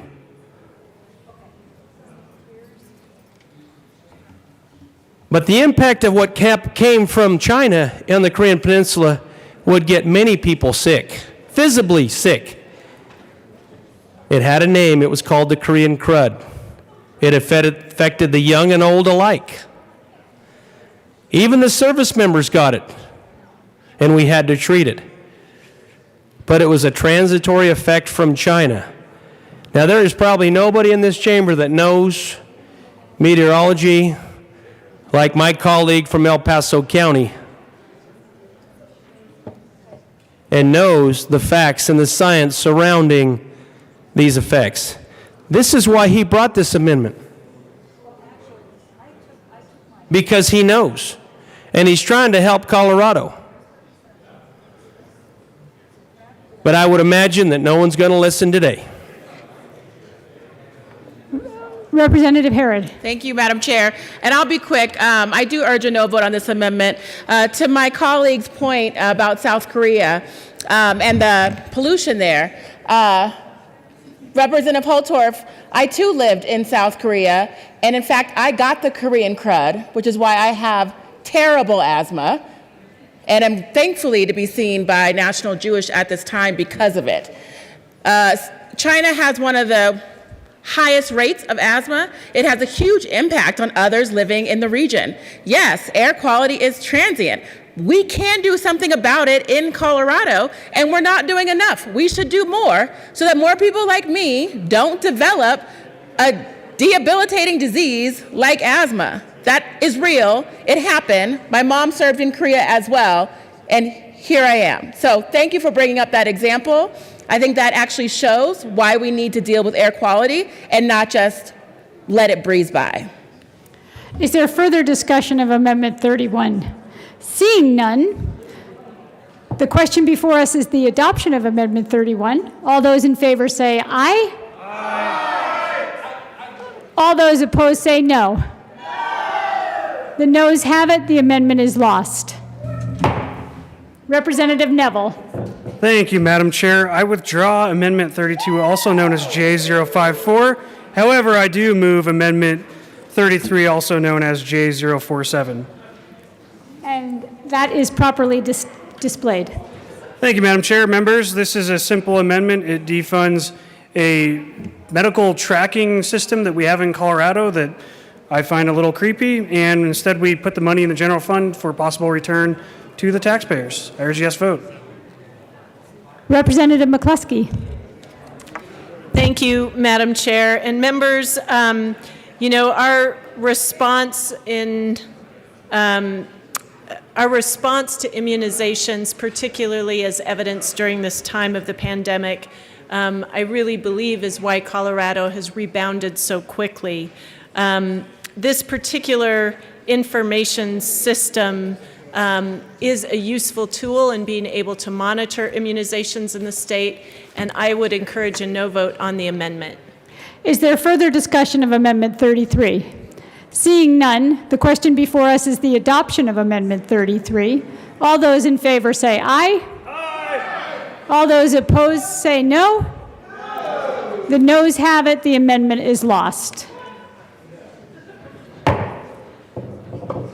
Minority Leader, Representative Byrd. Thank you, Madam Chair. I would like to move. Well, hold on. Let's get rid of the 34 first. I think we don't have to do that. Oh, yeah, we just don't move it. Yeah. So we are not going to move amendment number 34 in our packet. Instead, we would like to move J004 and ask that it be displayed.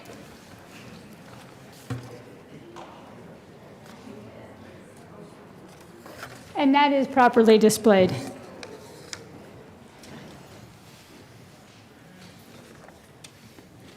Oh, I'm sorry. Majority Leader McKean. Also good. Potato. We covered this. Potato. Majority Leader, it's all good. So first of all, this is a high quality amendment brought to you by Byrd and McKean. High quality because if you notice, this is J004. This is like one of the OG amendments. Yes. Did I do that right? Yeah. I feel like I did. Okay, so folks, this actually is something we do actually want your attention for, because this is a really good amendment. We have been talking about how on earth we are going to take care of some of the public safety issues here in our state. We've talked a lot about rural Colorado. We've talked a lot about the Front Range. Folks, we have lost more members of our Colorado State Patrol in the last few years than I even like to talk about. And we've lost state troopers, not just to attractive offers from other states, not just to some of the new regulations here, but we've also noticed that we have fallen below what we committed to for our troopers, which was to get them to a midpoint of a salary range with like positions across the state and across the country. It's time we do something about that. It's time we do something about that with the amount of funds that we have available to finally put our troopers up where they need to be. So this amendment brings a 3% raise on top of the 3% raise the JBC have already put in their budget, for a total of 6% to our state troopers, our uniformed state troopers out on our roads. Representative Byrd. Thank you, Madam Chair, and thank you to my co-sponsor, Representative McKean. I'm proud to bring this amendment forward, members. As our population in Colorado has continued to grow, people serving in this law enforcement capacity have not kept pace with the growth of our state. We need to do what's necessary to offer competitive compensation so that people are once again drawn to the profession. We want to be able to attract the very best people who will stay with our state, grow, care about public safety in our state, and do good work of protecting all communities. And with their, of course, their principal focus being on our state highways, but really doing a lot of the important law enforcement work in some of our more rural communities that don't have an adequate presence to preserve public safety. So I urge your yes vote. Help us do what we can to attract good people to be working for the benefit of public safety. Minority Leader McKean. Thank you, Madam Chair. It was good while it lasted. What I would add to that, just in a very brief moment at the end, is when you talk about rural Colorado, folks, sometimes these are the only law enforcement professionals that we have in the north part of a county. These are the folks that respond to calls. These are the folks that need to get on scene, and we need to make sure we keep those good individuals we have, and they deserve to get paid what they deserve to get paid. We ask for an aye vote. Representative McCluskey. Thank you, Madam Chair, and really appreciate the interest of my colleagues to bring forward an amendment to increase trooper pay. And I certainly want all of our state troopers, our state patrol members to hear me say that my words now are not a comment on the value and the importance that you play in the work that you are doing, because you bring great value to the work of our state. A couple of key notes. First of all, our troopers are receiving the across-the-board salary wage increase that was requested as part of the Colorado Winds Partnership Agreement. I'm very pleased that we are able to do that for all state employees. I also want to emphasize that there has been reference to a specific statute that describes the methodology the Department of Personnel must use in determining salary recommendations for troopers. And that statute has been a part of the argument today that trooper salaries must be 99% of the average of the top 3 paying law enforcement agencies in the state. However, that is not the current interpretation of this statute in practice by the Department of Personnel. They interpret the statute to require that DPA use the 99% comparison as the benchmark for the annual compensation report, and not that the actual troopers' salaries are required to match that amount. Since 2015-16, we have provided increases to our troopers, and proud that we have done so, well above the increases we have provided other state employees.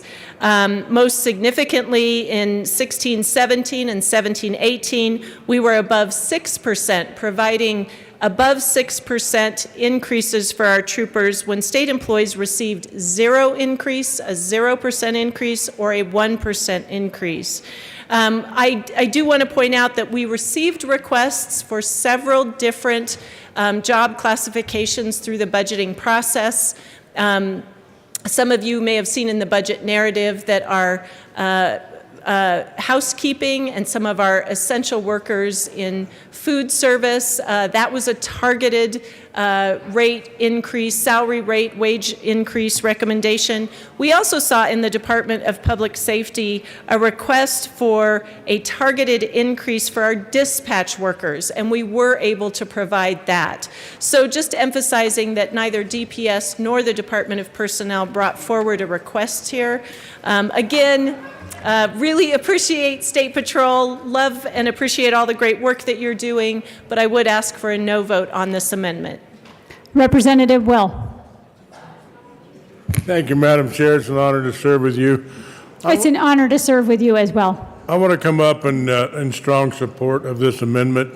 Over where I live, the Troop C over there, they're down half of their employees, half their troopers.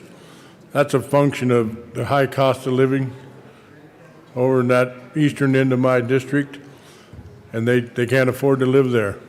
And so it's hard to keep them. If you get a trooper there for 2 years and then they transfer out to more affordable places.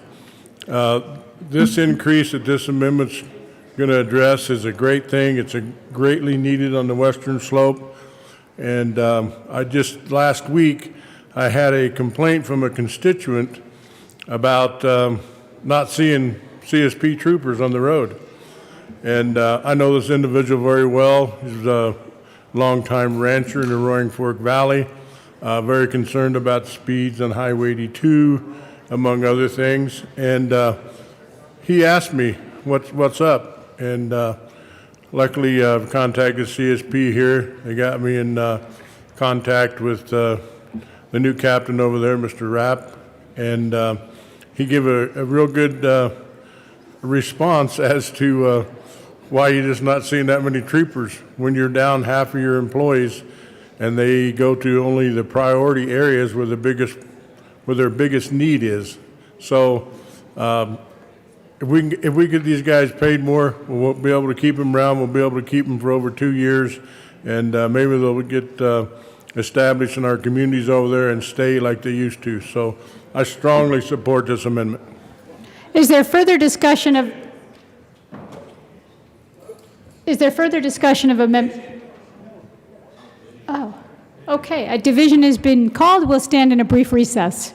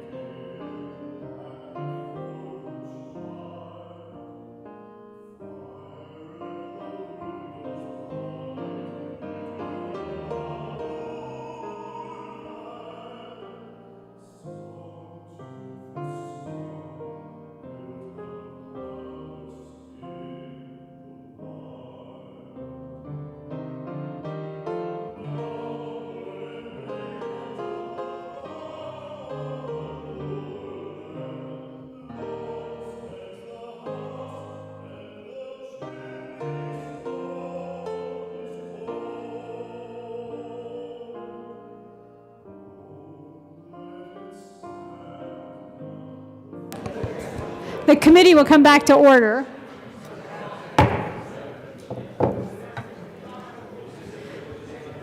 The question is the adoption of Amendment 35. A division has been requested. All those in the chamber not entitled to vote, please be seated.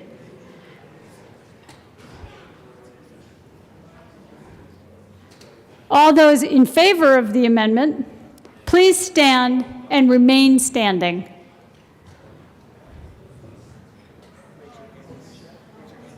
And raise your hand if you're online.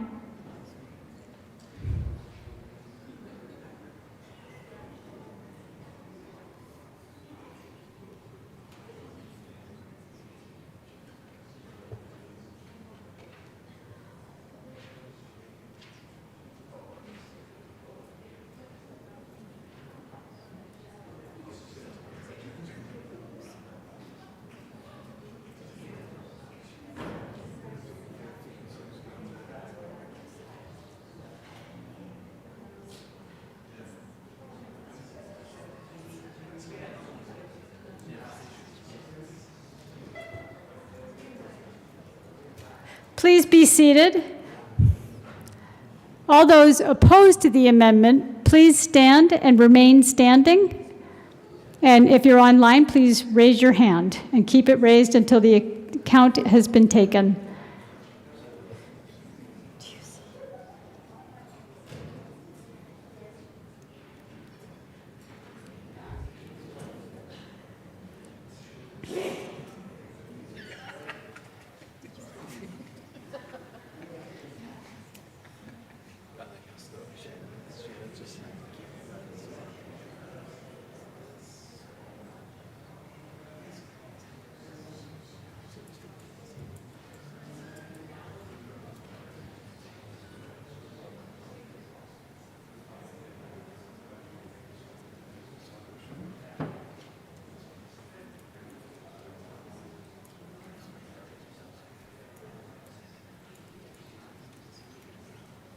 You may be seated.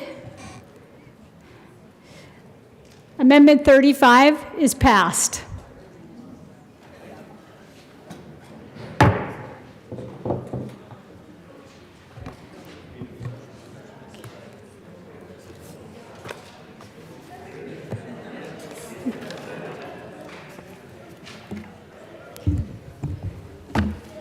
Representative Neville. Thank you, Madam Chair. I move Amendment 36, also known as J019, and ask for it to be properly displayed. And that is displayed. Representative Van Winkle. Thank you, Madam Chair, and thank you, Representative Neville, for jumping on this terrific amendment. I hope that we can get two in a row today, members.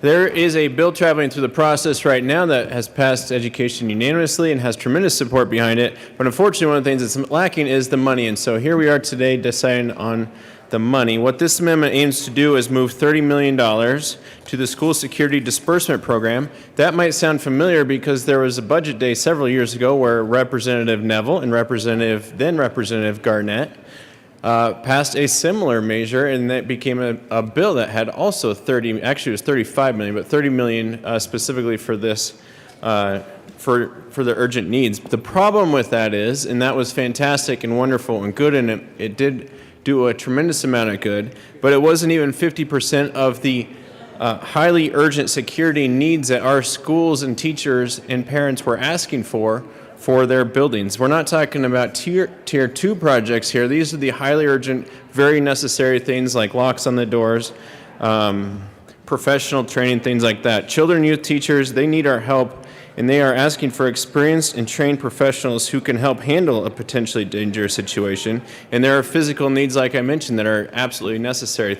Simple things like locks on doors, if something bad were to happen. And then, of course, there's preventative measures that can be taken with this $30 million, and of course assist and help for a community impacted by school violence after a terrible incident would occur. So I am asking for this $30 million to go into the School Security Disbursement Program. Members, it's not even 1/10 of 1% of our budget, and it will make a huge difference for the teachers and students of our communities. Yes, Representative Neville. Thank you, Madam Chair. And yes, members, these are non-controversial programs. So we're talking about things like tempered glass or training for teachers to do threat assessments and counselors to do threat assessments. And hopefully if the bill works its way out the way it's currently drafted to, we're adding resiliency programs too. So pretty non-controversial stuff, and it's one of those things that an ounce of prevention is better than a pound of cure, and this is really what this is an ounce of prevention. And as we've seen, this program has been highly successful. $30 million was spent in the past years. However, the school districts have also matched that, so it's really led to over $60 million in program funding and been really successful and really helpful for a lot of schools, and we urge a yes vote. Representative Van Winkle. Thank you, Madam Chair. And I'll just point out that this will be $30 million of the $700 million that's been set aside for legislative priorities. Of those priorities, one of the top things listed is public safety tools for local and state law enforcement and communities. This is definitely public safety tools for our teachers and students. And I urge a yes vote. Representative Larson. Thank you, Madam Chair. Members, I rise in support of this amendment. As many of you may know, I represent Columbine High School, and there are specific security needs that go on with that school due to the unfortunate legacy there. It's a phenomenon known as Columbine syndrome, and there are actually people from around the nation that either attempt to show up on the campus, level threats digitally against the campus. The security needs of that campus alone are hundreds of thousands of dollars a year above and beyond normal security concerns. And fortunately, that's in Jefferson County Public Schools, so there's a larger sub-budget to pull from, but there are other campuses where these are similar security concerns. This is a great amendment to a great cause and something that is very real happening on the ground, so please support this amendment. Is there further, Representative McCluskey.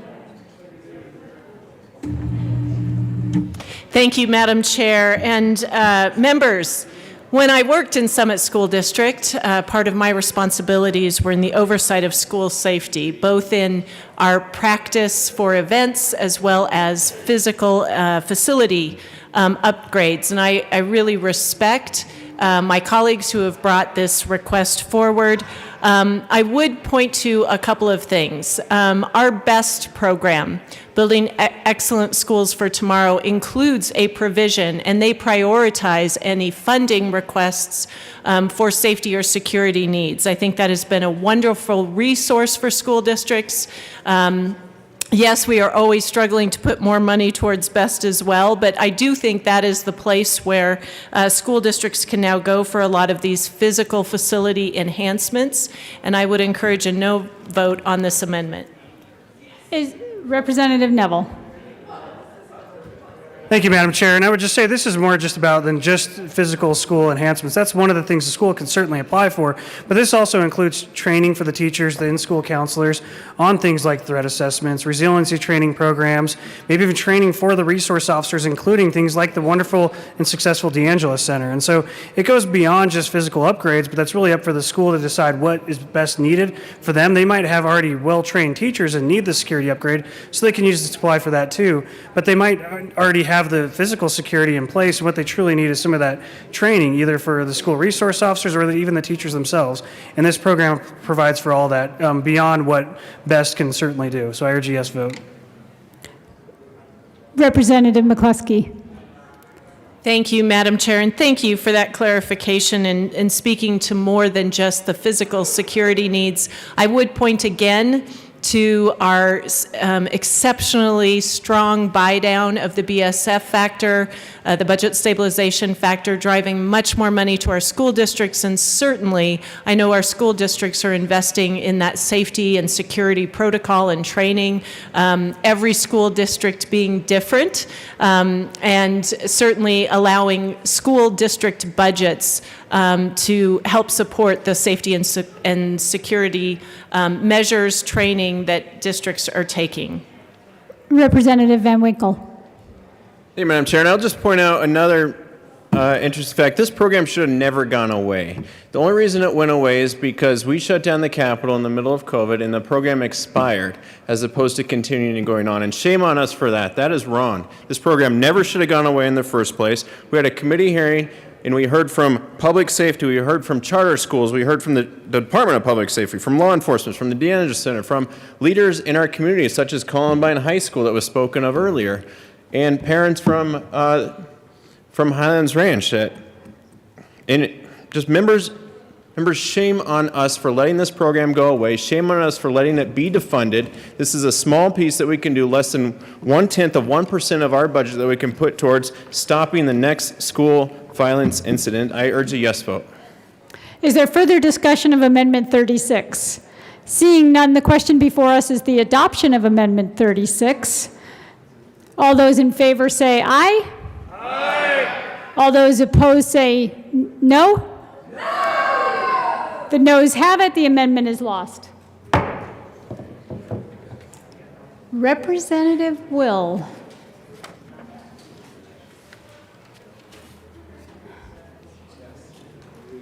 He's right there, right behind you. Representative Will.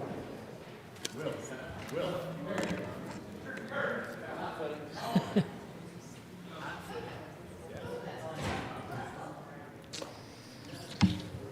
Oh. Representative Rich. Thank you, Madam Chair. I move J045, also known as Amendment 37, and ask that it be displayed while I'm waiting for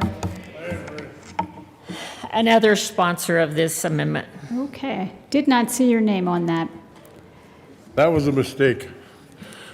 All right. The amendment is properly displayed. Go. Okay. Representative Will. Thank you, Madam Chair. Honored to serve with you. It's an honor to serve with you. So what this amendment does, and I want to thank Rep. Soper and Rep. Rich for being on this amendment with me, but it's to add $13.6 million from the general fund to the Department of Public Safety. And it's for a helicopter. And we need this helicopter. It would live under CSP, actually, instead of fire and DFPC. And how it would be used statewide to include help on a multitude of operations and a multitude of agencies.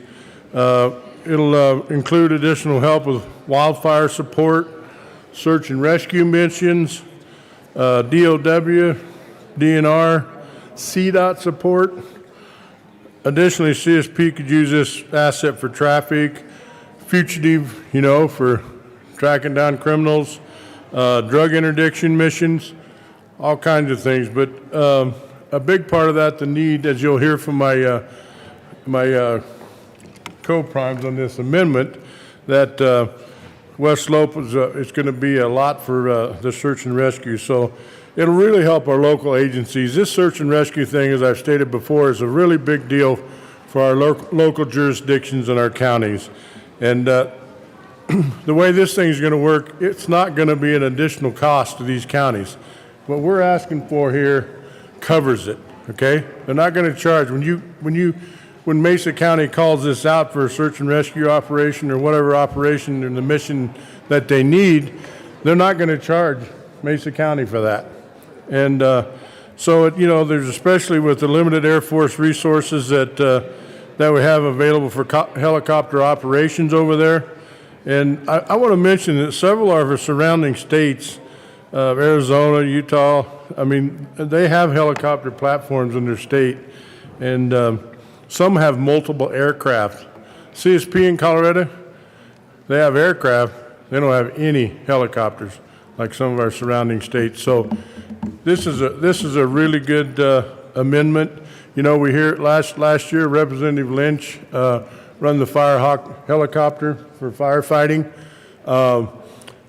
Do we need more of those? Absolutely. But this is not what we're talking about here. This is virtually search and rescue and other multiple mission aircraft, which will have a dedicated pilots to it, and they'll be there on call, ready to go. There won't be hours delay when those things are needed.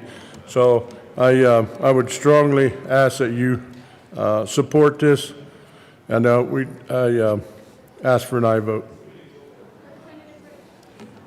Thank you, Madam Chair. We met with our Mesa County Search and Rescue a few weeks ago. They came here to the Capitol, and it was devastating to the Western Slope to find out that they were losing access to a helicopter. I want to tell you how important search and rescue is. When I was 23 years old, my first husband went missing, and it took 3 days to find him. But it was search and rescue that found him, and he survived that. So it is very important to the Western Slope. It's very important to the entire area to have this helicopter, because this is going to devastate any of the areas that have search and rescue. If you've never been involved in that, maybe you don't care about it, but I can tell you that it is very important, and this is going to be a huge loss to Mesa County or to anybody on the Western Slope if we lose this. So I am desperately asking you for an aye vote. I know that Representative Soper has something, he's on the wall, that he would like to say. Madam Chair, if you'll give him permission.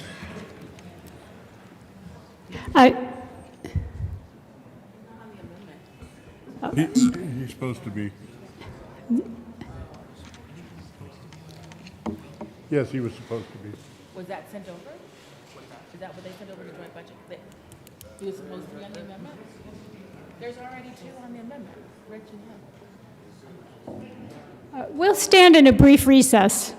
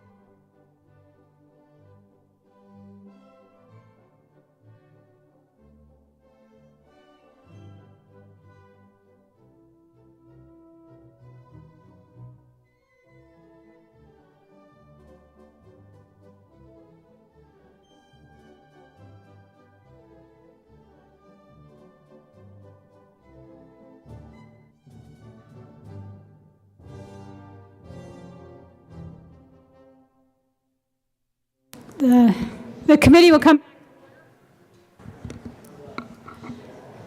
And because Rep. Soper was not on the amendment, he is not allowed to speak to the amendment. All right. Representative Will. Thank you, Madam Chair. We will let Rep. Soper speak all he wants to the bill, I guess, since he can't speak to the amendment. We have a bill coming. So we're asking for an aye vote on the amendment. Is there further discussion of Amendment 37? Representative Holtorf.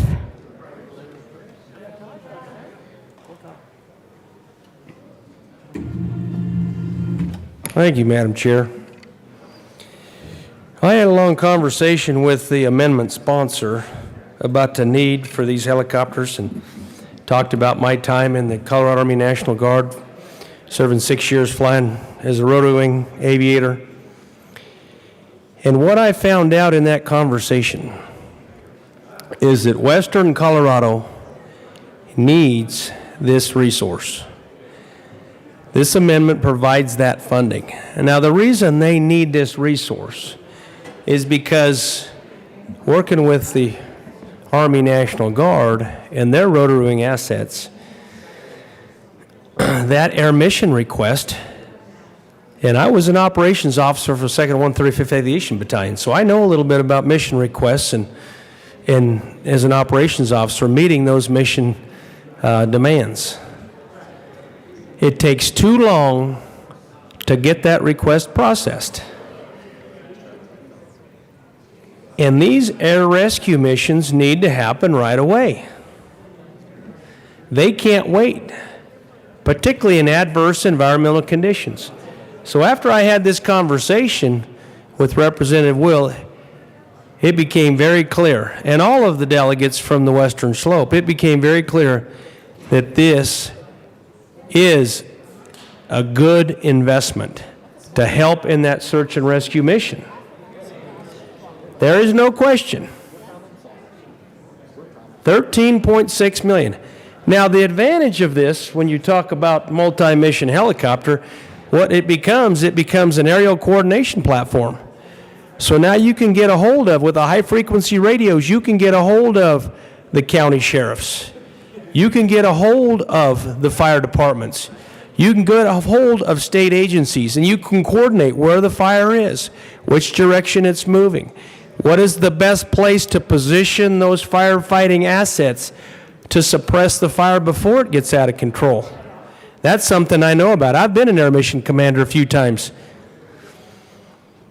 So I will tell you that after that conversation, I am completely in support of this amendment, and this is so important to the Western Slope delegation.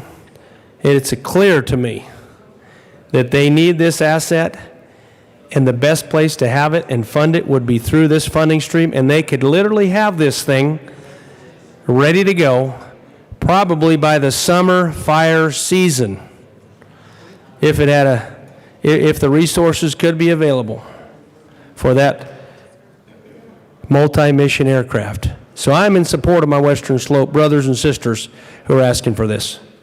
Representative Herod. Thank you, Madam Chair. I do ask for a no vote on this amendment. Members, if you remember, we just funded a Firehawk last year that will be coming online soon. They'll be available to do multiple types of missions, and so the state has made that investment. Additionally, search and rescue works very closely with Flight for Life, and that process has apparently been quite successful, and the communication has been very thorough. So at this time, we do ask for a no vote on this amendment. It is quite expensive to purchase another aircraft. It might be best to think about another lease option, but look forward to working with this as needed on the Joint Budget Committee. Representative Catlin. Thank you, Madam Chair. From talking to some of my colleagues here, I don't believe that the Firehawk can do multiple jobs like that. It's for fire. What I'm here for today is to talk about specifically helicopters. Part of the reason for coming to you today and asking for a helicopter for the Western Slope of Colorado is that we've been begging and paying and trading out favors with corporations to help us do search and rescue on that side of the mountain. Just ask them to move it. Now, insurance companies don't think that's a good idea. So the people in my community and the people on the Western Slope are going to have to figure out, I guess we'll walk in and get those guys. I'm not sure. Folks, we're not second class over there. We haven't been. You and a lot of our neighbors come to our part of the state to recreate. And guess what? A lot of you and a lot of your neighbors are the ones that we're rescuing. Let's keep it on a level playing field here. We see helicopters here every day, taking people back and forth, doing all kinds of different things. On my side of the mountain, there is not that many of them. We're simply asking for an opportunity to save one another's lives. This would be a good amendment to start doing that. I'm not sure some of you realize how deep some of those canyons are or how far back you've got to get in order to maybe find somebody that does have an opportunity to be saved. But without a helicopter, we cannot do it. Let's hope that it's not one of our families or not one of our kids that's needing that ride or that needs to get somebody back in there to take care of him. This is a good amendment. Vote yes, please. Representative Pico. Thank you, Madam Chair. I rise in support of this amendment. It's critical to have the assets when and where you need them, and there are certain things you can do on a multi-mission aircraft. The firefighting Firehawk aircraft can do an awful lot of things, but it can't be everywhere at once. And during fire season, it's not available to do search and rescue operations. It's doing its primary mission of fire detection and suppression. It can't be everywhere at once. You've got a time distance calculations on how fast you can respond, how fast you can get it from point A to point B, and where it needs to be. We need to have one more asset in the Western Slope, and it needs to be able to be stationed there and on quick response there. Back what I said earlier, public safety is job number one at every level of government, and this is our responsibility. We need to do this. I flew an awful lot of search and rescue missions back in the day. They weren't helicopters, but I went out there and it was a coordination platform to get them. Far too often those were not successful. But this is something we can do. Those times when I was launched to go hunt for missing aircraft were not successful because we were too late. You need to have that asset on station, and that means stationed out where it needs to be. This is a good use of money. Representative Valdez. Thank you, Madam Chair. And thank you, Representative Will, for bringing this amendment forward, because in the San Luis Valley, we do have a lot of search and rescue operations that do need a helicopter, and this state is huge, all four corners. And when somebody needs rescued, they need to make sure that we have the tools, but also the operation for our men and women to be safe in this operation for the search and rescue of individuals that come from all over. And whether they recreate in rural Colorado or any place in the state, we need to make sure we have the right tools, and a helicopter is one of them. So with this, you have my support, and thanks for bringing this forward. Minority Leader McKean. Madam Chair, thank you so much. Folks, we've been debating a lot today, but occasionally we come to one of these where we realize this is a sticky point. And part of the sticky point is that you heard that we have assets in this state. We have helicopters down here at Buckley, and we've got assets in this state where we could deploy them. I need you to just stop for 1 second and think about where those assets are. They're up and down the Front Range. And if we're going to fly a search and rescue mission to the West Slope, we're burning valuable fuel to get there. And the challenge is that if you're going to go and actually conduct one of these operations, it's an unknown amount of time. You're not just going to a certain point to take care of something and go on. You're actually going to work a grid. And you're going to take a look in the best possible place you can, but that means that you will start and then often expand that area. And so if we're burning valuable fuel just to get to the West Slope, it means we have less time on station to actually go and find people with a broken leg, with a crushed spleen, with all of the kinds of injuries that we see, especially in the high country. Folks, what we're asking for is just a little bit of common sense. We need an asset located in the place it needs to be, and we need it to be a multi-mission asset. It needs to be a helicopter that can do all the things that we're asking it to do. So I ask you to support this amendment. Is there further discussion of Amendment 37? Representative Will. Thank you, Madam Chair. I just wanted to reiterate a couple of things that said. I know my colleague Rep. Catlin said, you know, the recreation's happening on the West Slope. That's the bulk of it. And the recreation is coming from the Front Range. You know, that increase, I mean, we see so many rescues, especially with people climbing 14ers anymore. They're ill prepared. They don't understand it. Those have tripled and quadrupled the number of rescues that these search and rescue teams are having to do. And, you know, Rep. Pico said about having the asset where you need them. That's critical. That's what we're talking about here. Having an asset, meaning the helicopter, where it's needed. And, you know, many times our state-owned assets, like our aircraft, have saved lives by transporting medications to rural areas, to critical access hospitals.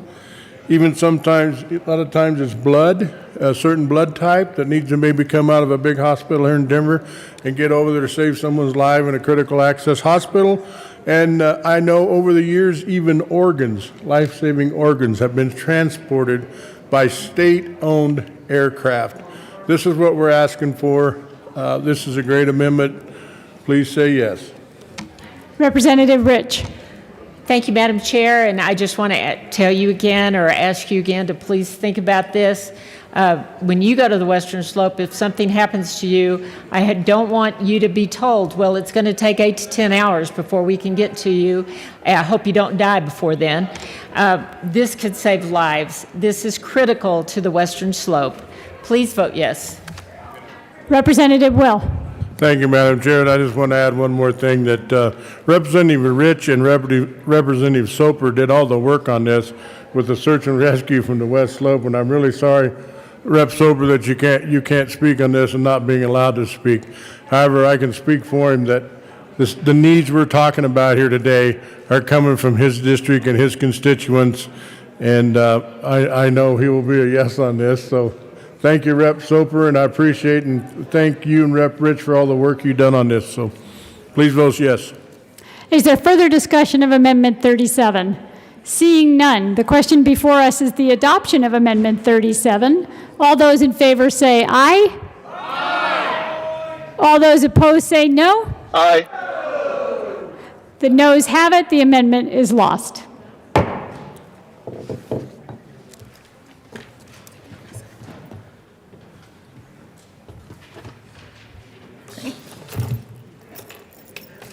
Mr. Assistant Minority Leader.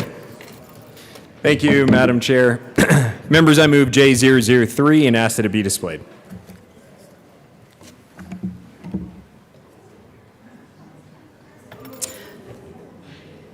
The amendment has been moved and properly displayed. Please proceed.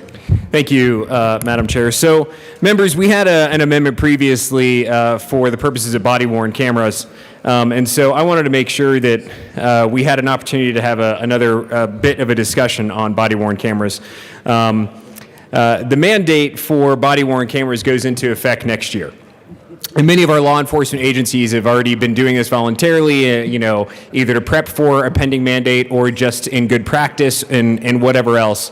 But because we are moving into a period where there is certainly going to be a mandate, there is concern amongst our law enforcement communities that now all of a sudden the cost, as it is specific to the data piece of this, could actually go up, right? A lot of our agencies have taken the opportunity to procure the actual hardware, the actual camera itself, but a lot of the bulk of the price is actually borne on the management of that data, the maintenance of that data. And there's some criteria for how long and under what conditions you have to maintain the data. And we heard it discussed that, there's the idea of a multiple-year contract. Well, these contracts are actually being written. That is between the provider and the agency themselves. And many of them have found ways to navigate this just fine, all the while being able to use the funds that were in the body-worn camera fund. Last year, you remember, we put about $6 million into it. There's roughly $1 million left. And so I've reached out to a couple law enforcement agencies and just, some things that they shared with me, which I'm happy to cover as well. But here's an opportunity for us to say, hey, not only are we going to pass legislation that would mandate something, but then we're also going to have the opportunity to fund it. And certainly, I think this is an important piece as we move into that, the actual implication where the mandate becomes law. And the numerous law enforcement agencies that we have across the state, the cost of the hardware, the cost of the data itself. And so here's an opportunity for us to go ahead and make sure that we're honoring our law enforcement agencies by providing the funding for the very thing that this body asked them to do. So with that, members, I urge a yes on J003 or Amendment 38. Mr. Minority Leader.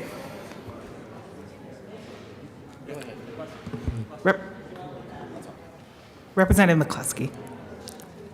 Thank you, Madam Chair, and thank you for the conversation. As we discussed earlier, I do want to highlight something that the Assistant Minority Leader stated, that there is still $1.2 million available in this grant program. I was just looking at the list. of law enforcement agencies that have received funding. Really pleased to see that so many agencies across the state, particularly smaller rural agencies, have received funding for these cameras. I think this is probably a grant program we can revisit again next year, but currently would state that there is still money left in the account after many of these grants were awarded. I ask for a no vote on the amendment. Mr. Assistant Minority Leader. Thank you, Madam Chair. And so, members, I wanted to share some stats or some information with you from a law enforcement agency that, you know, is part of the area in which I represent. So, an original contract was for 3 years. It included 157 cameras with unlimited storage. There was a renewal of that in 2020 with an additional, for $483,000. That's almost $500,000, members. Added, there was an additional 45 cameras in 2021. Those cameras cost $84,000. The increase through the remainder of the hardware with only 2 years remaining on their contract. Adding an additional 100 cameras beginning November of this year, there will be another payment due of $132,000, and for the remainder of the contract. Currently, the contract is about $2,800 per device. So $2,800 per device. Now, this agency, I think, is the fourth largest agency in the state, but you can see the impacts there. Certainly, there are larger agencies as well as smaller ones, but that roughly breaks down to about $935 a year per device. And that's almost regardless of the agency that you're looking at. So I think it's important that as we're talking, you know, hey, there's this fund and it's got, you know, $1 million left, what is the actual price for our law enforcement agencies to do what we have mandated them to do? Well, it's about $935 a year per device. And that includes, and that's with the data. Now, here's an interesting point. Currently, law enforcement agencies are held to certain storage requirements. Murder, 99 years. So they've got to keep that data for 99 years or forever. All videos are kept for at least 2 years due to new civil regulations. This also says they are roughly using about 48 terabytes today. This law enforcement agency specifically, 48 terabytes today. The next renewal for most agencies is going to be in June of next year. That's 2023. And the concern, like I said, is that when they go to renew, is that then because they're required to, because of state policy, that the rates will actually go up. So what we are seeing today for about $935 a year per device, that's the data, that's the hardware, is actually going to be higher. So now we're placing our law enforcement agencies in a position where they're required to do something, and we have an opportunity here through this amendment to fund that fund with $6 million, which we know will be used because we're seeing it being used already. It was $6 million. We're down to $1 million left. The year isn't even out yet. I anticipate that it will probably be exhausted before the year is out, and many agencies are then going to have to renew next year. So what are they going to do? So members, we have an opportunity here to actually take care of our law enforcement agencies and allow them to do what we told them to do. And this amendment goes a long way in making sure that that's needed. And just one final piece here, and this is some information that was sent to me. It's estimated that across the entire, let me see, with a need for possible additional 80 cameras, $9 million for the entire state may be needed to be reviewed.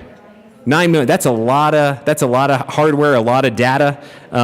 This is probably just a drop in the bucket, honestly, to be able to do that. And our rural law enforcement agencies certainly are struggling. I think this $6 million goes a long way in meeting the requirements that we here in this chamber place on our law enforcement agencies. So, members, I would encourage a yes vote on Amendment 38. Thank you very much, Madam Chair. She didn't. She said it, and it didn't really go on the microphone, but I heard it, and some of you also did. And I just am like, yeah, thank you. I would just thank her anyway, 5 times. really. So at the great risk of putting one of my favorite colleagues on the other side of the aisle on the spot, I would say this is something we've come to before. This is something that we've really done before, and we know we have to.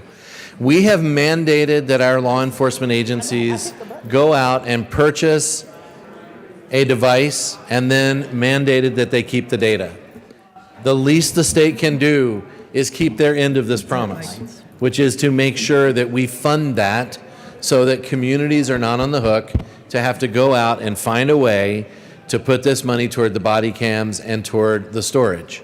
And if you can imagine, this is much like many of us. When we fill our laptop hard drives with photos, we've got to go find another way to do that. We got to go buy an external drive. We've got to go buy a new computer.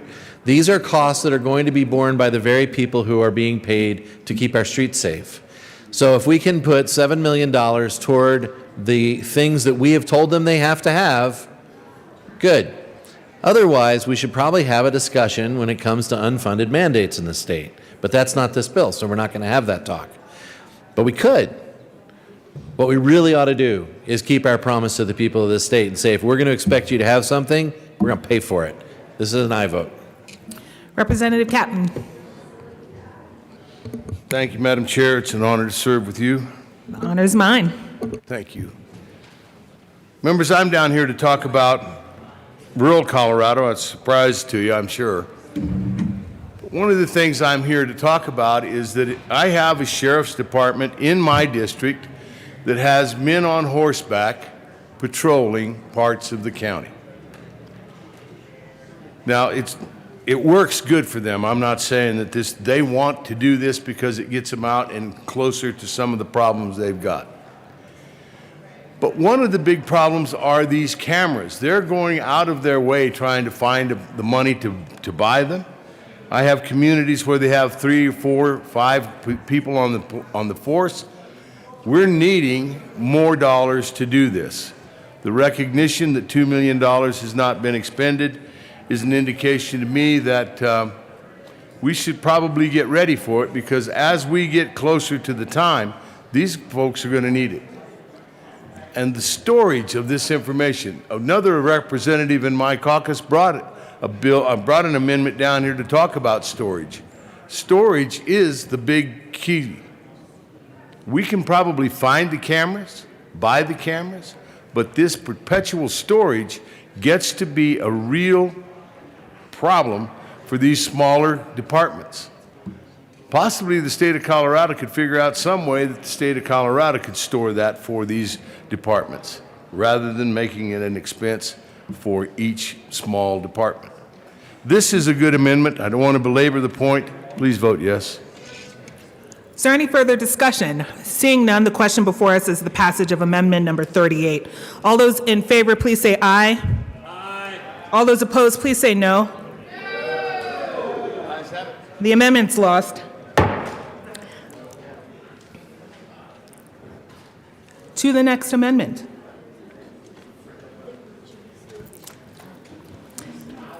Representative Neville. Thank you, Madam Chair. I move Amendment 39, also known as J050, and ask for it to be displayed. Thank you. The amendment has been moved and displayed. Please proceed. Thank you, Madam Chair. Members, this simply takes the money away from the Civil Rights Commission. I want to make that clear. The commission, not the division. I think most people would agree that the division itself does a lot of good things, but the commission has been, well, it's been scrutinized pretty poorly by the United States Supreme Court in many ways, and so instead it puts it back to the general fund in hopes that it gets returned to the taxpayers. Representative Herod.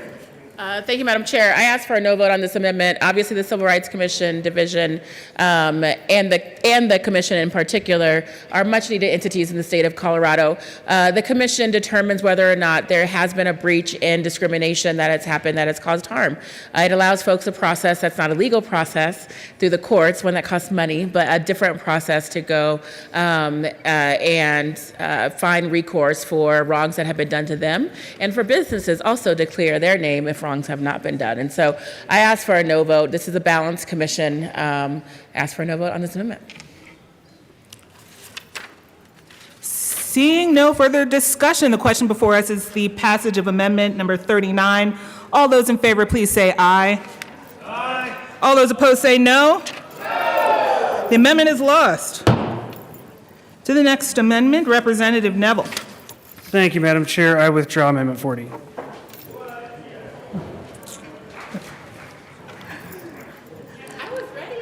Thank you. No. to the next amendment.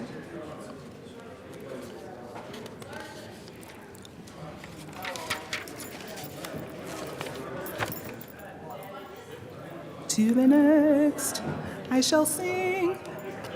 I'll be inappropriate. Sorry. Representative Larson. Thank you, Madam Chair.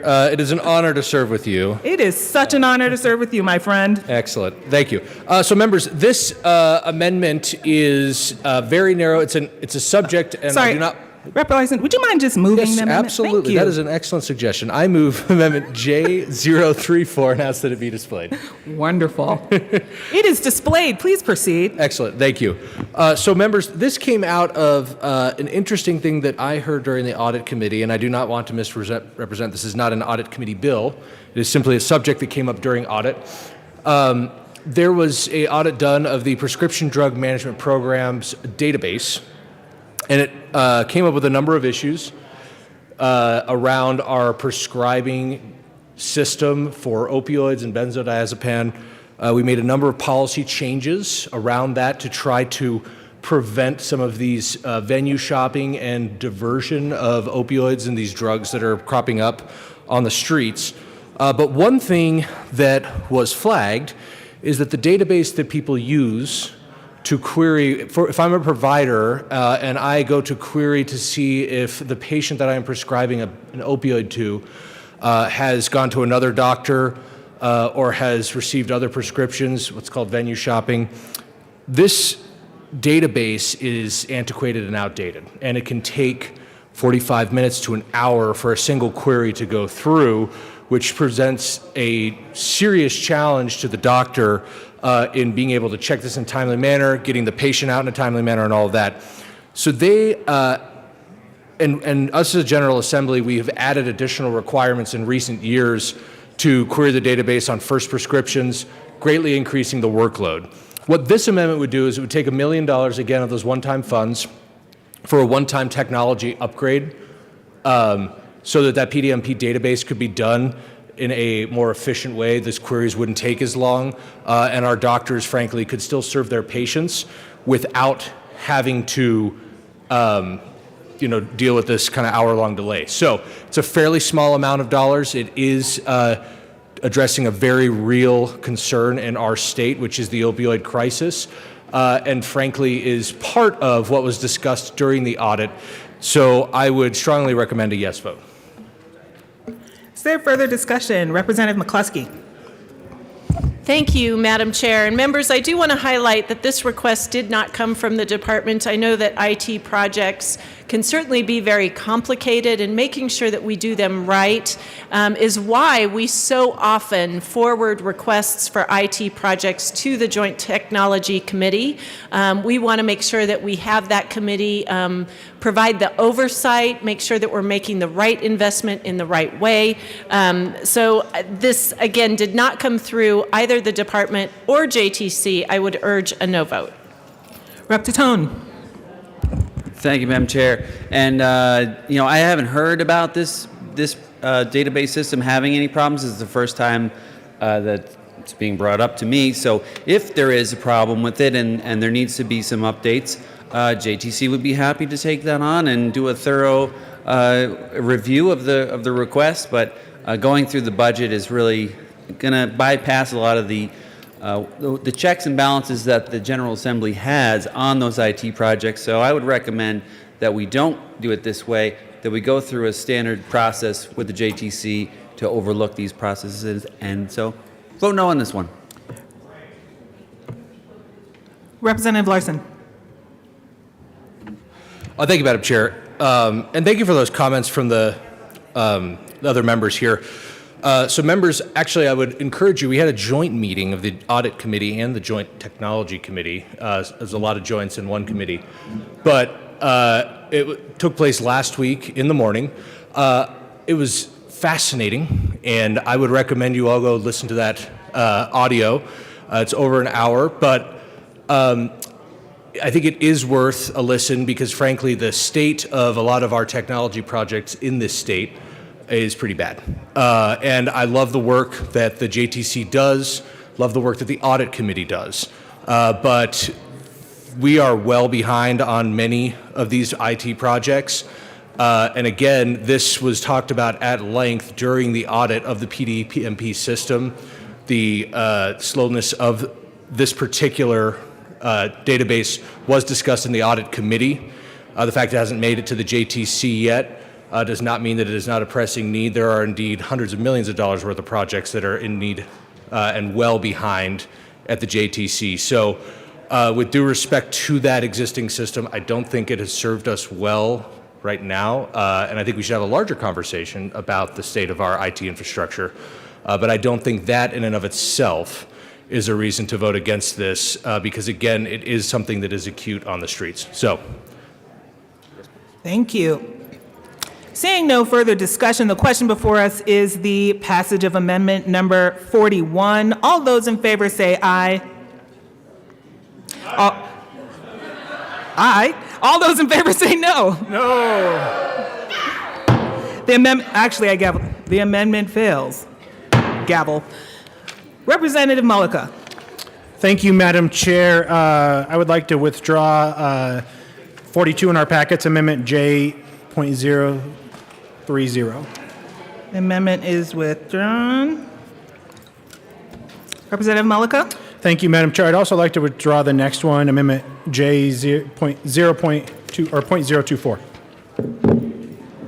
The amendment is withdrawn. Representative Mullica. Thank you, Madam Chair. I move Amendment J.052. The amendment has been moved properly displayed and displayed. Please proceed. Thank you, Madam Chair. Members, this amendment works to try to identify funds to ensure completion of projects up in Adams County. And just to give you a little background, there are several projects that had funds taken away from those projects to fund the completion of other projects, which obviously we have we're a state, we're not individuals, but I think what we're trying to do is make sure that these projects, being that they were good sports and they let those funds be taken, are a priority for CDOT. This amendment calls for a footnote in the CDOT budget to prioritize two projects. These projects are about reducing greenhouse gases and safety. Along 270, that project's been on the transportation priority list since 2014. And with the I-25 project, it's actually one of the worst corridors in the entire state. The Northern Transportation Alliance actually has dubbed it the crash corridor. And there's many of us in this room that have to drive that every single day, and we see it. And obviously something needs to be done about that. Where we get the numbers from is CDOT's identified $200 million for the 270 project in their 10-year plan. If you open that up, it's actually a $600 million project that's supposed to be done within the next 6 years. The I-25 project has $100 million identified. It's actually going to be more like a $200 million project. And so what we're trying to do is that CDOT's saying these are in their 10-year plans. We're trying to help them identify where those funds are going to come from and make sure that both of these projects are fully funded and that this community sees that these projects are going to be fully funded. And so I would ask for a yes vote. Representative Benavidez. Thank you, Madam Chair. And members, I also would urge a yes vote on this. These are two areas, and any of you, while you're getting ready in the morning, turn the news on, and they'll tell you where the accidents are. And 270, 76, around 84th, because there's just not enough room in that area. They are terrible highways. And it is so important that these get moved up and get done. They have put, as he indicated, $600 million towards one of the projects and $100 million towards the other. What this footnote will do will hopefully get the other monies needed to complete the projects and to get them scheduled. CDOT has agreed to put all of the parties from Adams County together to get this really looked at and worked on. And that we'll be getting together very soon on this. That's how important this amendment is. So we really, and even if you don't live in Adams County, you probably travel those roads. If you live in Boulder, you probably have gone on 270 at some point. If you anywhere, if you live in Fort Collins, you pass through where 84th and I-25 is. These are used by so many people, and they really need to get fixed. So we would encourage a yes vote. Thank you. Thank you, Madam Speaker Pro Tem, Representative Byrd. Thank you, Madam Chair. It is an honor to serve with you. It is an honor to serve with you. So, members, I also rise in support of this amendment. The areas that we're talking about, the highways, this is a major center of interstate commerce that our economy, our statewide economy depends upon this. Population growth has boomed. For all of these reasons, it's a matter of statewide concern that we enhance our infrastructure, make appropriate investments in aging infrastructure so that people are safe and that commerce can flow freely. Thank you. Thank you. Representative Bockenfeld. Thank you, Madam Chair. It's an honor to serve with you. Honor to serve with you, my friend. Members, we've been fighting for increasing transportation dollars for some time, and that's what this amendment does. And it's being invested in our infrastructure and transportation, and there's a dire need in Adams County, and I rise in support of this amendment. Is there any further discussion? Representative McCluskey. Thank you, Madam Chair. And members, I certainly appreciate the interest and concerns expressed here. I know for all of us in our districts, we want to make sure that our transportation infrastructure receives the right investments, that projects are attended to. I want to mention a couple of things. Our Department of Transportation's budget is truly overseen by the Transportation Commission. It is provided as for informational purposes as an allocation representation in the long bill, but ultimately the Transportation Commission is overseeing the budget. We did check in with the department just to clarify a few points. You know, projects listed in the 10-year plan may or may not be fully designed or funded because of a number of moving parts, one of which is the readiness of the NEPA process, other regional priorities, statewide priorities, and funding availability. We know that there are a lot of demands for transportation improvements in this state, not only on our highways and roads, but bridges as well. Certainly the infrastructure bill that recently passed at the federal level is providing much needed resources for so many of the projects that this state has been clamoring for, not only for years, but maybe even decades. And I want to highlight that last year's Senate Bill 260 has finally put into place a sustainable funding stream for many of these projects. So while I appreciate the concern from my colleagues from Adams County, I would urge a no vote on this amendment. Representative Malika. Thank you, Madam Chair, and definitely respect the words of our JBC Chair. I will just say that that hasn't stopped other projects from getting completed in this state, and those other projects being completed with funds that were directed for these projects that we're advocating for. And so I definitely think that we can walk and chew gum at the same time and figure this out and make sure that these projects get funded. So I would ask for a yes vote. Is there any further discussion? Seeing none, the question before us is the passage of amendment number 44. All those in favor, please say aye. Aye. All those opposed, please say no. No. The amendment is lost. Representative Malika. Thank you, Madam Chair. I will say before I make this last comment that we have worked with CDOT and had conversations with them. They have committed to sitting down with elected officials and other community members within this community to make sure that they start going down this path and finding a funding solution. But with that, I will withdraw Amendment J.051. Thank you. The amendment is withdrawn. Representative Larson. Thank you, Madam Chair. I will move Amendment J058 and ask that it be displayed. The amendment has been moved and is displayed. Please proceed. Thank you, Madam Chair. And members, this is in a very similar vein to the amendment you just saw from Representative Mullica. This is adding money instead of directing already existing funds. And while I love what Representative Mullica was trying to do, there just wasn't enough love for down south, and the constituents in Jefferson County would be a little upset if we put money up north without taking care of 6th Avenue and I-70 and C-470. So I could not support a specifically directed project. That being said, I think that this is a little more equitable because it just puts these funds toward the department's 10-year plan, those projects that are on that list. So this will spread across the state and will hopefully be done in a way that isn't so directed by the legislature, even though I do appreciate what he's trying to do, and ask for a yes vote. Representative McCluskey. Thank you, Madam Chair. And members, I will restate my concerns on this amendment as well. Again, we do have the infrastructure dollars coming from the federal government to help bolster the investments we've made in transportation in this state. The passage of Senate Bill 260 last year also creates a sustainable funding stream.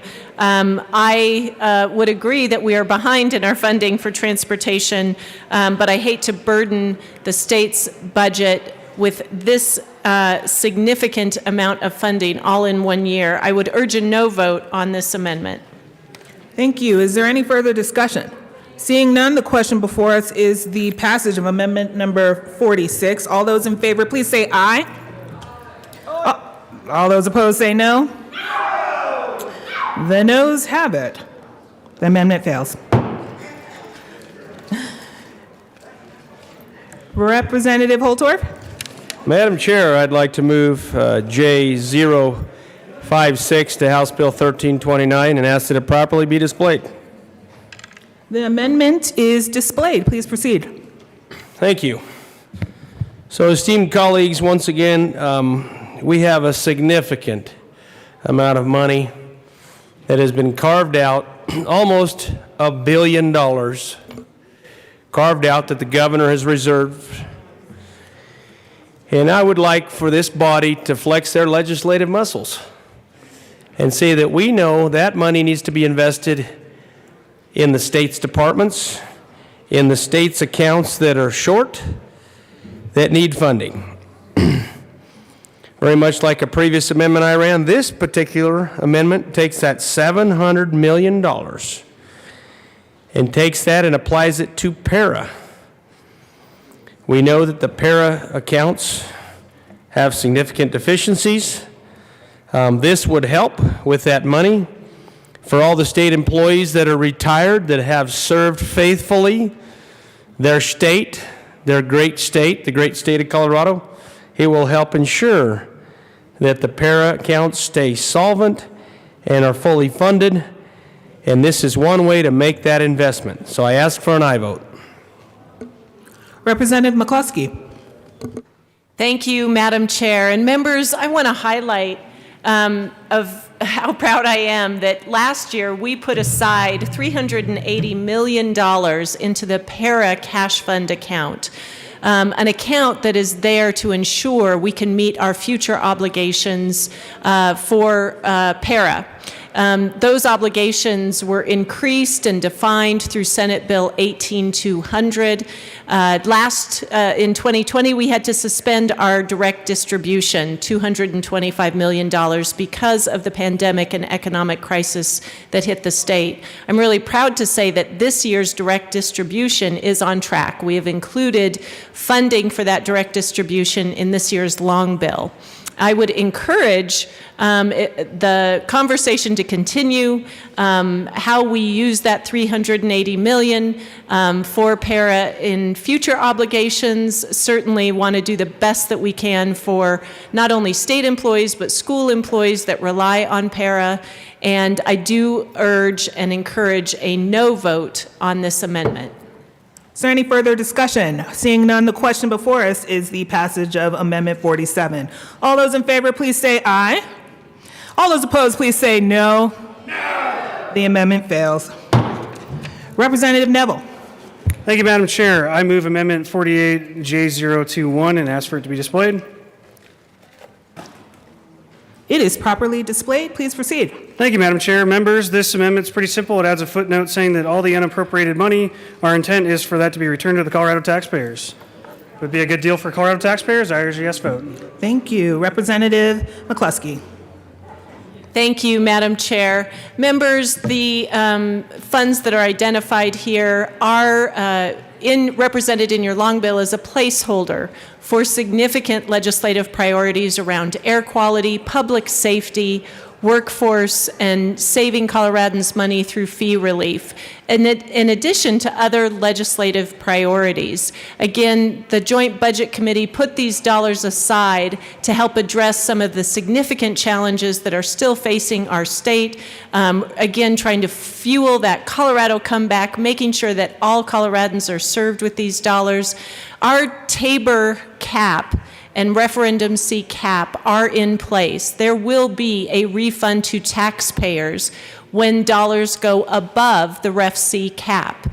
Our recent economic forecasts indicates that for this current year, that may be as high as 1.8, 1.9, potentially $2 billion. So our taxpayers will be receiving relief because of that particular cap. I would encourage you to vote no on this amendment because I believe it is our responsibility to invest this one-time bucket of general fund dollars into those priorities defined by Coloradans in this state. Please vote no. Representative Van Winkle. Thank you, Madam Chair, and I love this amendment. If we want to give the people of Colorado true relief at a time when they are hurting, the hardworking taxpayers of Colorado could use $940 million that is currently unappropriated, send it back to them, give them relief at a time when the price of steak, chicken, gas, everything they can think of is being hit by bite inflation. This is a great way to help them, help fund their families, help fund their economy. Thank you, Representative. Is there any further discussion? Seeing none, the question before us is the passage of amendment number 48. All those in favor, please say aye. All those opposed, please say no. No. The amendment is lost.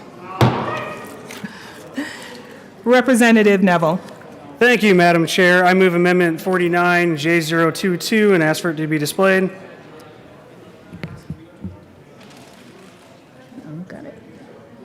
The amendment is displayed. Please proceed. Thank you, Madam Chair. Members, oftentimes we come down here and we like to say that, look, it's only the federal government, it's Congress, U.S. Congress, that has an issue with spending, and they're spending into huge debt. They are now spending what I think is probably not even my kids' money at this point, but the grandkids' money. But quite frankly, we are part of the problem. And so what this amendment does is says, you know what? Inflation is an issue, the national debt's an issue, so let's do our part. This puts us back at 2019 levels of federal spending, and that says that's all we're going to spend.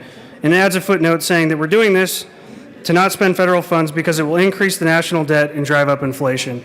And I urge a yes vote. Representative McCluskey.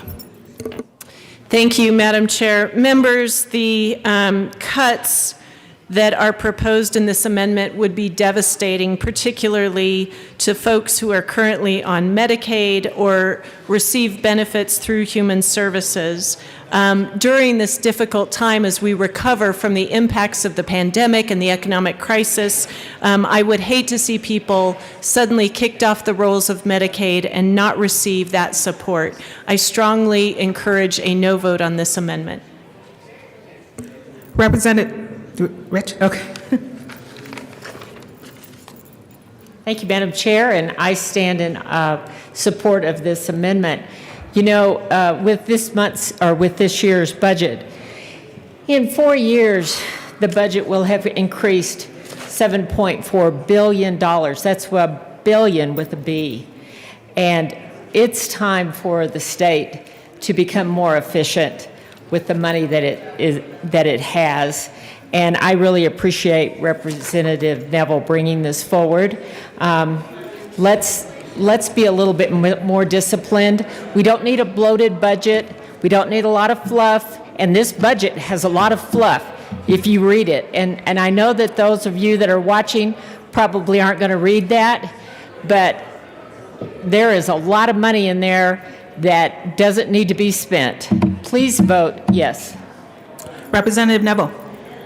Thank you, Madam Chair. And members, when I first came down here, I think our federal spending limits was somewhere around $4 to $5 billion, and now we're approaching almost $12 billion. And so again, what this really does is says that we recognize that federal money is not free money. It's still taxpayer money. And like I said, at this point, it's probably our kids' and grandkids' money that we're spending. So we need to do our part. Let's go back to pre-pandemic levels at the very least and do our part in helping out the national debt and helping out the problems with inflation. Is there any further discussion? Seeing none, the question before us is the passage of amendment number 49. All those in favor, please say aye. Aye. All those opposed, please say no. No. The amendment is lost. Representative Neville.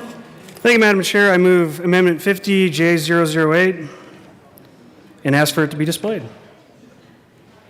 It is displayed. Please proceed. All right, members, this says, hey, people are having a problem with affording things, inflation's up. So without a single cut, let's go back to last year's levels in the entire budget, and last year's levels will then be refunded to the taxpayer. So we can actually help people save money. Only in government budgeting do we say that this is a cut, because in government budgeting we'll say that, well, we expected an increase of a certain percentage, and if we even decrease that 10% to a 5%, then that's somehow a cut. Only in government do we do that. A normal household, if they make $50,000 one year and then they make $50,000 next year, they don't say I lost salary. But we do that in government. And so this says, let's hold our spending where it was last year, and let's give back to the people, their hard-earned taxpayers, or their hard-earned taxpayer money. I urge yes vote. Representative McCluskey. Thank you, Madam Chair. Again, members, when I look at this amendment, I see devastating cuts to services that Coloradans count on. We are proposing in the long bill to buy down the budget stabilization factor by $250 million. This $195 million cut would force us to increase the BSF or reduce the funding that is directed to schools and school districts, and certainly to teachers and teacher pay. Again, dramatic cuts to healthcare policy and financing. That's low-income people and families on Medicaid. I just can't share or emphasize enough how devastating some of these cuts would be to state services, state programs, and certainly the important and valuable government services we provide to Coloradans. I urge a no vote on this amendment. Is there any further discussion? Seeing none, the question before us is the passage of amendment number 50. All those in favor, please say aye. Aye. All those opposed, please say no. No. The amendment is lost. Representative Neville. Thank you, Madam Chair. I move Amendment 51J016 and ask for it to be displayed.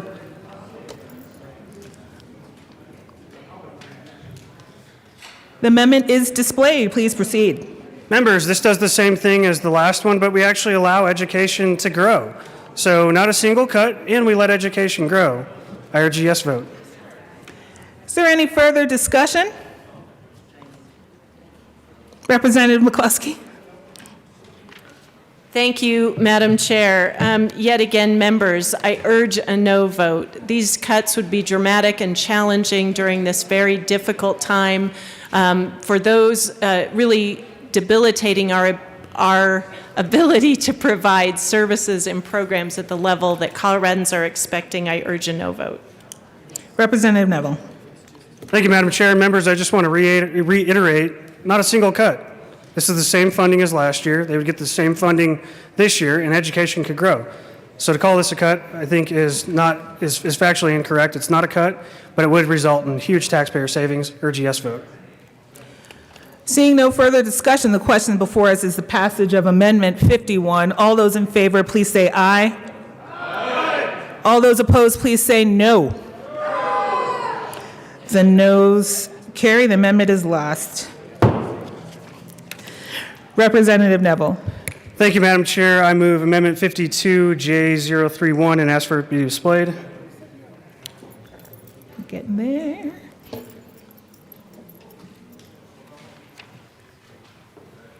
The amendment is displayed. Please proceed.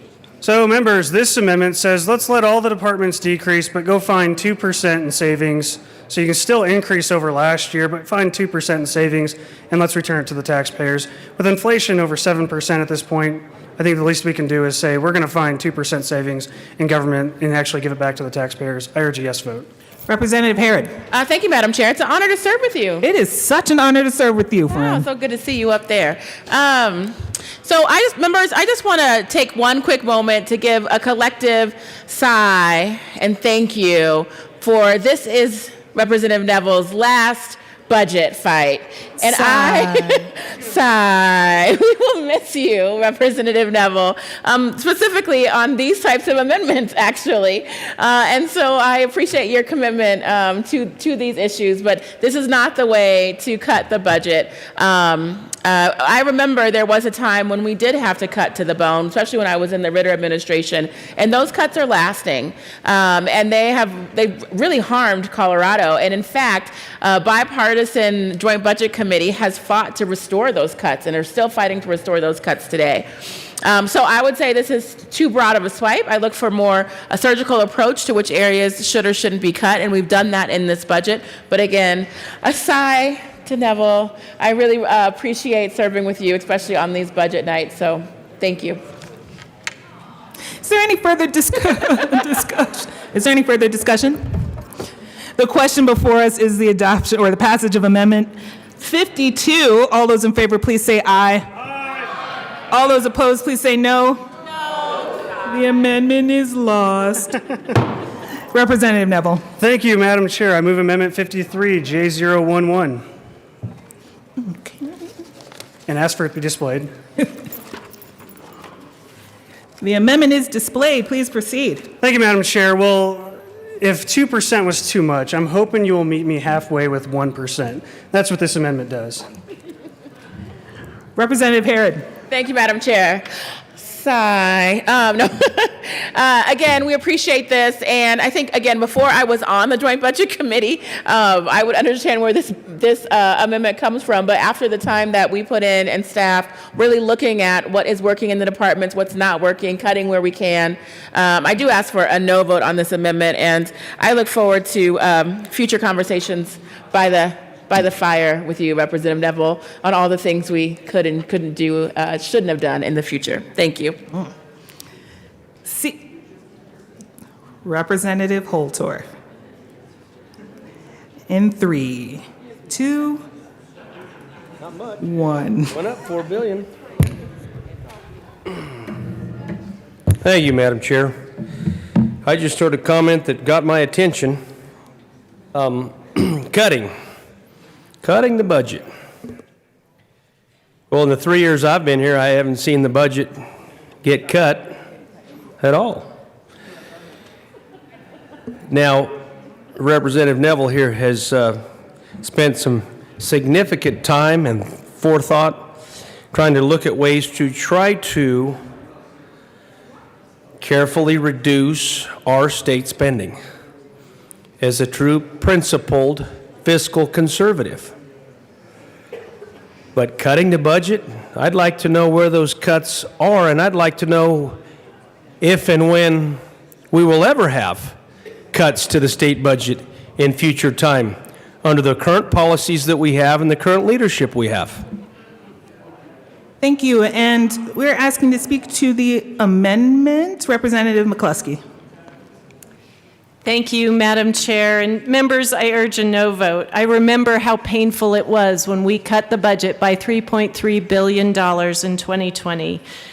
We have restored what we could. We have been responsible, fiscally responsible, in trying to restore those operations services, particularly for those hardest hit during this time. I'm really proud of the work that we have done, the work that we did then and the work that we're doing now. And a cut like this in this amendment, again, is not, to use my colleague's doesn't take a surgical approach. It's just an across the board.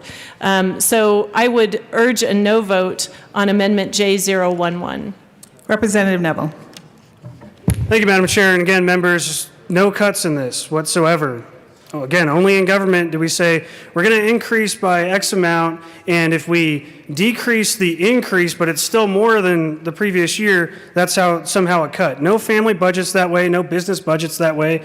This is not a single cut. This just says let's tighten up our belts a little bit by 1%. God knows families and households are having to do this themselves, and I think we should be an example and do that in government. I urge a yes vote. Seeing no further discussion, the question before us is the passage of Amendment 54. All those in favor, please say aye. Aye. All those opposed, please say no. No. The amendment is lost. Representative Neville, welcome back to the mic.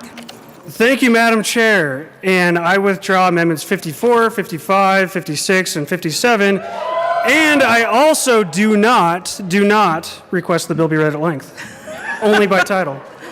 I do believe he moved for a slow clap, but that is withdrawn. Thank you. Okay. To the bill.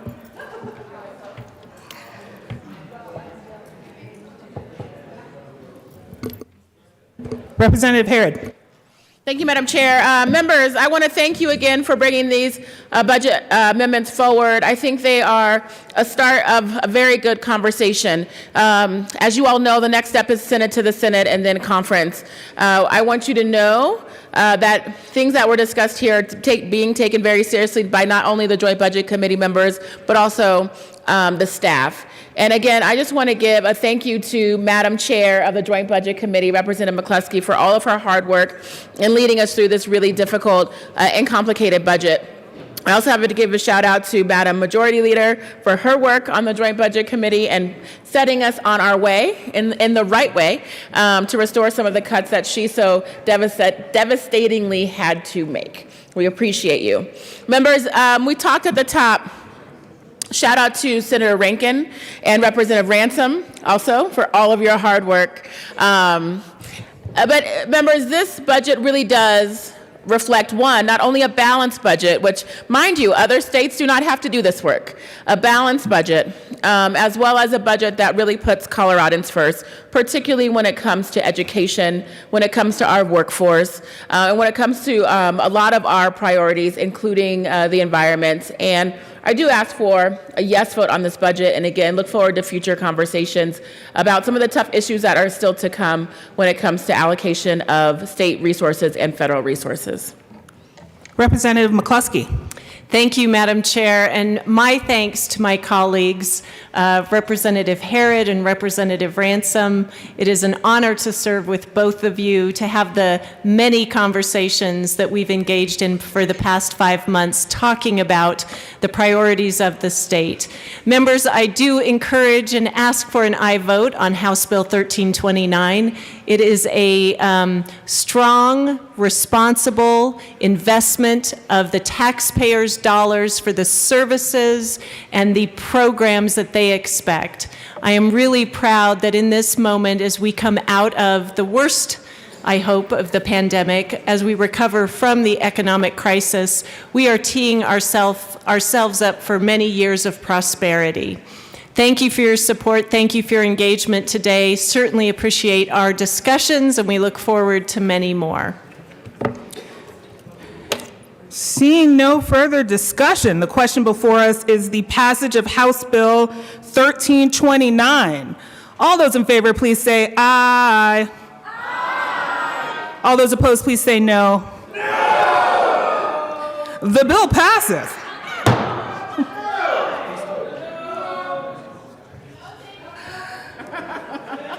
That was nice. Thank you. The bill passes. Yeah. Oh, next. Yeah. Yeah. Mr. Sheeval, please read the title to House Bill 1333.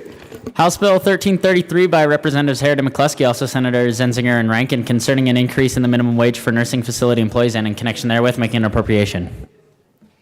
Representative Herod. Thank you, Madam Chair. Members, I move House Bill 1333. Thank you. To the bill. Thank you, Madam Chair. Members, this bill reflects our commitment to our nursing homes across Colorado and ensures that those who work in the nursing homes are making a minimum wage of at least $15 per hour.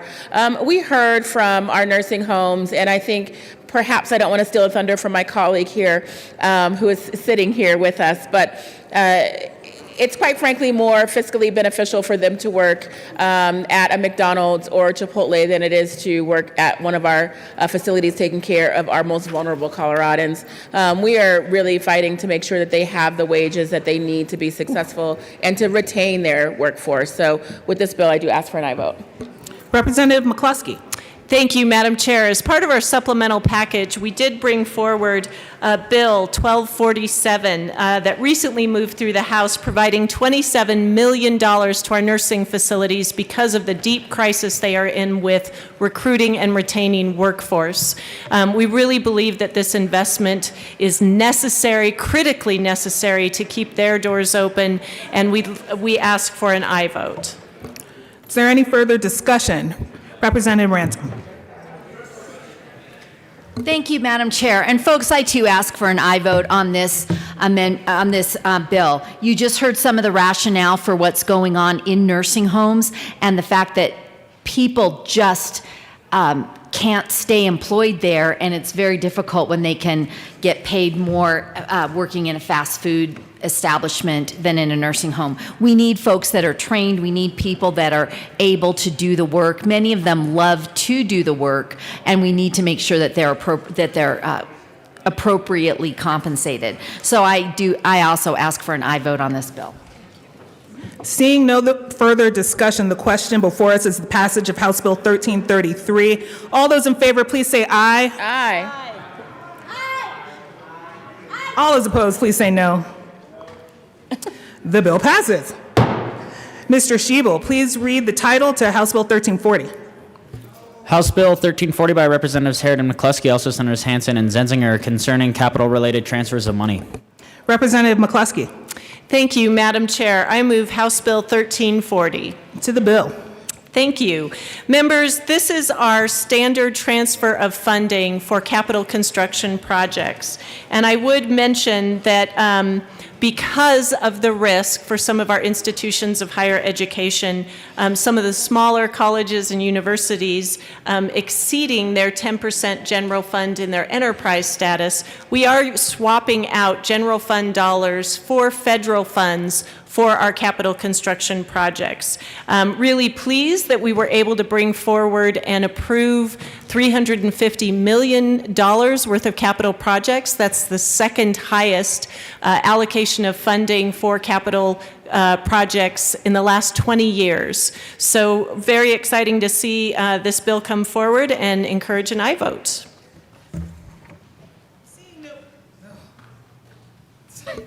Hello, okay. Seeing no further discussion, the question before us is the passage of House Bill 1340. All those in favor, please say aye. Aye.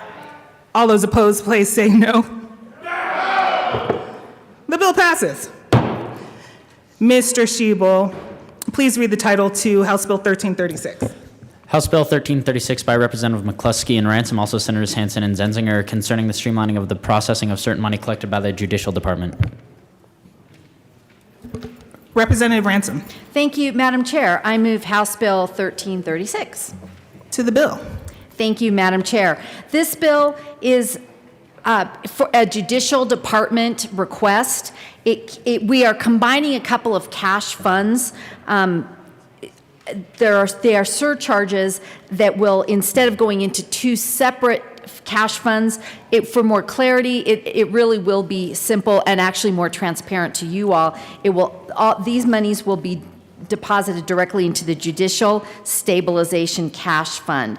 It will provide funding for the same purposes. It just simplifies the accounting process. This is a kind of a cleanup bill, and I urge an aye vote. Representative McCluskey. Thank you, Madam Chair. I want to echo the comments from Representative Ransom.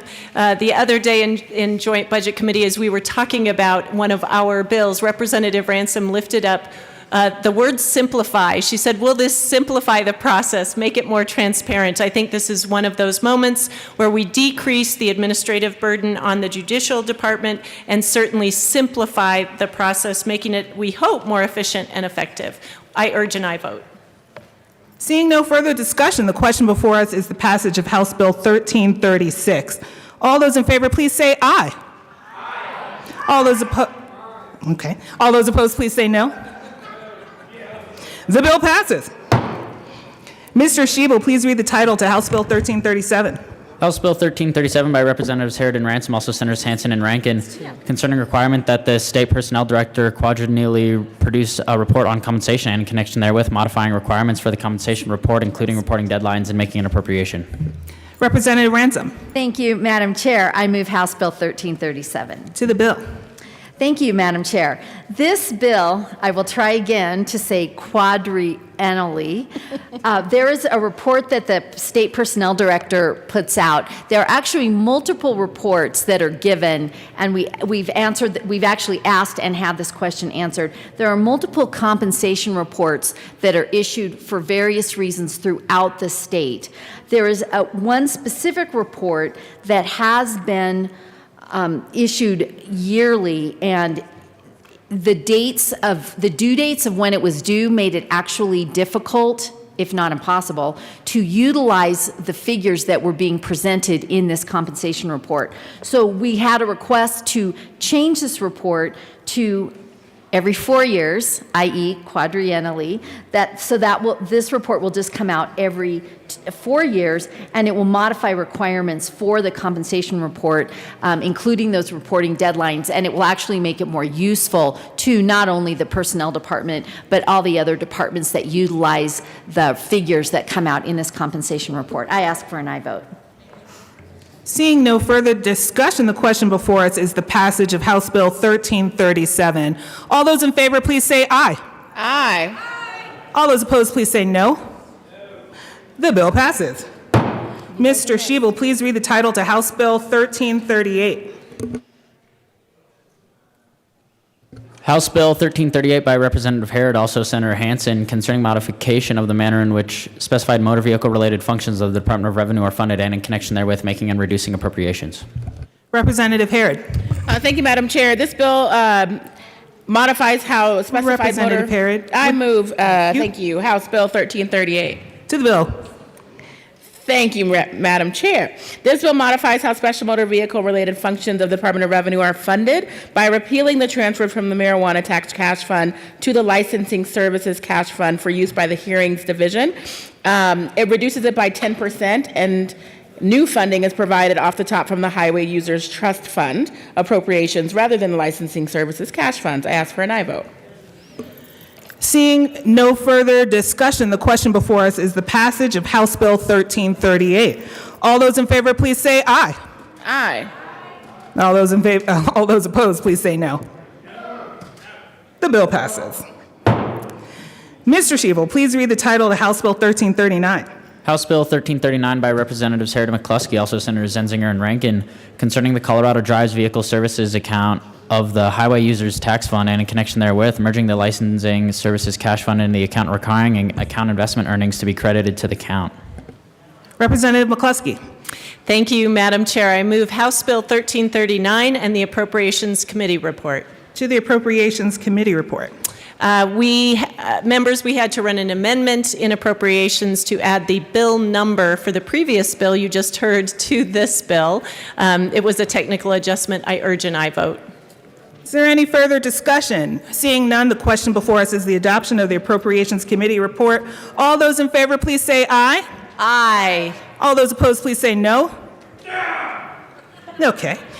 The report is adopted. To the bill, Representative McCluskey.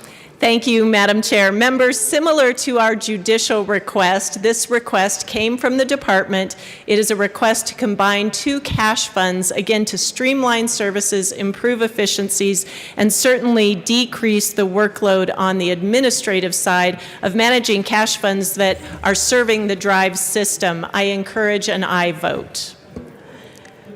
Is there any further discussion? Seeing none, the question before us is the passage of House Bill 1339. All those in favor, please say aye. All those opposed, please say no. No. Aye. The bill passes.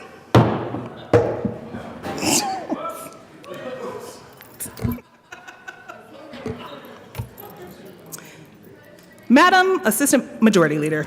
Thank you, Madam Chair. Are you okay up there? Me and the gavel had a fight, but we're good. Well, congratulations, members. I move the committee rise and report. You have heard the motion. Seeing no objection, the committee will rise and report.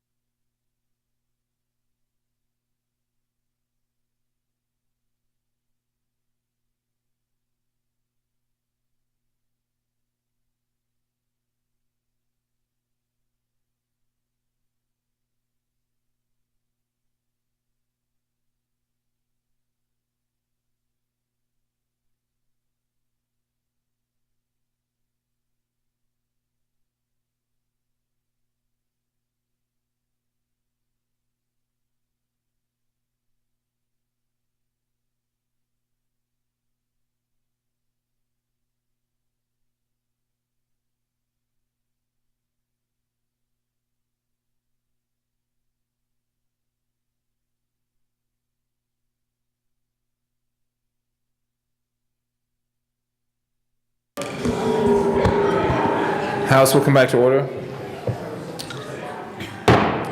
Mr. Shebel, please read the report of the Committee of the Whole. Mr. Speaker, your Committee of the Whole begs leave to report as under consideration the following attached bills, being the second reading thereof and making the following recommendations thereon. House Bill 1329 is amended 1330 is amended 1331, 1332, 1333, 1334, 1335, 1336, 1337, 1338, 1339 is amended 1340, 1341, 1342, 1343, passed on second reading and ordered engrossed and placed on the calendar for third reading and final passage.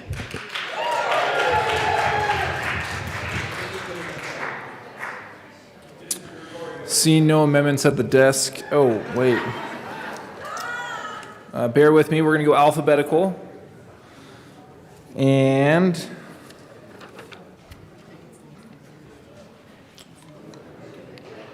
oh yeah, obviously, Representative Bacon.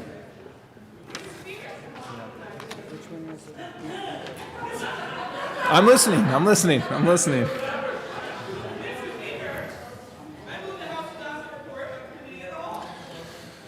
Thank you, Representative Bacon. Members, you have heard the motion. There are amendments at the desk.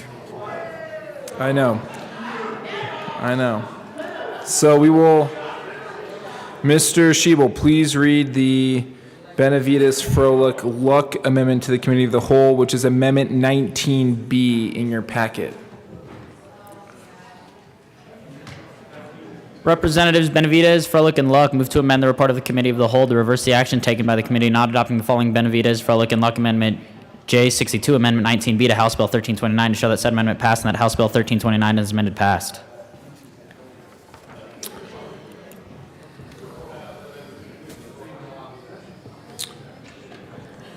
You don't have to move it if you don't want to. Madam Speaker Pro Tem Benavides. This is on, thank you, Mr. Speaker. This is on Amendment 19. B. Correct. 19B. Yep.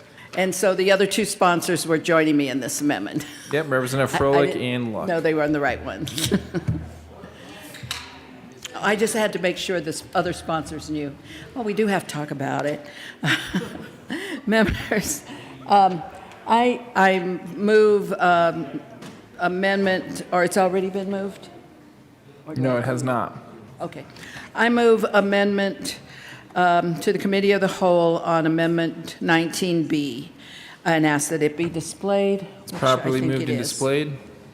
Members, as you may recall, this was the amendment that removed any monies for 3 FTE for additional public guardians in the Office of Public Guardian and for a deputy director. And the rationale behind this, and we can go back and forth, is the need for public guardian. We're way before midnight. So the need for public guardians and hiring somebody when they get the funds in July to start up a new program in 2 other judicial districts with 6 months before a report is due to us just doesn't make good fiscal sense. Because if we get that report and decide we're not moving on this, then why have we allocated these funds? So that's the gist of why we shouldn't do this without debating back and forth the pros or cons because of the public guardianship program, because that's what we'll be debating next year after we get the report on January 1st. So I urge a yes vote. Is there any further discussion? Representative McCluskey. Thank you, Mr. Speaker. Members, I urge a no vote. As discussed, these FTE will help implement what is currently in statute to fund the OPG for southeastern and southwestern Colorado rural parts of the state. Is there any further discussion? Representative Luck. Thank you, Mr. Speaker. I urge everyone to push the green button on this amendment. Thank you. See no further discussion. The question before us is the adoption of the Benavides Froelich Luck Amendment to the Committee of the Whole, which is Amendment 19B. Mr. Shebel, please open the machine and members please proceed to vote. Representative Sandridge, how do you vote? Yes. Representative Sandridge votes yes. Representative Soper, how do you vote? Yes. Representative Soper votes yes. Representative Hooten, how do you vote? Yes. Representative Hooten votes yes. Representative Michelson Janae, how do you vote? No. Representative Michelson Janae votes no. Representative Caraveo, how do you vote? No. Representative Caraveo votes no. Representative Ortiz, how do you vote? No. Representative Ortiz votes no. Representative Exum, how do you vote?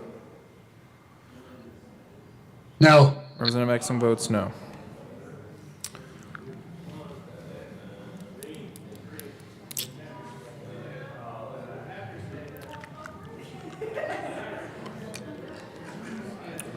Did I not call out Representative Ricks? Sorry. Representative Ricks, how do you vote?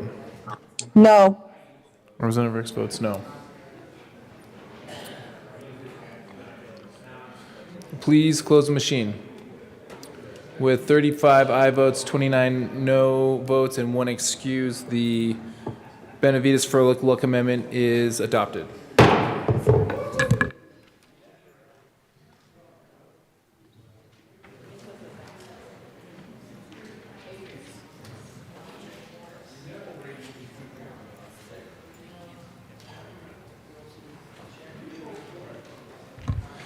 Mr. Shebel, please read the Carver-Byrd Amendment, which is Amendment 18 in your packet, to the report of the Committee of the Whole. Representatives Carver and Byrd move to amend the report of the Committee of the Whole to reverse the action taken by the committee in not adopting the following Carver and Byrd Amendment J33, Amendment 18 to House Bill 1329, to show that said amendment passed and that House Bill 1329 is amended passed. Representative Byrd. Thank you, Mr. Speaker. I move the Carver-Byrd Amendment to the report of the Committee of the Whole. Has been properly moved and displayed. Representative Byrd to the amendment. Members, I urge a yes on this. This is a modest request to help provide equivalent funding to CASAs throughout the state of Colorado. Just as a reminder, court-appointed special advocate organizations are entirely funded through raised, donated contributions. They don't receive regular government funding, and they provide an essential service to children in their most vulnerable times. I strongly urge a yes vote. Representative Carver. Thank you, Mr. Speaker. We heard testimony in a related bill about the waiting lists that these children have county by county to have a CASA representative. And in some instances, only 30% of the children were able to have CASA reps, 50%. Really, the percentages were horrifying, especially when you heard the testimony of what a difference these CASA representatives made for these children in the difficult times. So this is a modest amount of money, but it will make a huge difference for so many children in Colorado. Ask for an aye vote. Seeing no further discussion, I'm sorry, Representative McCluskey. Thank you, Mr. Speaker. I ask for a no vote. The question before us is the adoption of the Carver-Byrd Amendment to the report of the Committee of the Whole, which is Amendment 18 in your packet. Mr. Shebel, please open the machine, and members, please proceed to vote. Representative Sandridge, how do you vote? No. Representative Sandridge votes no. Representative Soper, how do you vote? Yes. Representative Soper votes yes. Representative Hooten, how do you vote? Yes. Representative Hooten votes yes. Representative Michelson Janae, how do you vote? Yes. Representative Michelson Janae votes yes. Representative Caraveo, how do you vote? Yes. Representative Caraveo votes yes. Representative Ortiz, how do you vote? No. Representative Ortiz votes no. Representative Exum, how do you vote? Yes. Representative Exum votes yes. Representative Ricks, how do you vote? Yes. Representative Ricks votes yes. Please close the machine. With 43 aye votes, 21 no votes, and 1 excuse, the Carver-Byrd Amendment to the report of the Committee of the Whole is passed. Let's see if we can find a little rhythm here. Mr. Shebel, please read the Callan Amendment to the report of the Committee of the Whole, which is Amendment 1. Representative Catlin moved to amend the report of the Committee of the Whole to reverse the action taken by the committee in not adopting the following Lindsay and Catlin Amendment J18 Amendment 1 to House Bill 1329 to show that said amendment passed and that House Bill 1329 as amended passed. Representative Catlin. Thank you, Mr. Speaker. It's an honor to serve with you. Honor to serve with you too, Representative Catlin. Thank you. I move the Catlin Amendment to the Committee of the Whole. Has been properly moved and displayed to the amendment. Yep, to the amendment, Representative Catlin. Thank you, Mr. Speaker. This is just as good an amendment tonight as it was the first thing this morning. This is a good one. Vote yes, please.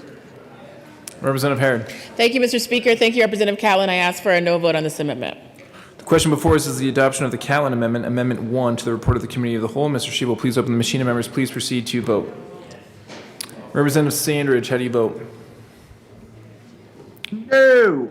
Representative Sandridge votes no. Representative Soper, how do you vote? Yes. Representative Soper votes yes. Representative Hooten, how do you vote? Yes. Representative Hooten votes yes. Representative Michelson-Janae, how do you vote? Yes. Representative Michelson-Janae votes yes. Representative Caraveo, how do you vote? Yes. Representative Caraveo votes yes. Representative Ortiz, how do you vote? No. Representative Ortiz votes no. Representative Exum, how do you vote? No. Representative Exum votes no. Representative Ricks, how do you vote? No. Representative Ricks votes no.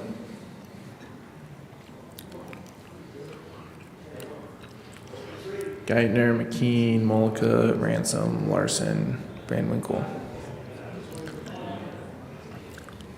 Please close the machine. With 38 aye votes, 26 no votes, and 1 excused, the Callan Amendment to the report of the Committee of the Whole is adopted. Mr. Shebel, please read the Woodrow. Sorry, it's, dude, I'm just, Woodrow. That's not, I will take responsibility for it. The word did come out of my mouth. Duran-Woodrow Amendment to the report of the Committee of the Whole, which is Amendment 16.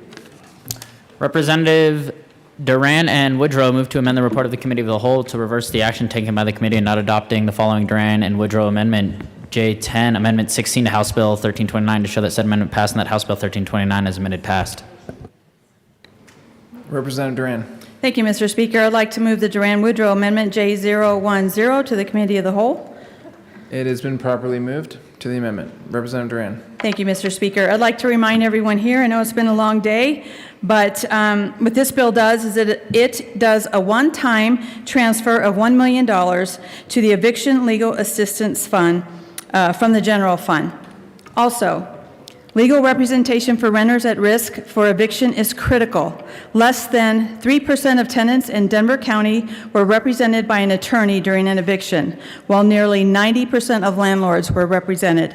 Additional funding for the Eviction Legal Defense Fund will help ensure that many renters facing the greatest barriers to housing stability have access to legal representation in face of an eviction and are able to stay in their house.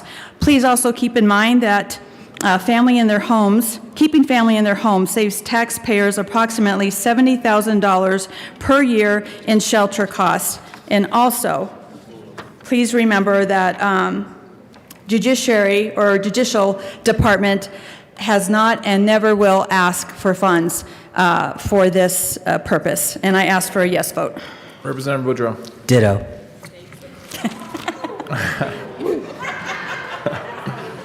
Representative Harrod.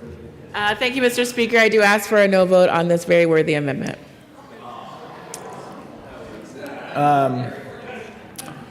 Question before us is the adoption of the Duran-Woodrow Amendment, Amendment 16 to the report of the Committee of the Whole. Mr. Shebel, please open the machine and members, please proceed to vote. Representative Sandridge, how do you vote? No. Representative Sandridge votes no. Representative Soper, how do you vote? No. Representative Soper votes no. Representative Hooten, how do you vote? Yes. Representative Hooten votes yes. Representative Michelson-Janae, how do you vote? Yes. Representative Michelson-Janae votes yes. Representative Caraveo, how do you vote? Yes. Representative Caraveo votes yes. Representative Ortiz, how do you vote? Yes. Representative Ortiz votes yes. Representative Exum, how do you vote? Yes. Representative Exum votes yes. Representative Ricks, how do you vote? Yes. Representative Ricks votes yes.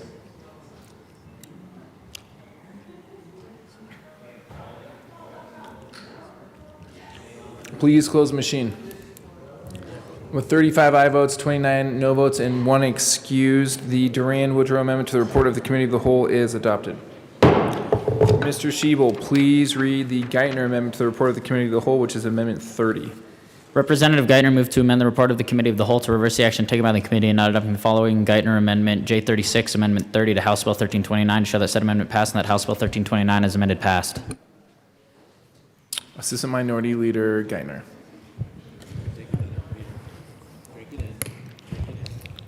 Thank you, Mr. Speaker. I move the Geithner Amendment. Actually, Mr. Speaker, if I may, Yes. I think there was 2 iterations of this, and this should have 2 other members on it. That I see that one next. That's number 38. That's what I.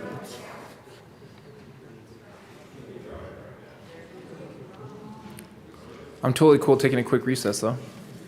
Yep.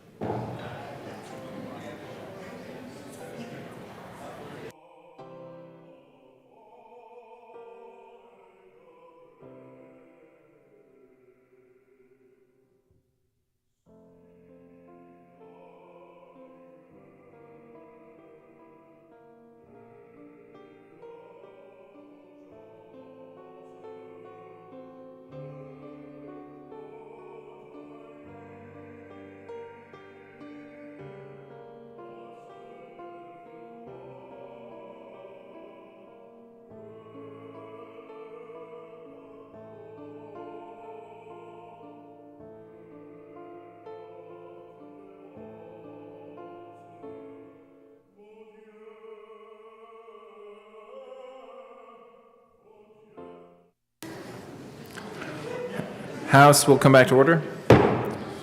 All right, let's do this. This is actually the Geithner-Roberts-Soper amendment to the report of the Committee of the Whole, so let's read it again for everybody. So Mr. Shebel, please read the Geithner-Roberts-Soper amendment to the report of the Committee of the Whole, which is Amendment 30. Representatives Geithner, Roberts, and Soper move to amend the report of the Committee of the Whole to reverse the action taken by the committee not adopting the following Geithner, Roberts, and Soper Amendment J36, Amendment 30 to House Bill 1329 to show that said amendment passed and that House Bill 1329 is amended passed. Assistant Minority Leader Geithner. Thank you, Mr. Speaker. I move the Geithner-Roberts-Soper amendment to the Committee of the Whole report. It has been properly moved and displayed to the amendment. Thank you, Mr. Speaker. Members, this is an opportunity here for us to look at one of the most critical needs that we have here in the state of Colorado, and that is, of course, our water. I think you heard quite a bit of testimony here in the well, specifically why this is a good amendment. It is literally a drop in the bucket. I don't usually do puns, but truly it is.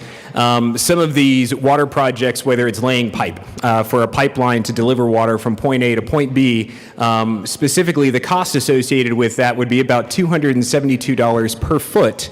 And for $5 million, you can approximately get about 3.5 miles. Second to that, if you have lift stations based on the geography of our state, certainly lift stations, each one roughly is about $1 million. These are some of the most expensive projects that we have. And as we look at our water implementation cash fund, this is resources, dollars that are critically needed. Any further discussion? That's great. Okay. I'd ask for a yes vote. Representative Soper.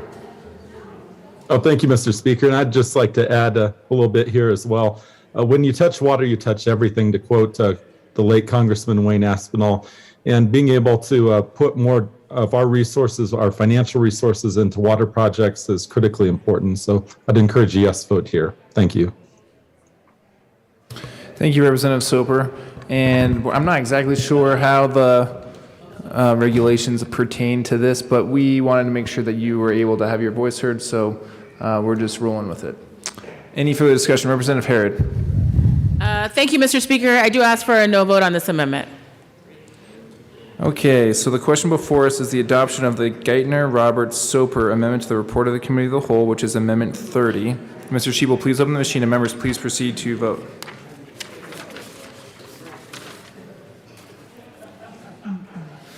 Representative Sanders, how do you vote? No. Representative Sanders votes no. Representative Soper, how do you vote? Yes. Representative Soper votes yes. Representative Hooten, how do you vote? Yes. Representative Hooten votes yes. Representative Michelson-Janae, how do you vote? Yes. Representative Michelson-Janae votes yes. Representative Caraveo, how do you vote? No. Representative Caraveo votes no. Representative Ortiz, how do you vote? No. Representative Ortiz votes no. Representative Exum, how do you vote? No. Representative Exum votes no. Representative Ricks, how do you vote? No. Representative Ricks votes no.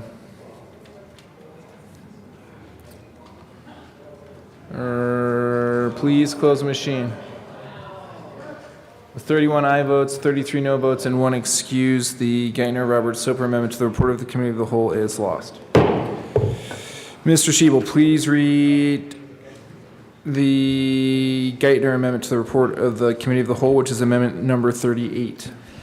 Representative Geithner moved to amend the report of the Committee of the Whole to reverse the action taken by the committee and not adopting the following Geithner Amendment J3, Amendment 38 to House Bill 1329 to show that said amendment passed and that House Bill 1329 is amended passed. Assistant Minority Leader Geithner. Thank you, Mr. Speaker. I move the Geithner Amendment to the Committee of the Whole report.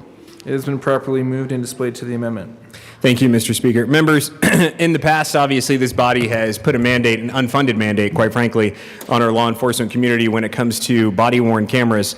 I spoke extensively giving you some stats about the impact specifically prior to the mandate going into effect, which would be 2023, and the concern that our law enforcement agencies have, which is that the cost of maintaining that data will only go up. Right now, it's estimated that there would necessarily be a need for $9 million. Obviously, this is quite deficient from that, but it is better than doing nothing. Last year, we appropriated, I think, about $6 million through this process, and I think as a result of 1 or 2 bills, there's about $1 million of that remaining.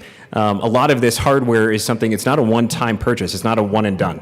There is a need to replace hardware because there is only a specific lifespan as it pertains to these cameras, but then more importantly, there's the data management side, the data retention side. For murders or other such things, you're looking at about 99 years to forever. So some of this data will need to be kept in the cloud for a long period of time. There is a cost associated with that. So being able to fund and meet an obligation that we gave our law enforcement agencies is absolutely a critical need. I would urge a yes vote. Let's make sure we're taking care of our law enforcement community by them doing what we demanded that they do. $6 million is definitely appropriate to make sure that we meet the needs of our law enforcement communities across this state and that they have the ability to do what we've told them to do. I'd encourage a yes vote. Representative McCluskey. Thank you, Mr. Speaker. As my colleague mentioned, there is still money left in this grant fund. I encourage a no vote. Assistant Minority Leader Geithner. Thank you, Mr. Speaker. And there is money. There's $1 million. We appropriated 6. We've used 5. There's $1 million left. And now they're coming up to renewing contracts, replacing hardware. This means that there will be additional costs. If $5 million has taken care of it initially, certainly $1 million will not continue to do so. That's why this is needed. Please vote yes.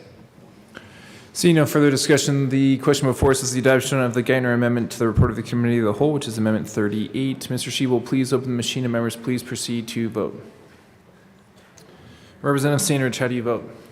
Yes. Representative Sandridge votes yes. Representative Soper, how do you vote? Yes. Representative Soper votes yes. Representative Hooten, how do you vote? No. Representative Hooten votes no. Representative Michelson-Janae, how do you vote? No. Representative Michelson-Janae votes no. Representative Caraveo, how do you vote? No. Representative Caraveo votes no. Representative Ortiz, how do you vote? No. Representative Ortiz votes no. Representative Exum, how do you vote? No. Representative Exum votes no. Representative Ricks, how do you vote? Yes. Representative Ricks votes yes.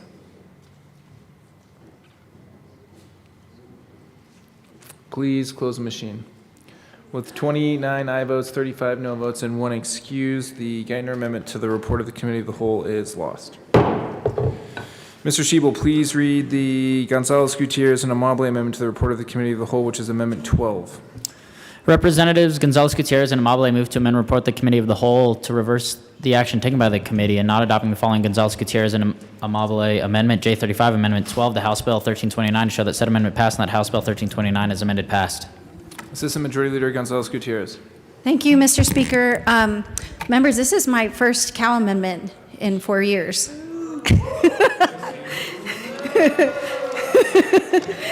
Mr. Speaker, I move the Gonzalez-Gutierrez amendment to the Committee of the Whole. It's been properly moved. An Amable amendment to the Committee of the Whole. It's been properly moved. Thank you, members. Many of you might have not been in here when I talked about this earlier. This is for the collaborative management programs.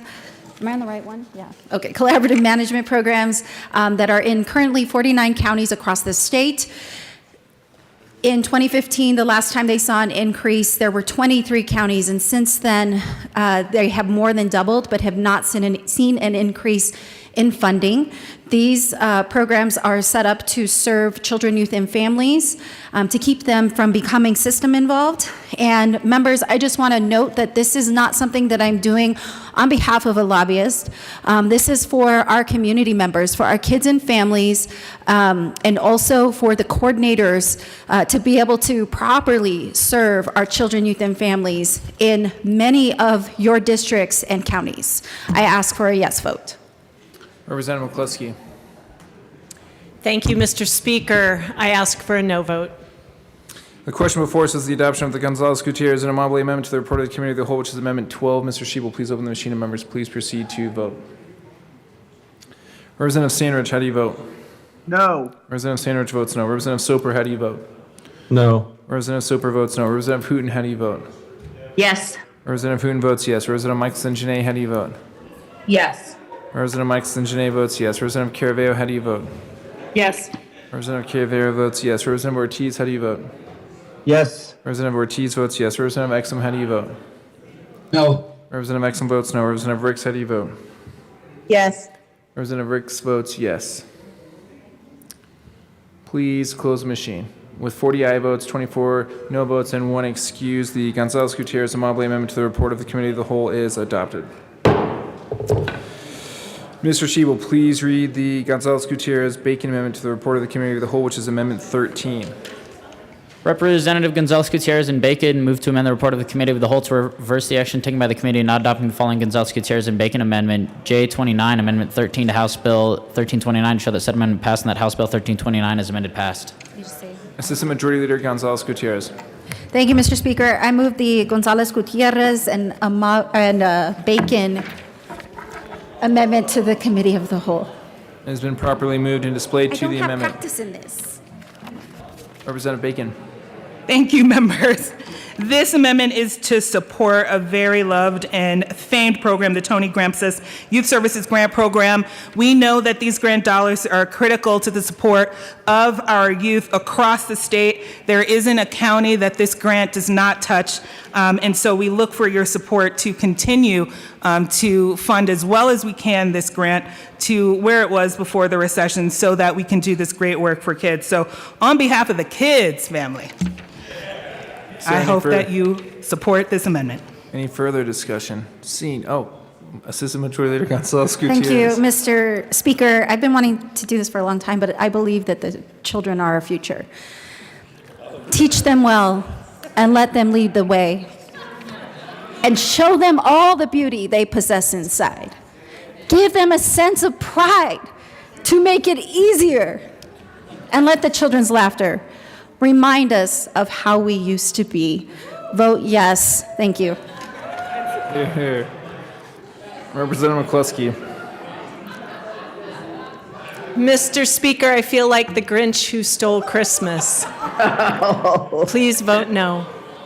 Question before us is the adoption of the Gonzalez-Gutierrez Bacon Amendment to the report of the Committee of the Whole. Seeing no further discussion, Mr. Shebel, please open the machine, and members, please proceed to vote. Representative Sandridge, how do you vote? No. Representative Sandridge votes no. Representative Soper, how do you vote? Yes. Representative Soper votes yes. Representative Hooten, how do you vote? Yes. Representative Hooten votes yes. Representative Michelson Janae, how do you vote? Yes. Representative Michelson Janae votes yes. Representative Caraveo, how do you vote? Yes. Representative Caraveo votes yes. Representative Ortiz, how do you vote? Yes. Representative Ortiz votes yes. Representative Exum, how do you vote? Yes. Representative Exum votes yes. Representative Ricks, how do you vote? Yes. Representative Ricks votes yes.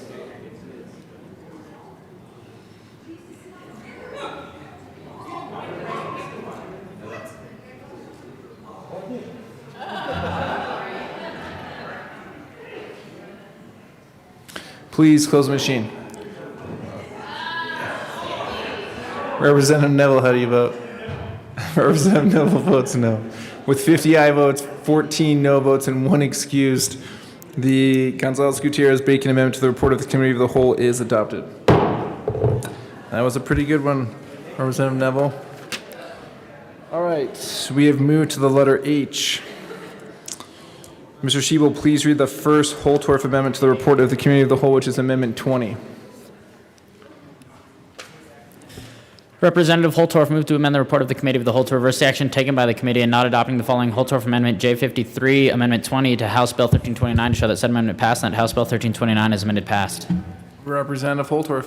Thank you, Mr. Speaker. I move the amendment, the Holtorf Amendment to the Committee of the Whole, and ask for a favorable recommendation. It has been properly moved and displayed. Is there any further discussion?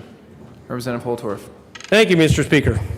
For the children, and let us rise them up, because someday they will be small business owners, and they will want to have a low unemployment tax expense. So I ask for an aye vote. Representative McCluskey. Thank you, Mr. Speaker. I ask for a no vote. We will be using ARPA funding to take care of the UITF.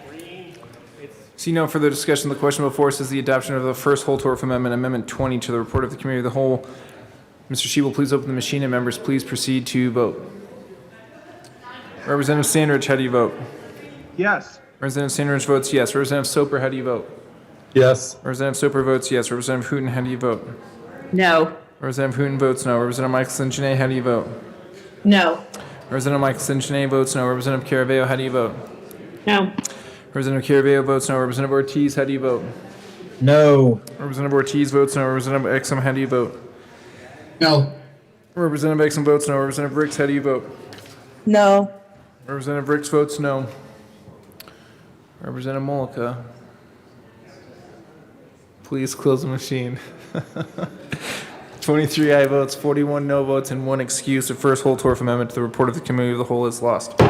Mr. Shebel, please read the second Holtorf Amendment to the report of the Committee of the Whole, which is Amendment 47. Thank you, Mr. Speaker. Hold on, let Mr. Shebel read the title. Representative Holtorf moved to amend the report of the Committee of the Whole to reverse the action taken by the committee and not adopting the following Holtorf Amendment J56, Amendment 47 to House Bill 1329 to show that said amendment passed and that House Bill 1329 is amended passed. Nice job, Mr. Shebel. Representative Holtorf. Thank you, Mr. Speaker.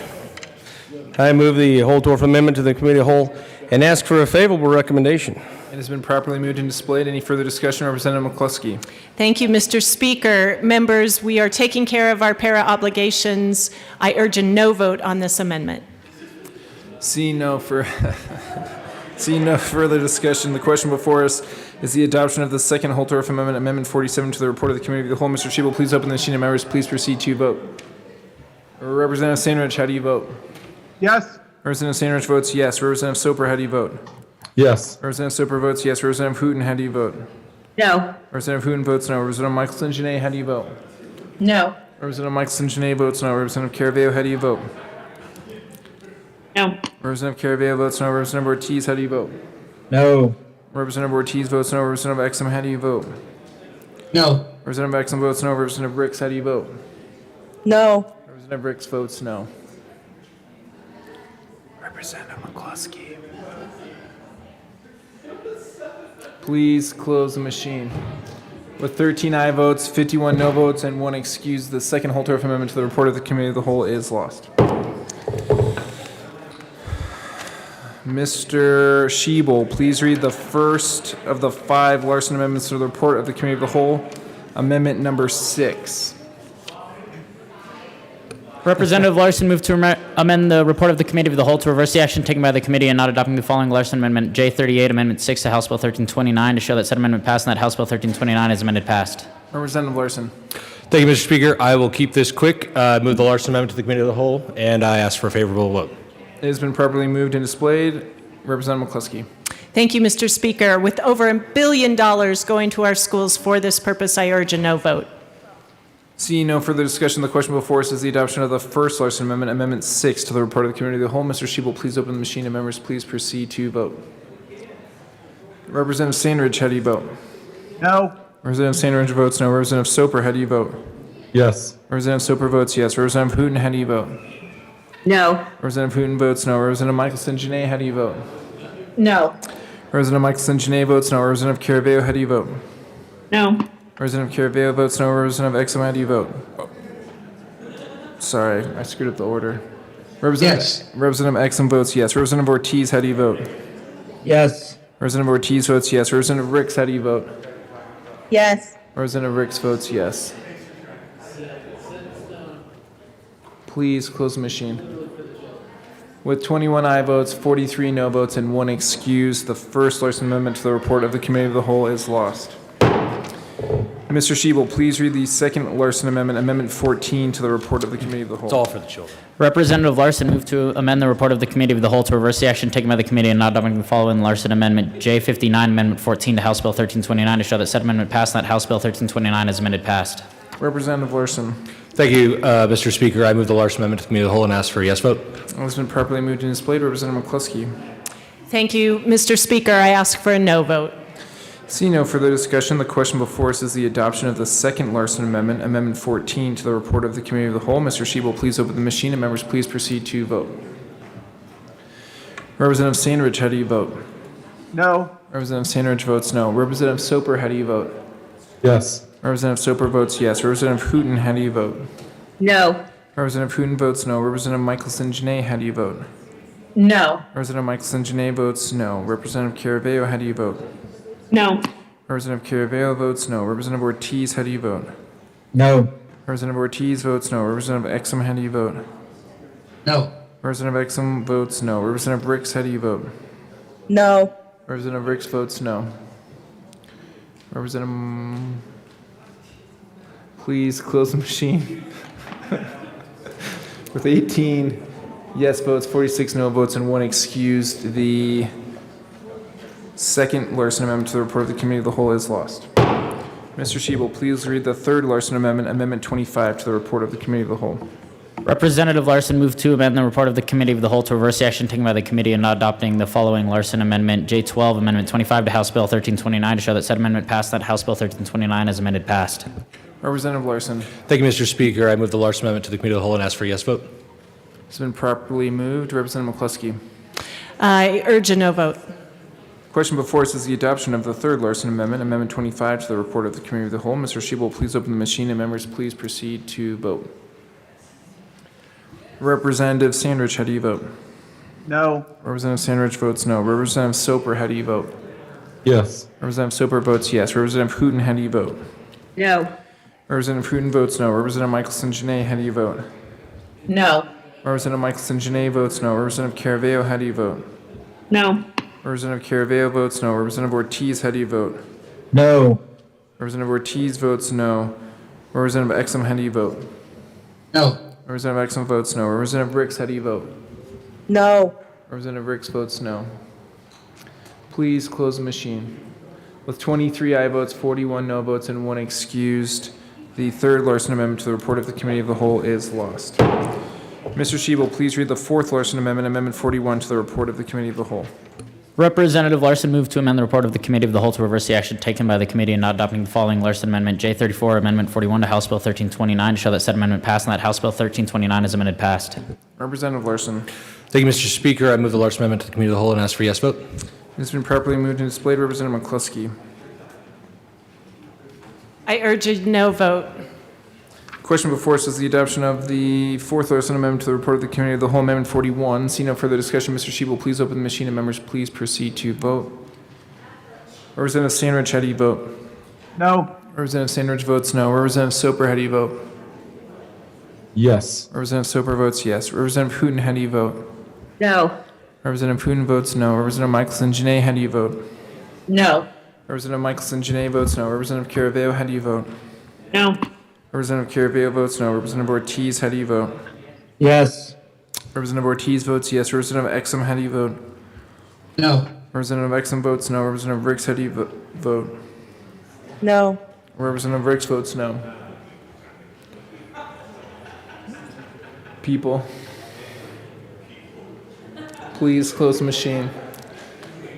With 11 aye votes, 53 no votes, and 1 excuse, the fourth Larson Amendment to the report of the Committee of the Whole is lost. Mr. Shebel, please read the fifth Larson Amendment, Amendment 46, to the report of the Committee of the Whole.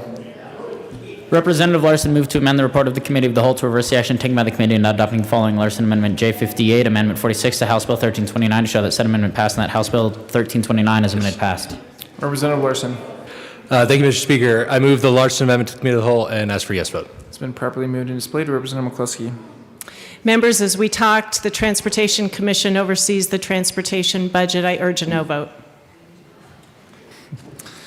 Is there any further discussion? Seeing none, the question before us is the adoption of the fifth Larson Amendment, Amendment 46, to the report of the Committee of the Whole. Mr. Shebel, please open the machine, and members, please proceed to vote. Representative Stainridge, how do you vote? No. Representative Stainridge votes no. Representative Soper, how do you vote?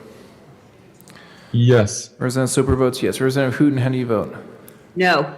Representative Hooten votes no. Representative Michelson Janae, how do you vote?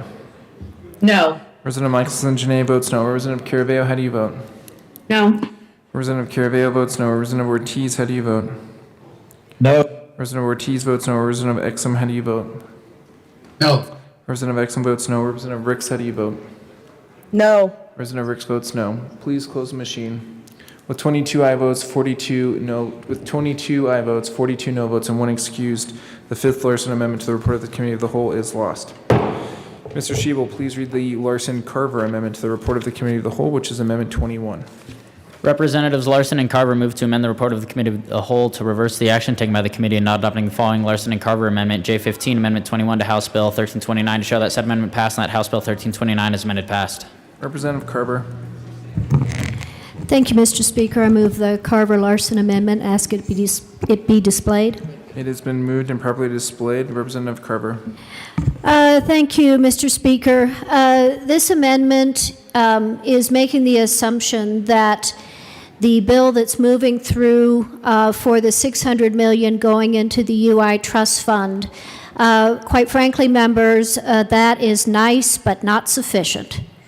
We have to have a certain amount in the UI Trust Fund in order to avoid the statutory consequence of a surcharge being added to our businesses. That's what this amendment does. It gets us to that point. Ask for an aye vote. Representative Larson. Thank you, Mr. Speaker. I echo my colleagues' comments and ask for a yes vote. Representative McCluskey. Thank you, Mr. Speaker. I ask for a no vote. Question before us is the adoption of the Larson-Carver Amendment, Amendment 21, to the report of the Committee of the Whole. Mr. Shebel, please open the machine, and members, please proceed to vote. Representative Stainridge, how do you vote? Yes. Representative Stainridge votes yes. Representative Soper, how do you vote? Yes. Representative Soper votes yes. Representative Hooten, how do you vote? No. Representative Hooten votes no. Representative Michelson Janae, how do you vote? No. Representative Michelson Janae votes no. Representative Caraveo, how do you vote? No. Representative Caraveo votes no. Representative Ortiz, how do you vote? No. Representative Ortiz votes no. Representative Exum, how do you vote? No. Representative Exum votes no. Representative Ricks, how do you vote? No. Representative Ricks votes no. Please close the machine. With 27 aye votes, 37 no votes, and one excused, the Larson-Carver Amendment to the report of the Committee of the Whole is lost. Mr. Shebel, please read the McKean Amendment, Amendment 8, to the report of the Committee of the Whole. Representative McKean moved to amend the report of the Committee of the Whole to reverse the action taken by the committee in not adopting the following McKean Amendment, J40, Amendment 8 to House Bill 1329, to show that said amendment passed and that House Bill 1329 is amended passed. Minority Leader McKean. Thank you, Mr. Speaker. I move the McKean Amendment to the report of the Committee of the Whole. I would ask for an aye vote. It has been properly moved and displayed. Representative McCluskey. Thank you, Mr. Speaker. I urge a no vote. Minority Leader McKean. I urge an aye vote.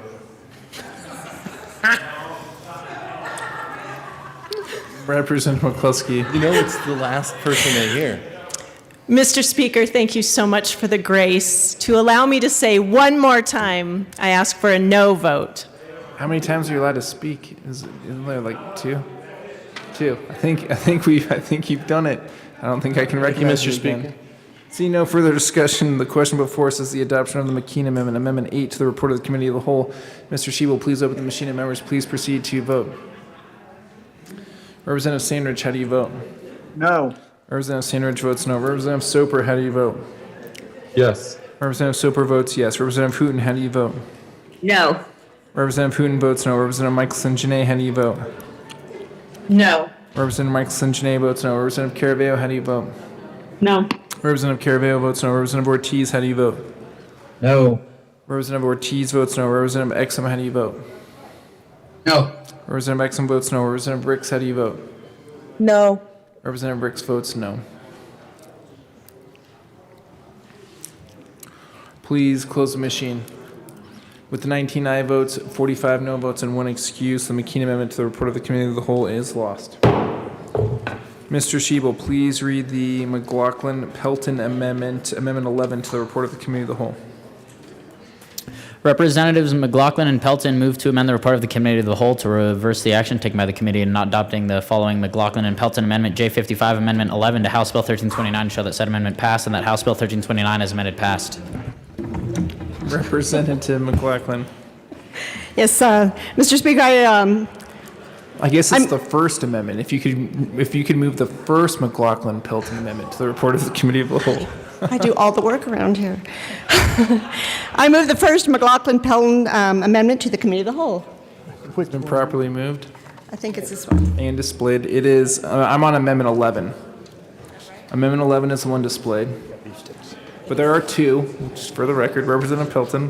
Thank you, Mr. Speaker. This is putting $75,000 more dollars into the beef sticks for backpacks program. Representative McLaughlin. Good for Colorado, good for ag, good for kids. Vote yes. Look at that. I can see a bunch of beef sticks in the crowd. Look at them waving back and forth. Representative Harrod. Thank you, Mr. Speaker. Members, everyone knows I love a good beef stick. But I'm going to have to ask for a no vote on this amendment.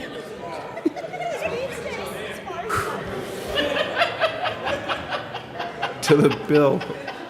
Representative McLaughlin. Thank you, Mr. Speaker. There are beef sticks as far as the eye can see up here, and I'm so happy. Thank you. And they're for the kids. They do last forever. Is there any further discussion? We're done. I think we're done. All right. Question before us is the adoption of the first McLaughlin-Pelton amendment to the report of the committee of the whole, which is Amendment 11.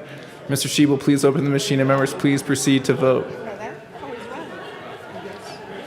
You guys are going to have to go vote. Go vote. Representative Sanders, how do you vote? No. Representative Sanders votes no. Representative Soper, how do you vote? Yes. Representative Soper votes yes. Representative Hooten, how do you vote? Yes. Representative Hooten votes yes. Representative Michelson-Janae, how do you vote? Yes. Representative Michelson-Janae votes yes. Representative Caraveo, how do you vote? Yes. Representative Caraveo votes yes. Representative Ortiz, how do you vote? No. Representative Ortiz votes no. Representative Exum, how do you vote? Yes. Representative Exum votes yes. Representative Ricks, how do you vote? No. Representative Ricks votes no.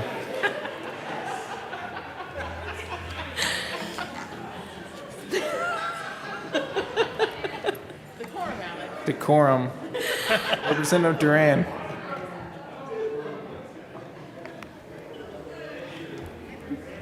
Please close the machine. With 38 aye votes, 26 no votes, and 1 excused, the first McLaughlin-Pelton amendment to the report of the committee of the whole is adopted. Okay, I want to remind the committee that there is decorum, that the people of Colorado are watching us.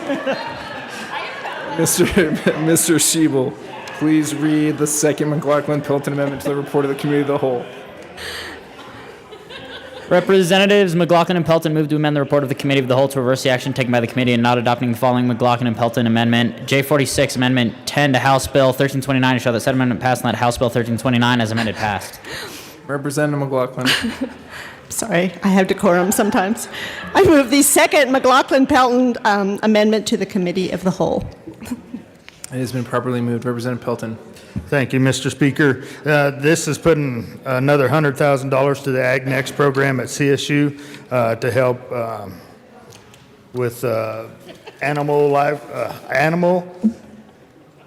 production Sustainability. that lead to beef sticks.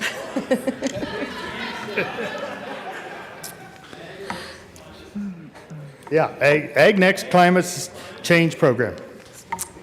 Representative Harrod. Thank you, Mr. Speaker. I do ask for a no vote on this. No props in the law. I asked for a no vote on this amendment. Members, we did allocate additional funding to higher education to prioritize the programs that they're most interested in. And so I asked for a no vote on this amendment.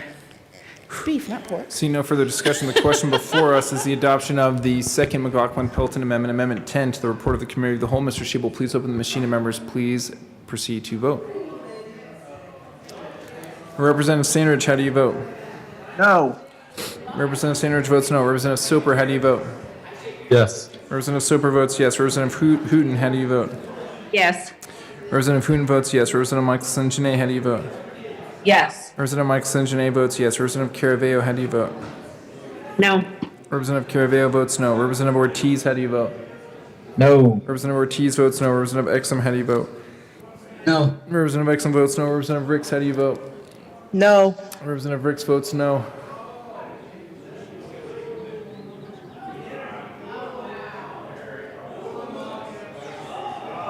Please close the machine. With 34 aye votes, 30 no votes, and 1 excuse, the second McLaughlin-Pelton Amendment to the report of the Committee of the Whole is adopted. The dynamic duo. All right, Mr. Shebel, please read the first Neville Amendment, Amendment 49, to the report of the Committee of the Whole. Representative Neville moved to amend the report of the Committee of the Whole to reverse the action taken by the committee in not adopting the following Neville and Williams Amendment J22, Amendment 49 to House Bill 1329 to show that said amendment passed, that House Bill 1329 is amended passed. Representative Neville. Thank you, Mr. Speaker. I move the first Neville Amendment to the Committee of the Whole. It has been properly moved and displayed to the amendment. Thank you, Mr. Speaker. Again, members, what this does is it says we're going to do our part when it comes to the federal debt and inflation problems that we have from the increase in federal spending. And it says we're going to put us back to 2019 pre-pandemic levels and truly show that we're going to do our part to make sure that we're not spending our grandkids and our kids' money and not be contributing to inflation more and more through the increased federal spending. I urge a yes vote. Representative Herod. Thank you, Mr. Speaker. I ask for a no vote on this amendment. The question before us is the adoption of the first Neville Amendment, Amendment 49 of the report of the Committee of the Whole. Mr. Shebel, please open the machine and members, please proceed to vote. Representative Sandridge, how do you vote? Yes. Representative Sandridge votes yes. Representative Soper, how do you vote? Yes. Representative Soper votes yes. Representative Hooten, how do you vote? No. Representative Hooten votes no. Representative Michelson-Janae, how do you vote? No. Representative Michelson-Janae votes no. Representative Caraveo, how do you vote? No. Representative Caraveo votes no. Representative Ortiz, how do you vote? No. Representative Ortiz votes no. Representative Exum, how do you vote? No. Representative Exum votes no. Representative Ricks, how do you vote? No. Representative Ricks votes no. Please close the machine. With 23 aye votes, 41 no votes, and 1 excuse, the first Neville Amendment to the report of the Committee of the Whole is lost. Mr. Shebel, please read the second Neville Amendment to the report of the Committee of the Whole, which is Amendment 50. Representative Neville moved to amend the report of the Committee of the Whole to reverse the action taken by the committee in not adopting the following Neville and Williams Amendment J8, Amendment 50 to House Bill 1329 to show that said amendment passed and that House Bill 1329 is as amended passed. Representative Neville. Thank you, Mr. Speaker. And members, this is the amendment that puts us at last year's levels. So not a single cut. You're going to hear probably shortly after this there are cuts, but it's not a single cut if they're getting the same amount of money they are last year. And with that, we will give $1.5 billion back to the taxpayer. I urge yes vote. Representative McCluskey. Mr. Speaker, thank you. Members, I urge a no vote. This would cut significant funding in healthcare policy and financing, giving the growing roles of those on Medicaid, and it would also completely negate the progress that we are making in buying down the budget stabilization factor. This is seriously needed funding for our schools. Please vote no. The question before us is the adoption of the second Neville Amendment, Amendment 50 to the report of the Committee of the Whole. Mr. Shebel, please open the machine and members, please proceed to vote. Representative Sandridge, how do you vote? Yes. Representative Sandridge votes yes. Representative Soper, how do you vote? Yes. Representative Soper votes yes. Representative Hooten, how do you vote? No. Representative Hooten votes no. Representative Michelson-Janae, how do you vote? No. Representative Michelson-Janae votes no. Representative Caraveo, how do you vote? No. Representative Caraveo votes no. Representative Ortiz, how do you vote? No. Representative Ortiz votes no. Representative Exum, how do you vote? No. Representative Exum votes no. Representative Ricks, how do you vote? No. Representative Ricks votes no.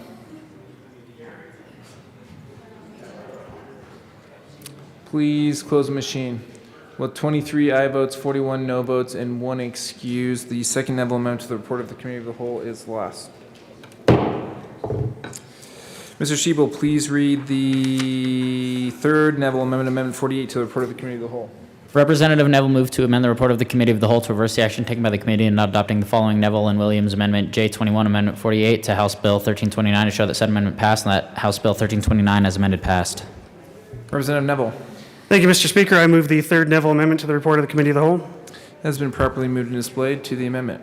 Thank you, Mr. Speaker. Members, this says we're going to spend all the we're not going to spend all the unappropriated money that's currently in the budget. So all the unappropriated money in the general fund goes back to the taxpayer. So the taxpayer gets not quite as big as the last one, but this time this amendment would give him $940 million. Representative McCluskey. Thank you, Mr. Speaker. I ask for a no vote. The question before us is the adoption of the third Neville Amendment, Amendment 48, to the report of the Committee of the Whole. Mr. Shebel, please open the machine, and members, please proceed to vote. Representative Sandridge, how do you vote? Yes. Representative Sandridge votes yes. Representative Soper, how do you vote? Yes. Representative Soper votes yes. Representative Hooten, how do you vote? No. Representative Hooten votes no. Representative Michelson Janae, how do you vote?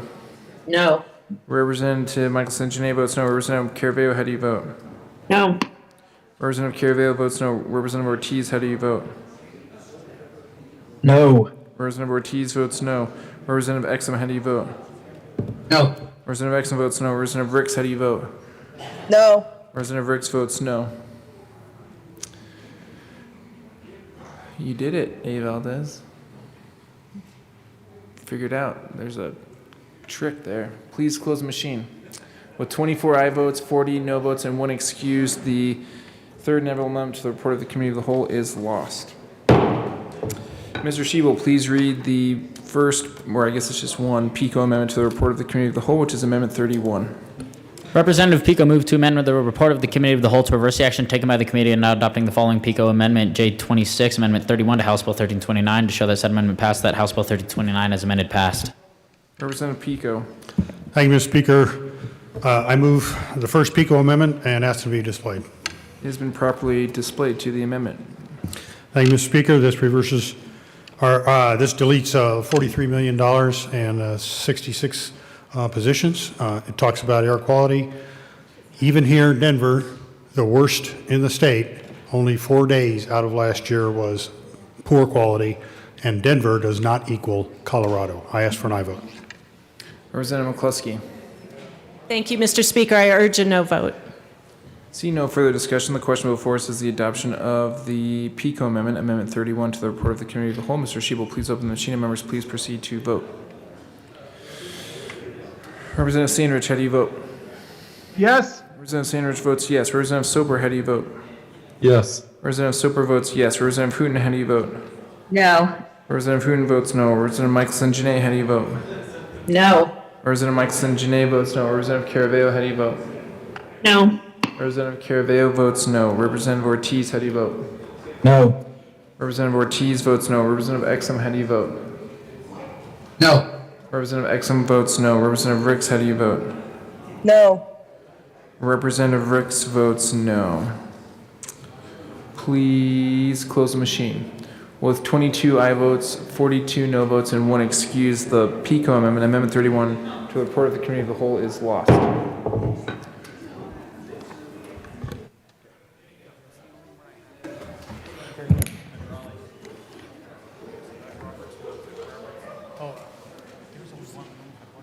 Yeah, I've got Perry and Will, 2 of them.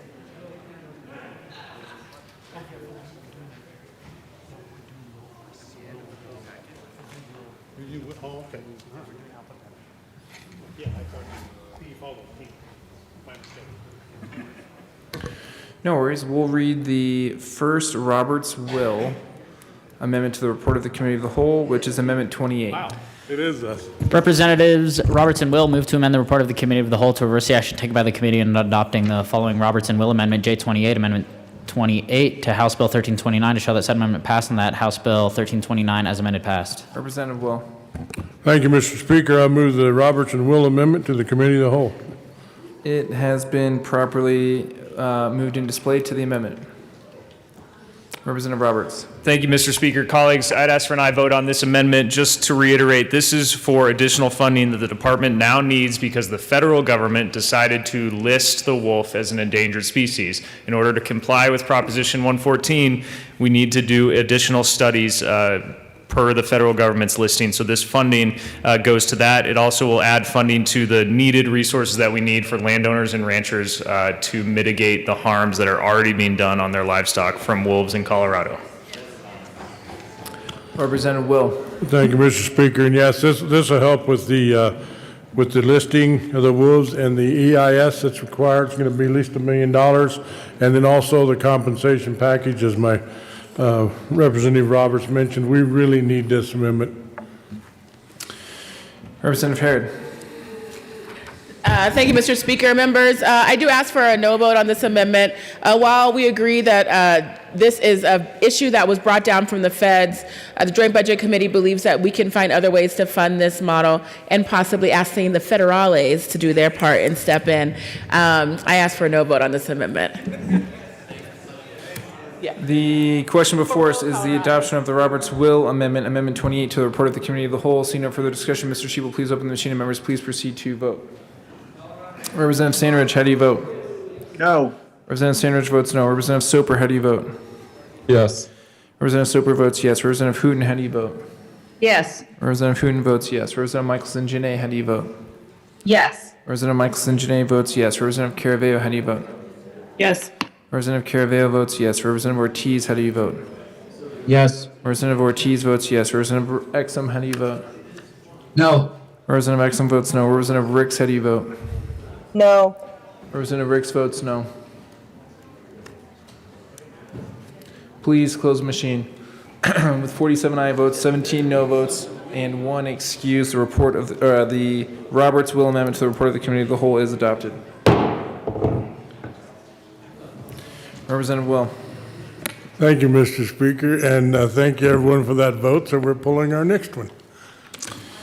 It's great. You know, you don't have to move your amendments, just so you know, and that's a great example of that. I appreciate that. We're already to S. Mr. Shebel, please read the title of the Snyder-Van Winkle Amendment to the report of the Committee of the Whole. Representatives Snyder and Van Winkle move to amend the report of the Committee of the Whole to reverse the action taken by the committee in not adopting the following Snyder and Van Winkle Amendment J25, Amendment 22 to House Bill 1329 to show that said amendment passed and that House Bill 1329 as amended passed. Representative Snyder. Thank you, Mr. Speaker. I move the Snyder Amendment to the Committee of the Whole. It has been properly moved and displayed to the amendment. Representative Snyder. So, folks, we have approximately $2.2 billion in revenues from cannabis in this state. It's a small amount to really plug this hole where product is not regulated, not licensed in any way, and it's getting out into the streets and getting into our children. So we ask for a yes vote. Representative Van Winkle.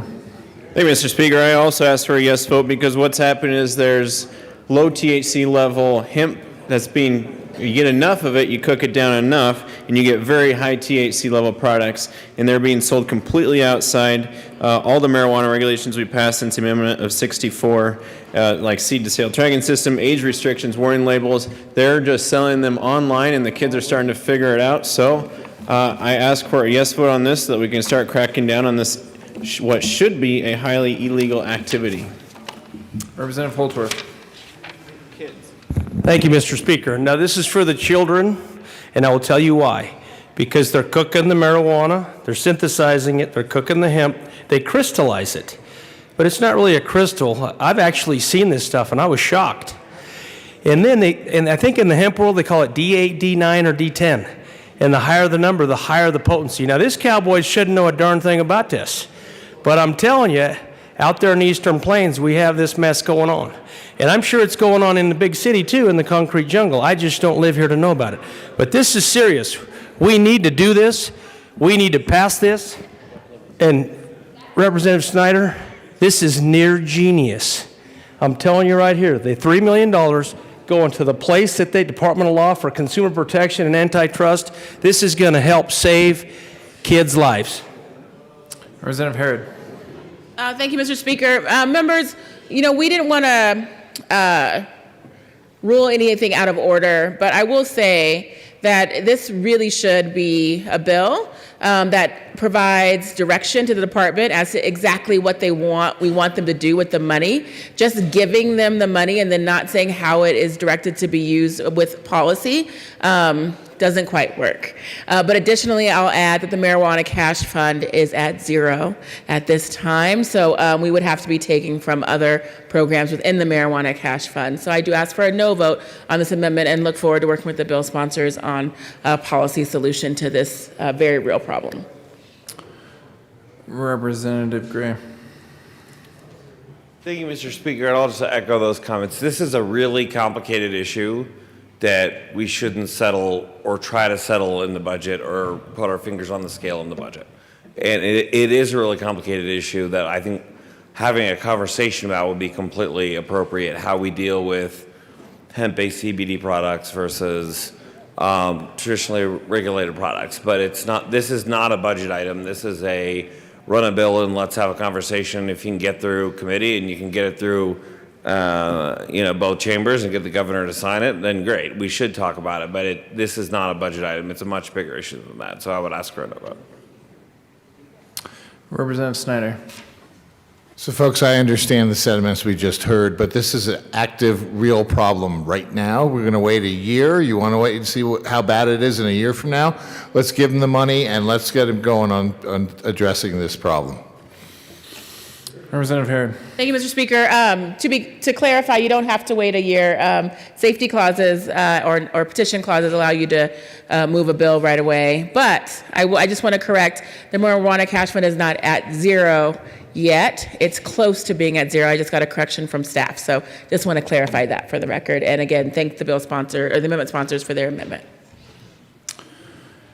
Seeing no further discussion, the question before us is the adoption of the Snyder-Van Winkle amendment to the report of the Committee of the Whole. Mr. Shebel, please open the machine, and members, please proceed to vote. Representative Sandridge, how do you vote? Yes. Representative Sandridge votes yes. Representative Soper, how do you vote? Yes. Representative Soper votes yes. Representative Putin, how do you vote? Yes. Representative Putin votes yes. Representative Michelson-Janae, how do you vote? Yes. Representative Michelson-Janae votes yes. Representative Caraveo, how do you vote? Yes. Representative Caraveo votes yes. Representative Ortiz, how do you vote? Yes. Representative Ortiz votes yes. Representative Exum, how do you vote? Yes. Representative Exum votes yes. Representative Ricks, how do you vote? Yes. Representative Ricks votes yes. Please close the machine. With 44 aye votes, 20 no votes, and 1 excuse, the Snyder-Van Winkle amendment to the report of the Committee of the Whole is adopted. Please read the Titone-Will amendment, Amendment 9, to the report of the Committee of the Whole. Representatives Titone and Will move to amend the report of the Committee of the Whole to reverse the action taken by the committee in adopting the following Titone Amendment, J23, Amendment 9 to House Bill 1329 to show that said amendment passed and that House Bill 1329 as amended passed. Representative Titone. Thank you, Mr. Speaker. I move the Titone and Will amendment to the Committee of the Whole. Been properly moved and displayed to the amendment. All right. This amendment puts $50 million into the grant program for the Community Revitalization Program. This has been a very successful program. Last year we funded it with $65 million. That money went out to 34 different projects. And there's a lot more demand on it. This helps Colorado. This is an investment in Colorado. And it's a lot of rural communities are going to benefit from this. So please vote yes on the amendment. Representative Will. Thank you, Mr. Speaker. $50 million, 2/3 of it headed to rural Colorado. Vote yes. Representative Herod. Thank you, Mr. Speaker. I do ask for a no vote on this very worthy amendment. We do think that this should go through a different process for funding. I ask for a no vote. The question before us is the adoption of the Titone-Will amendment to the report of the Committee of the Whole. Mr. Shebel, please open the machine, and members, please proceed to vote. Representative Sandridge, how do you vote? Yes. Representative Sandridge votes yes. Representative Soper, how do you vote? Yes. Representative Soper votes yes. Representative Putin, how do you vote? Yes. Representative Putin votes yes. Representative Michelson-Janae, how do you vote? Yes. Representative Michelson-Janae votes yes. Representative Caraveo, how do you vote? Yes. Representative Caraveo votes yes. Representative Ortiz, how do you vote? Yes. Representative Ortiz votes yes. Representative Exum, how do you vote? Yes. Representative Exum votes yes. Representative Ricks, how do you vote? Yes. Representative Ricks votes yes. Please close the machine. With 36 aye votes, 28 no votes, and 1 excused, the Titone Rule Amendment to the report of the Committee of the Whole is adopted. Mr. Shebel, please read the Van Winkle Amendment, Amendment 2 to the report of the Committee of the Whole. Representative Van Winkle moved to amend the report of the Committee of the Whole to reverse the action taken by the committee in not adopting the following Benavides Amendment J9, Amendment 2 to House Bill 1329 to show that said amendment passed, that House Bill 1329 as amended passed. Representative Van Winkle. Thank you, Mr. Speaker. I move the first Van Winkle amendment to the Committee of the Whole and ask for a no vote.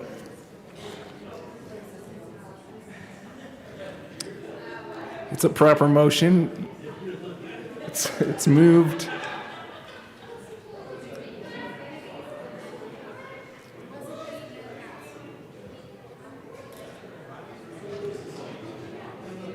Representative Harrod. Thank you. Thank you, Mr. Speaker. I do ask for a no vote on this amendment that was not brought by the amendment drafter. See no further discussion. The question before us is the adoption of the Van Winkle Amendment to the report of the Committee of the Whole. Amendment 2. See no further discussion. Mr. Shebel, please open the machine and members, please proceed to vote. Representative Sandridge, how do you vote? No. Representative Sandridge votes no. Representative Soper, how do you vote? No. Representative Soper votes no. Representative Hooten, how do you vote? No. Representative Hooten votes no. Representative Michelson-Janae, how do you vote? No. Representative Michelson-Janae votes no. Representative Caraveo, how do you vote? No. Representative Caraveo votes no. Representative Ortiz, how do you vote?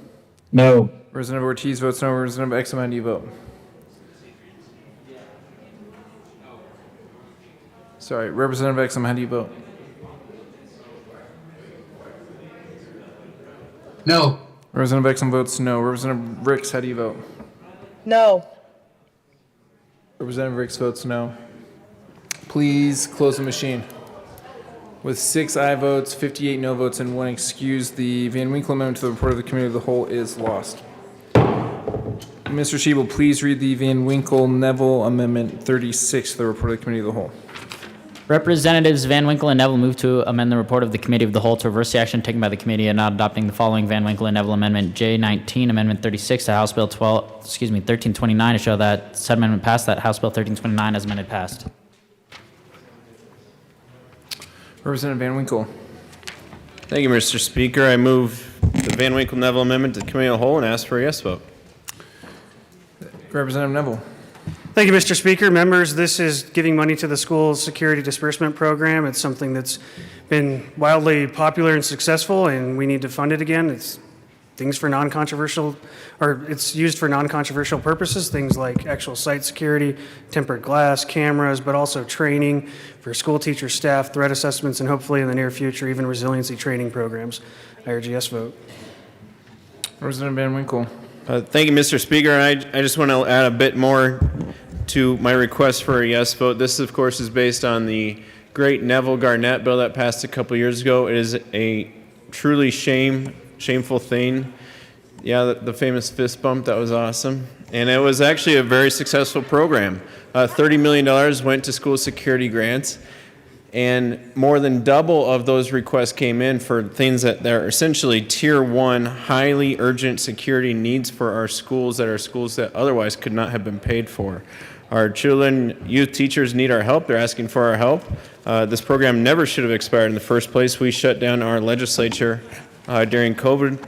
That's why it expired in the first place. Let us get back up and going. And $30 million at least is a good starting place to get our schools the urgent help that they need for keeping kids safe.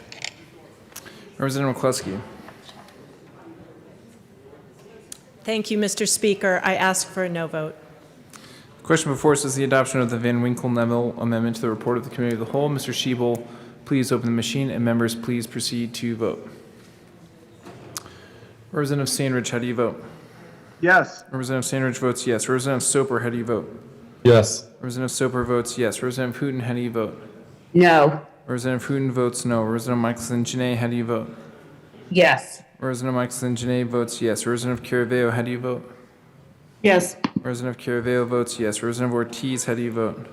Yes. Representative Ortiz votes yes. Representative Exum, how do you vote? Yes. Representative Exum votes yes. Representative Ricks, how do you vote? No. Representative Ricks votes no.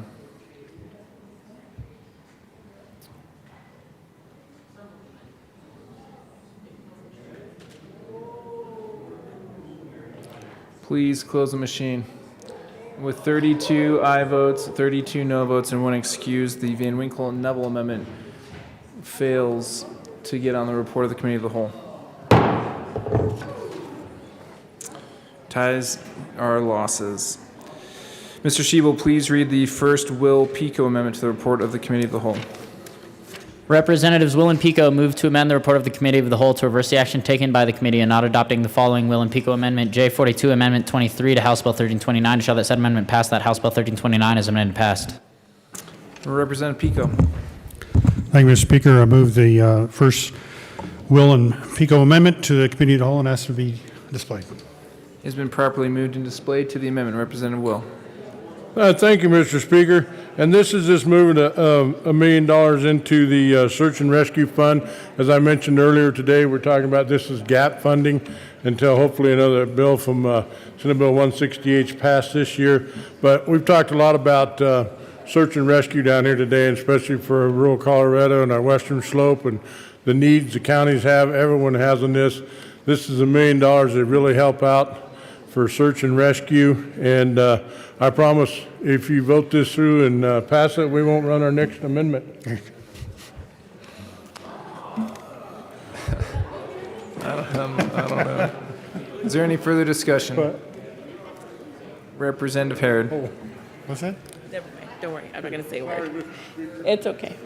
Thank you, Mr. Speaker. Members, I do ask for a no vote on this amendment. As was brought by the amendment sponsors, there are bills working their way through the system to address this issue. We do think it is important, and we look forward to working with our colleagues to make that happen. And I do have to just give a shout out to Madam Chair of the JBC, who's made this a priority of the Joint Budget Committee, and I look forward to voting yes on the bills as they come through. I ask for a no vote on this amendment. Seeing no further discussion, the question before us is the adoption of the first Will Pico amendment to the report of the Committee of the Whole. Mr. Shebel, please open the machine, and members, please proceed to vote. Representative Sandridge, how do you vote? Yes. Representative Sandridge votes yes. Representative Soper, how do you vote? Yes. Representative Soper votes yes. Representative Hooten, how do you vote? No. Representative Hooten votes no. Representative Michelson Janae, how do you vote? No. Representative Michelson Janae votes no. Representative Caraveo, how do you vote? No. Representative Caraveo votes no. Representative Ortiz, how do you vote? No. Representative Ortiz votes no. Representative Exum, how do you vote? No. Representative Exum votes no. Representative Ricks, how do you vote? No. Representative Ricks votes no. Please close the machine. With 27 aye votes, 37 no votes, and 1 excuse, the first Will Pico amendment to the report of the Committee of the Whole is lost. Mr. Shebel, please read the second Will Pico amendment, Amendment 24, to the report of the Committee of the Whole. Representatives Will and Pico move to amend the report of the Committee of the Whole to reverse the action taken by the committee in not adopting the following Will and Pico Amendment J27, Amendment 24 to House Bill 1329. To show that said amendment passed, that House Bill 1329 as amended passed. Representative Pico. Thank you, Mr. Speaker. I move the second Will and Pico amendment to the Committee of the Whole and ask it to be displayed. Representative Will. Thank you, Mr. Speaker. If you didn't like it at $1 million, you'll love it at $500,000. So it's going to the same place, it's just taking money from a different area. So still going to search and rescue. Be a great one to vote yes on. Any further discussion? Representative Pico. Thank you, Mr. Speaker. Search for that green button and rescue this. Yes. Representative Herod. Thank you, Mr. Speaker. For the reasons mentioned before, I do ask for a no vote. Again, this is a priority of the Joint Budget Committee. Shout out to Madam Chair for working so hard on this issue. We look forward to pushing the green button on the yes vote when that bill comes through. But I can't wait to see you in appropriations again, Representative Pico. Your jokes are good tonight. So I do ask for a no vote on this amendment. Representative Will. Thank you, Mr. Speaker. And as my colleague Rep. Harrod says, the green button, might as well practice now. Seeing no further discussion, the question before us is the adoption of the Will Pico Amendment to the report of the Committee of the Whole. Mr. Shebel, please open the machine, and members, please proceed to vote. Representative Sandridge, how do you vote? Yes. Representative Sandridge votes yes. Representative Soper, how do you vote? Yes. Representative Soper votes yes. Representative Hooten, how do you vote? No. Representative Hooten votes no. Representative Michelson-Janae, how do you vote? No. Representative Michelson-Janae votes no. Representative Caraveo, how do you vote? No. Representative Caraveo votes no. Representative Ortiz, how do you vote? No. Representative Ortiz votes no. Representative Exum, how do you vote?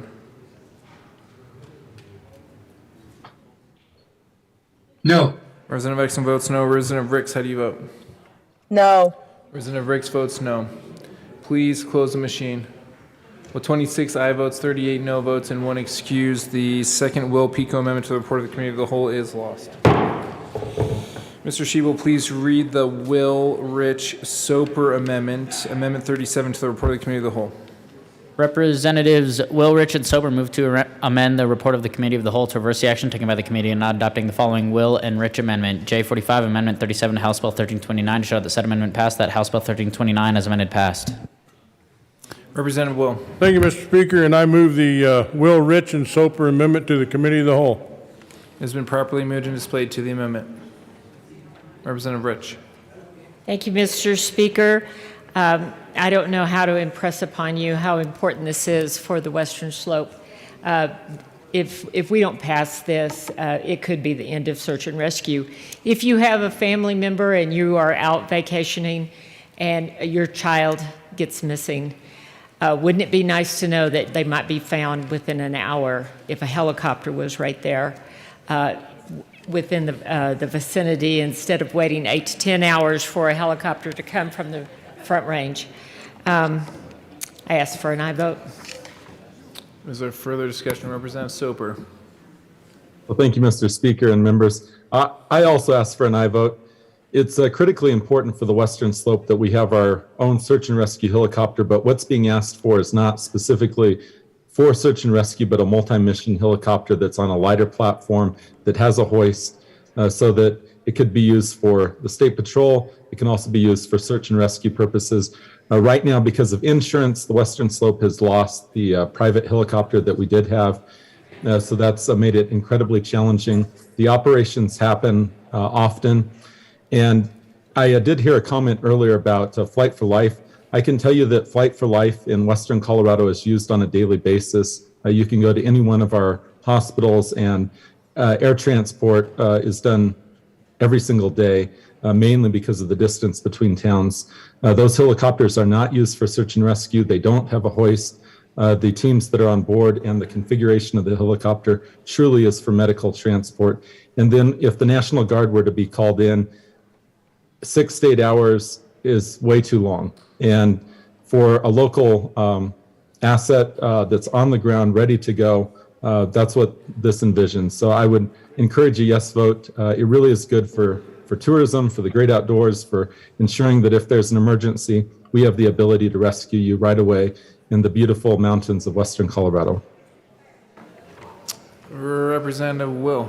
Thank you, Mr. Speaker, and I'll be short about this, but this chopper be housed under CSP, under the Colorado Department of Public Safety, and multi-mission, as mentioned. There's a multitude of law enforcement to search and rescue to actually transport of medical supplies, anything that's needed within the state. We really need this on the West Slope. Please vote yes. Representative Pico. Thank you, Mr. Speaker. I flew a lot of search and rescue when I was on active duty. When we were on station, located in the right place, always succeeded. When we were launched late, we never succeeded. And there were far too many times that we lost them. Representative Holtorf. Thank you, Mr. Speaker. I, too, have flown search and rescue missions, recovery missions, down aircraft recovery missions overseas. And I just want you to think about one thing. Let's say your family was camping on the Western Slope, your family vacation in the summer. Let's say that your children did get lost. Maybe they wandered off. Let's say it was close to dark. Let's say you could pick up the phone and dial 911, and this chopper would come, get in the air within an hour, and find your kids, and they were reunited with you. But without this, then what would happen? Those kids may be lost all night. They may or not be recovered until the next day or later. Imagine the importance of this for the families of Colorado who love the great outdoors. Representative Harrod. Thank you, Mr. Speaker. Again, I do ask for a no vote on this amendment. We did just purchase a Firehawk for about $27 million. Yes, it can be used for search and rescue, and in fact, they do multidisciplinary missions. But additionally, this issue is being driven by two members of the Joint Budget Committee who are really doing a great job to assess the needs for the state when it comes to search and rescue, fire, and well, something that I can't remember now. So again, all credit due to Madam Chair, Senator Rankin for their leadership on this issue. I ask for a no vote on this amendment today and look forward to voting yes on the package that they bring forward. Representative Rich. Thank you, Mr. Speaker. I have a stepson who is a Black Hawk pilot. He's been a Black Hawk pilot for 24 years. You cannot use that Firehawk for search and rescue in the Western Slope. I ask for an aye vote.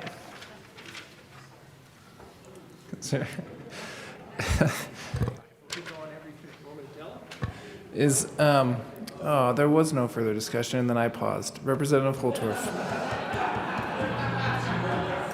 Thank you, Mr. Speaker.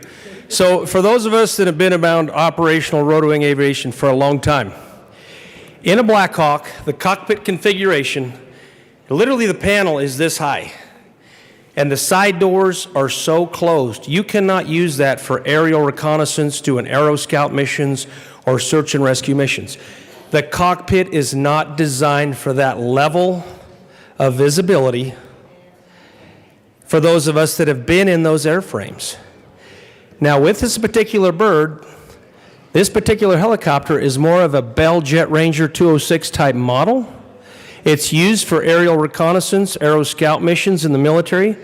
My hard-charging aviator over here, he knows about aero scout missions. He knows about the visibility in a cockpit. And he knows the difference. Now, if your children are lost and you want to find them, probably the last airframe, and I'd like for my colleague to speak up, the last airframe you'd want to be in is a Black Hawk helicopter or the Firehawk variant, which is going to have more systems and more distractions and even harder to see. In all sincerity, ladies and gentlemen, this may be the difference between life and death for Coloradoans. I encourage a yes vote and a small investment in the safety of every Coloradoan. Seeing no further discussion, the question before us is the adoption of the Will Rich Soper Amendment to the report of the Committee of the Whole, Amendment 37. Mr. Shebel, please open the machine and members, please proceed to vote. Representative Sandridge, how do you vote? Yes. Representative Sandridge votes yes. Representative Soper, how do you vote? Yes. Representative Soper votes yes. Representative Hooten, how do you vote? No. Representative Hooten votes no. Representative Michelson Janae, how do you vote? No. Representative Michelson Janae votes no. Representative Curaveo, how do you vote? Yes. Representative Curaveo votes yes. Representative Ortiz, how do you vote? Yes. Representative Ortiz votes yes. Representative Exum, how do you vote? No. Representative Exum votes no. Representative Ricks, how do you vote? No. Representative Ricks votes no.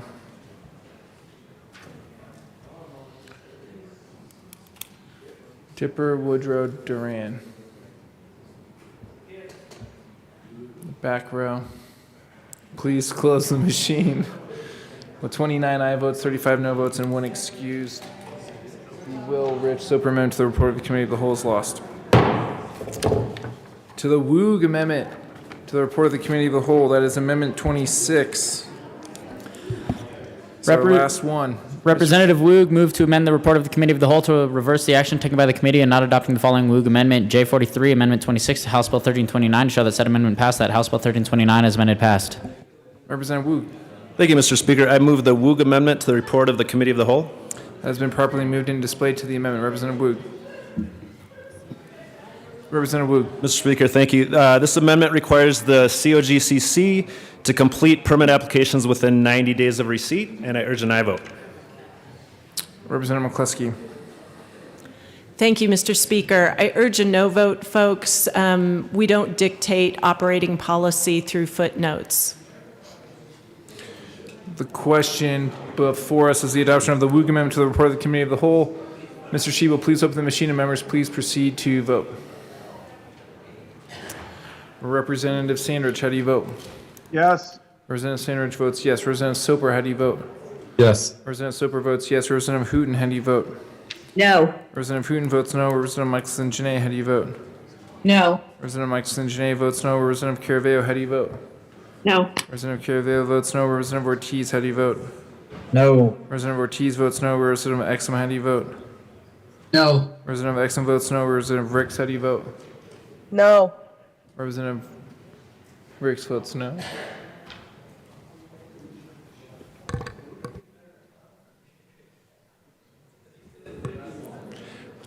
Aye votes.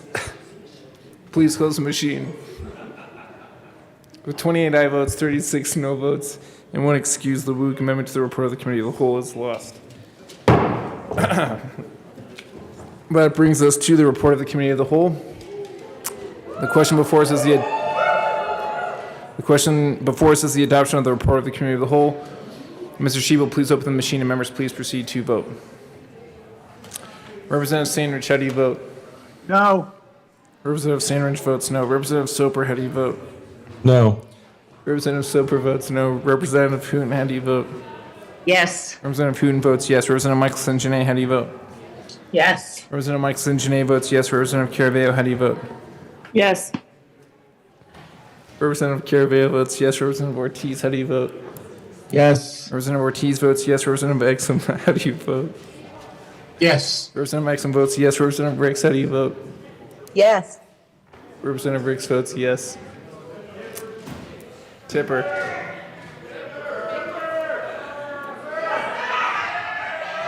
Please close the machine. With 41 aye votes, 23 no votes, and one excuse, the report of the Committee of the Whole is adopted. Majority Leader Escar.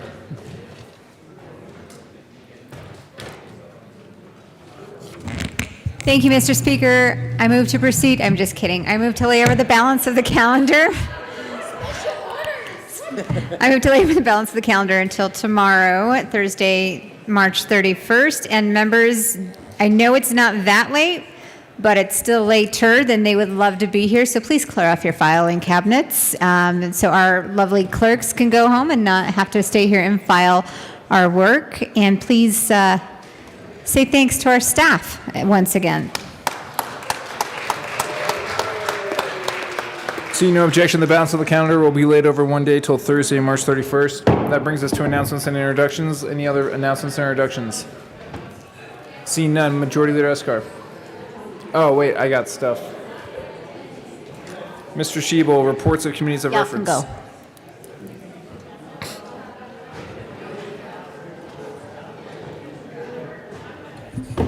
Committee on Judiciary, after consideration on the merits, the committee recommends the following: House Bill 1210 as amended. Senate Bill 100 be referred to the Committee on Appropriations. Senate Bill 103 be referred to the Committee of the Whole with favorable recommendation.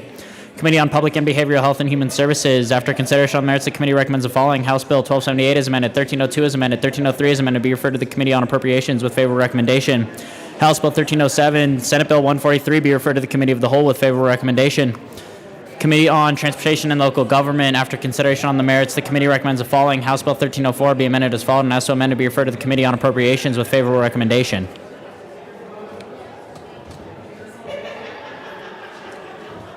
Printing report. The Chief Clerk reports following report bills will be printed in the Journal. Signing of bills, resolutions, and memorials. The Speaker has signed Senate Bill 3. Signing of bills, resolutions, and memorials will be printed in the Journal. Message from the Senate. Mr. Speaker, the Senate has passed on Senate will be buried in the Journal. Message from the Reviser. We herewith transmit without comment. The Reviser will be printed in the Journal.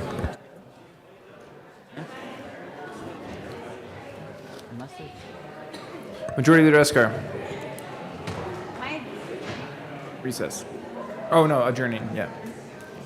Thank you, Mr. Speaker. I move the House stand in adjournment until tomorrow, Thursday, March 31st at 9 a.m. Seeing no objection, the House will stand in adjournment until 9 a.m. on Thursday, March 31st.